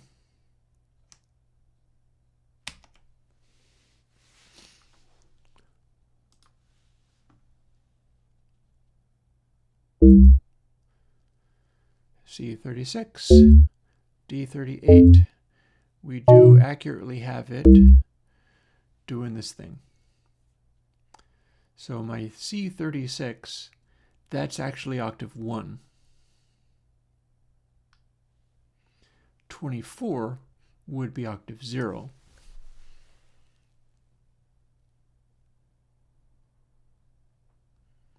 And apparently, yes, so first let's start by dividing it by 12 and subtracting 2 and seeing if that gets us to where we want to be.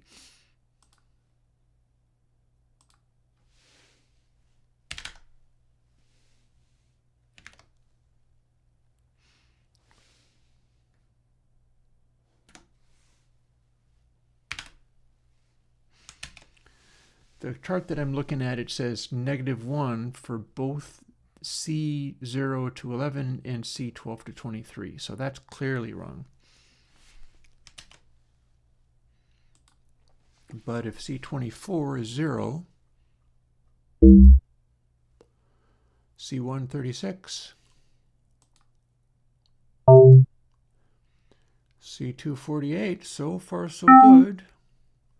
C360, G367. Where's G? Yep. Okay. I think we got there.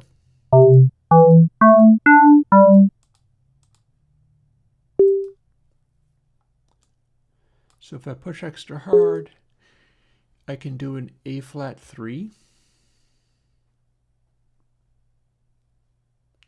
That is 68.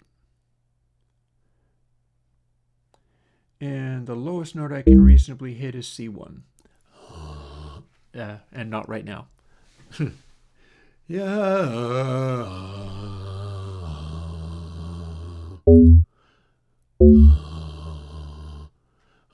And I'm not going to be able to hit it right now. In fact, let us update that then. And remove some of these.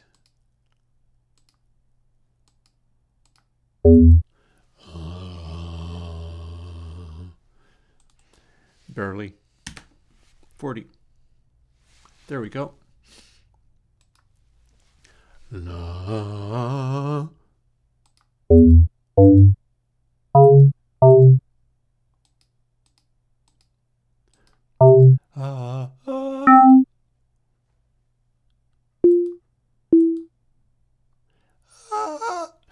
Oh dear.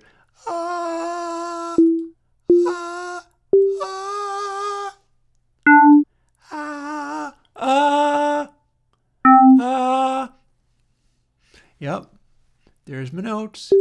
And there's clipper pointing up and down. Doesn't actually reach up as high as it should. Yeah, I should scooch clipper up again a little bit again.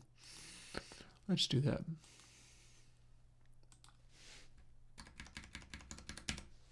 There. We got it. It's doing the note name. It is doing the note, including the octave, which is important. I'm going to update this because apparently 36 is a filthy lie. But the falsetto and the top belt seem to be about accurate. And then, yeah. So now we've incorporated this. Cool beans. I don't even know if I have this up on GitHub. It's about time I did. I totally should. But yeah. So this is roughly showing up okay.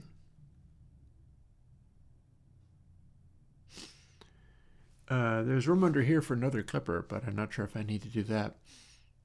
Ooh, or we could have let the notes be way bigger and fit within this area. I don't know. It might be fine. I keep wanting to fit more stuff in there. But on the whole, it's kind of fitting together. Yeah, so the next thing would be, can I save this stuff? These in here, on launch and close, that could be saved to a file, a settings file. I'm pretty sure there's a convenient way of making these settings file. Like you can tell it, hey, we're saving our settings, and it'll just do it. I might look it up, but I'm pretty sure, much like Juice lets you save things to the documents folder or whatever, there's ways of just storing stuff safely in the computer, and it'll figure out what the correct location is versus, between Mac or Windows or Linux or whatever. So that's probably available. But it's going to be available in Writer because it's going to be available in code.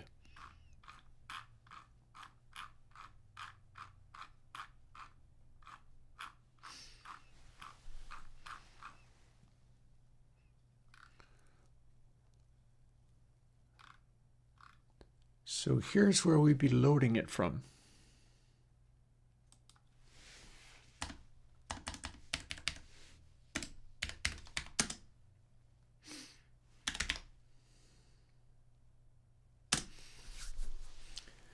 And there's going to be a public override void quit signal in there somewhere. But I might have to get that from another one of my Godot programs. But there's something like that in there.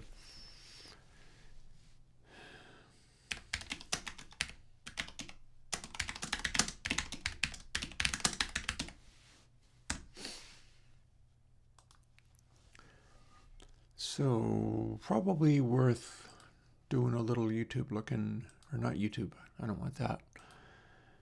I'm going to do a little,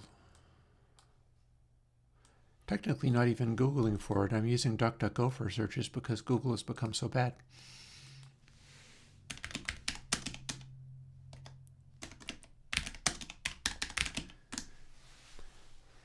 That would end up, is not necessarily going to be that complicated. Ooh, config file, hi. That might be exactly the thing.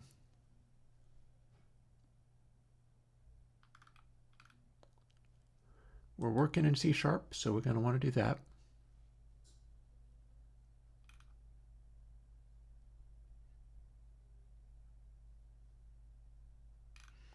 Oh, do you have to do collections dictionary?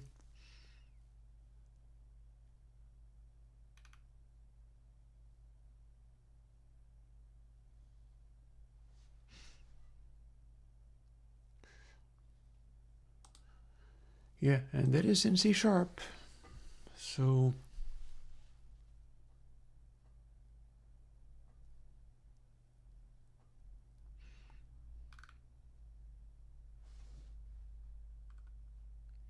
Ooh, you can encrypt it.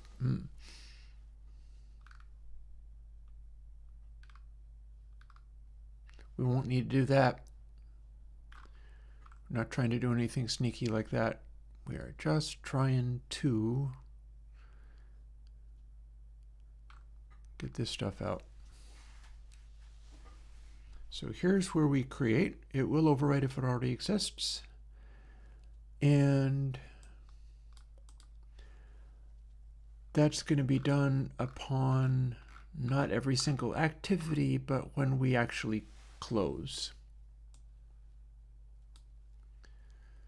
And definitely not saved on process. Yikes.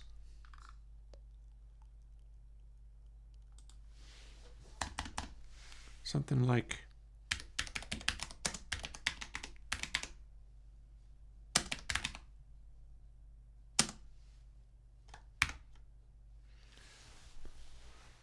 so this is piano roll. There's 2 of these.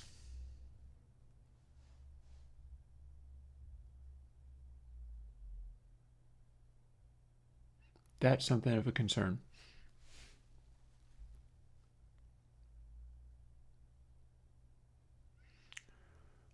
Although I could have it check its name, and then it will only do it once because it will only attempt to do the save for 1 instance.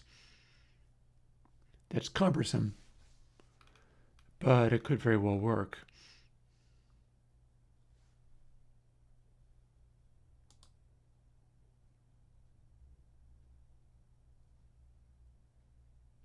I'm not sure exit tree is the correct thing for this.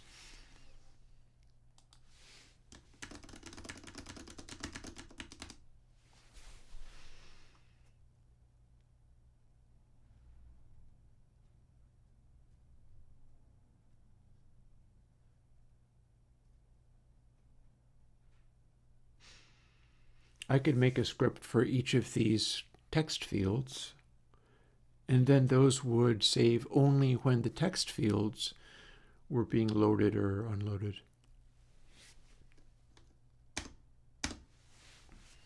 And yet, I don't know.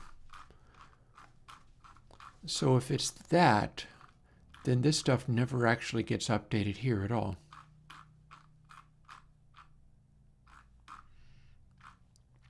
And we do not load the note ranges for the person using this here.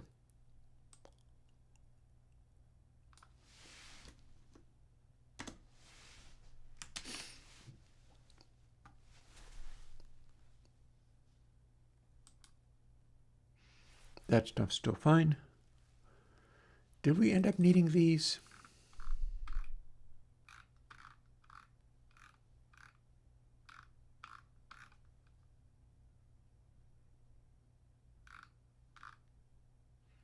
We're instantiating. Oh, yeah, look at that.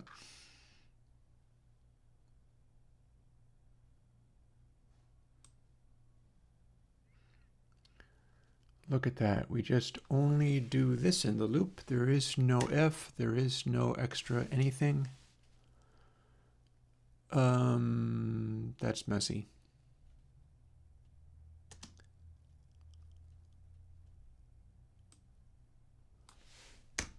But that fixes it.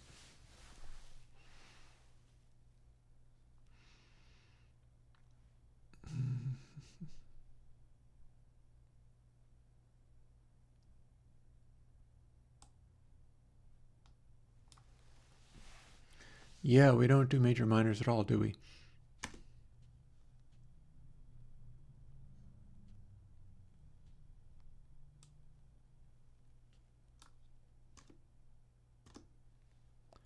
Presumably that's all it's going to need. So we don't actually do major minors at all. Meaning these get to be blanked out.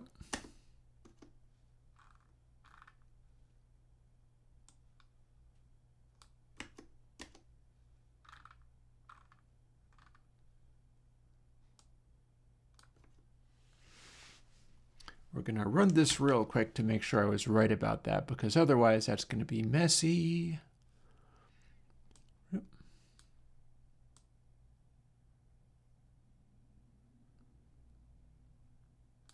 Nope, we're good. I could tint Clipper in the colors of these things. Yeah, maybe let's not. Yeah, I've got barely more than 2 octaves in range. The great thing about this, though, is this can move around these dots to indicate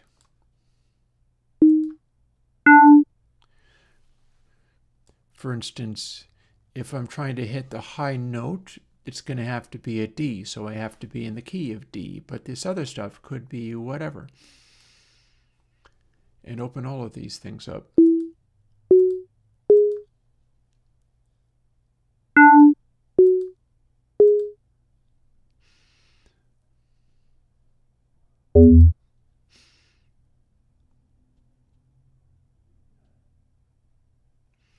Not a very big range. But this is where we start trying to save those notes. These windows don't have to be nearly as wide as this. Yikes. It's fine. One thing at a time. Maybe I can make that be a little neater looking by shrinking this down and putting the captions to the side of it or something. Haven't really figured it out yet. That's fine. I was trying to save. We're going to try to save this to a file. And in order to do that, got to go back over to here. And let's see what we've got here. So our piano rolls each have scripts. But hey, look at that. So does this have a script. Range update. Not only that, we appear to be loading each of these things as we go. I think it's all the same controls. So this implies we can have it load its settings for whatever it is based on, presumably that'll be the name of it. And then when the control closes, that means that the program is shutting down. And each of them can save to whatever that is, and it'll all be living in the same class.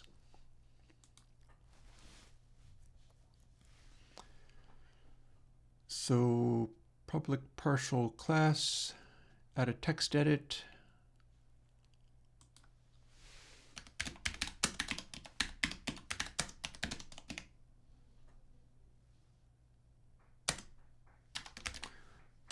On quit.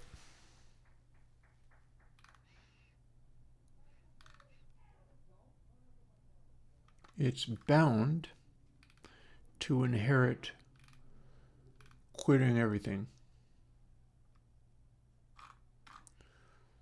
So we're going to look into some of these inherits.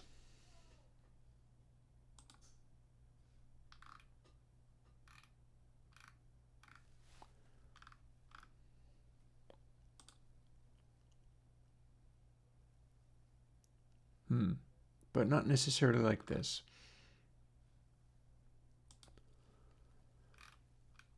So let's search a little more.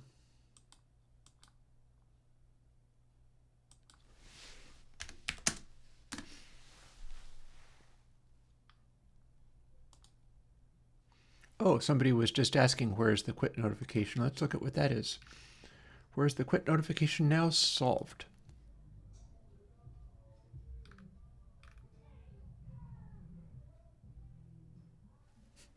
Noisy people outside.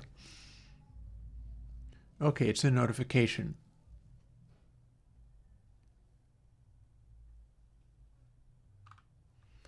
And it lives in Node. So text edit inherits Node. So text edit does inherit that.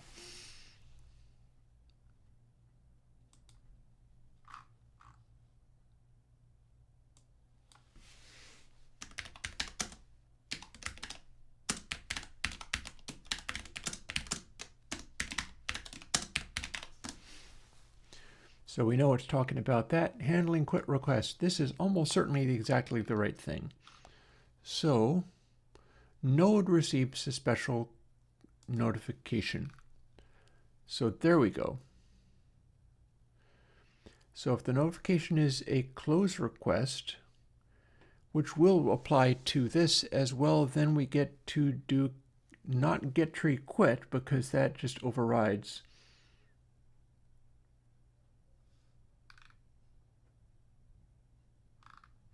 You can't do it in iOS, so that's fine.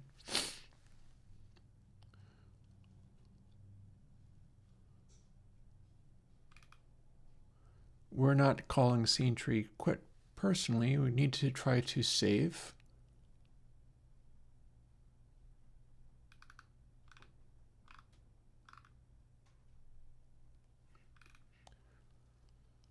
So not trying to do that.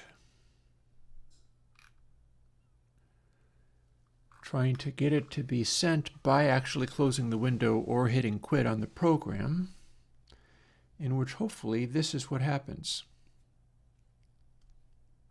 So quitting requested from the, we should be controlling the window manager to make it do this. Oop, it's already 5. So let's see what happens when we add this to the class. And then we're receiving the notification, but we shouldn't necessarily quit directly. Instead, we do this config file stuff.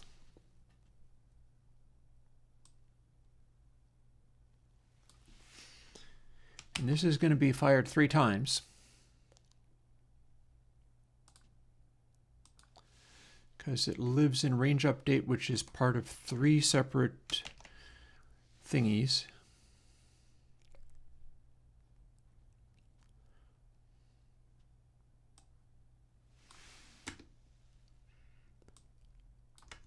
There's that. There's that. We're not going to try to...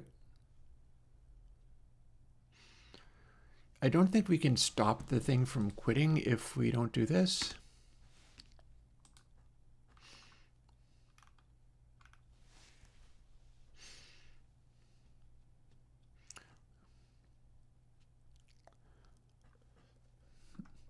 We're apparently doing these all out of sequence.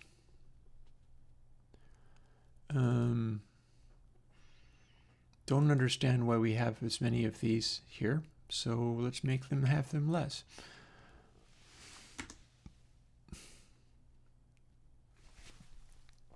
Oh, hello. Okay, why? Why do you have to have 3 elements there?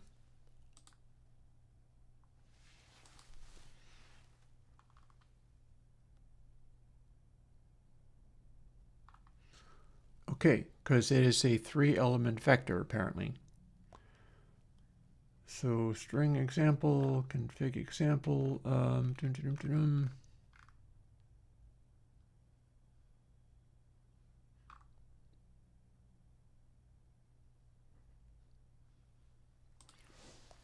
You know what? Let's just see if we can make this do a thing. Anything.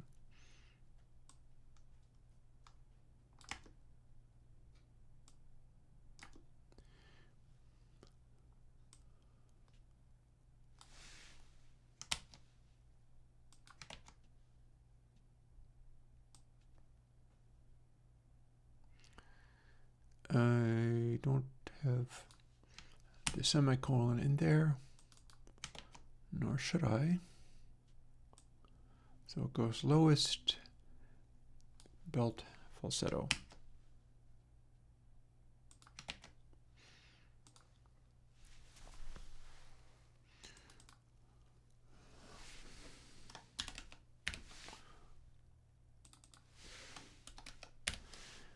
That becomes the name of the program because we don't have players. And this becomes the name of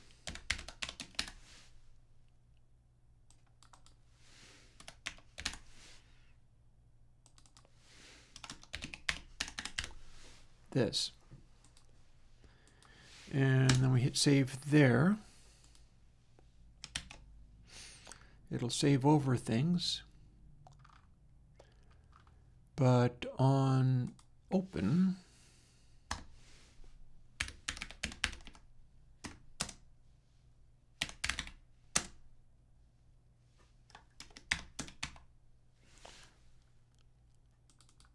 that's the one.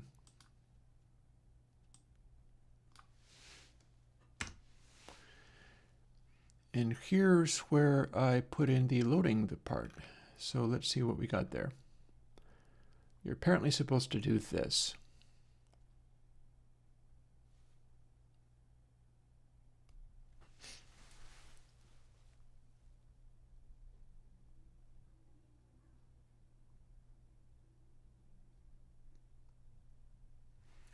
Well, I guess that's why it does it this way. We expect to have distinct players, and this is not the kind of thing that has that. So let's just grab all of this and go.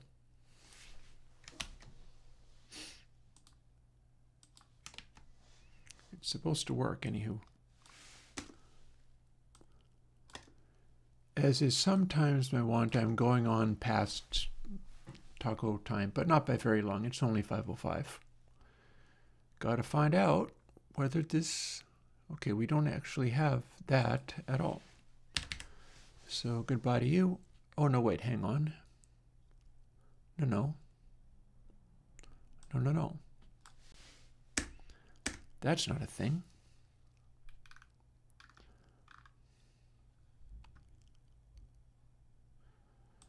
Instead, we're going to do something like this. And it's going to do it like 3 times. Although I can check where our identity is, and so we only do it once, but it'll probably work for the first try. Shouldn't need that.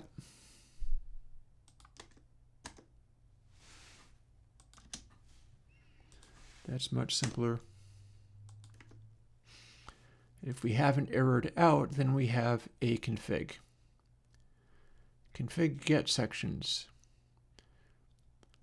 So string player, we don't care about this. There's only going to be one section. It's going to spell that out. So it's going to work the same each time. Like, see, player is always TWM. Apparently that's just how it works. Let's make it a different name.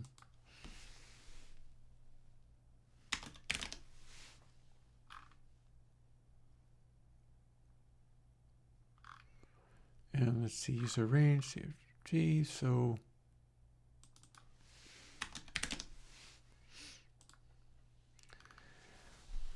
and let's see where this gets us.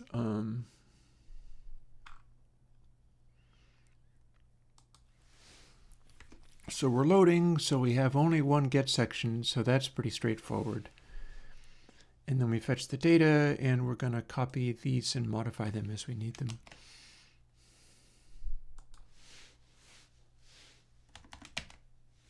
Kind of like this. But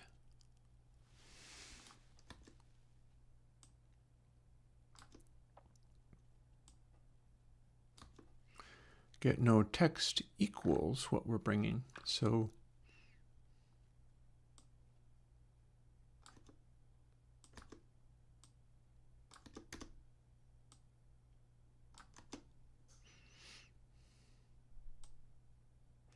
and it's not going to be a string, it's going to be an int each time. Move that right over there, and then let's copy it. Can I option drag? I bet I can. Oh, I stand corrected. I totally can't. But I can copy and paste, and that'll get me there. And then we don't need these anymore.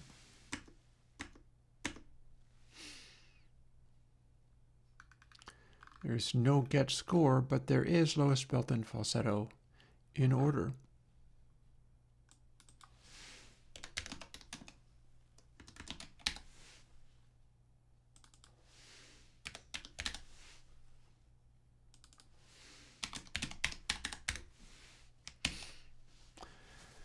We don't get to cast this to int, apparently.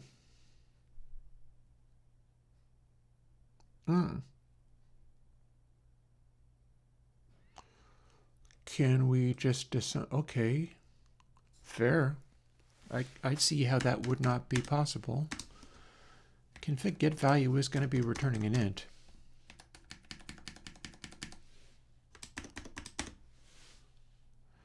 Do I have a toString method as string?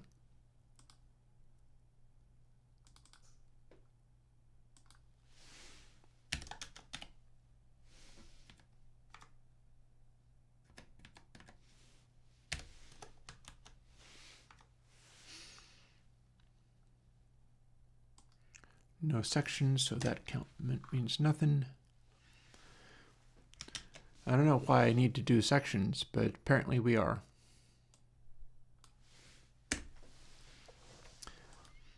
And in theory,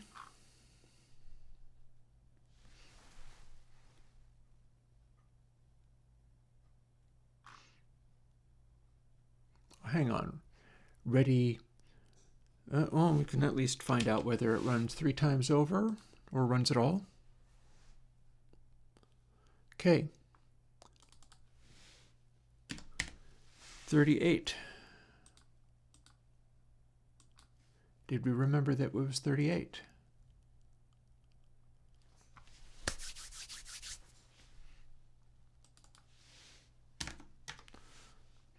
$40, and I'm going to pretend I can hit a 70.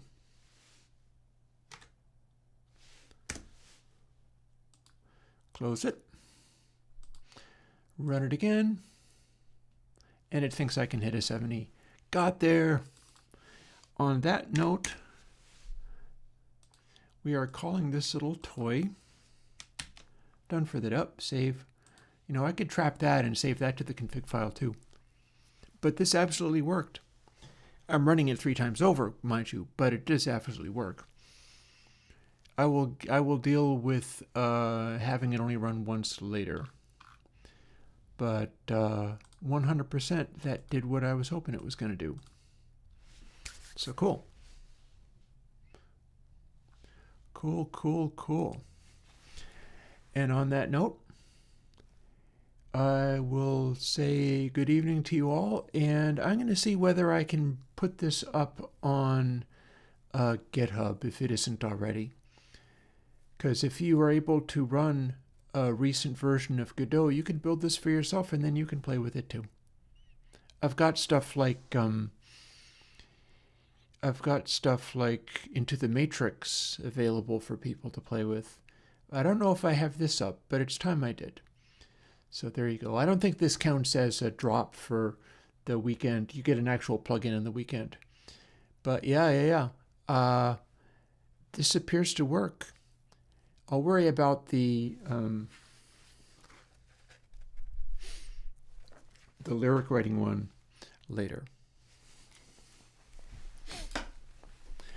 For now, I'm going to run off and have tacos, and I'll pick out something nice for you this weekend, never you fear.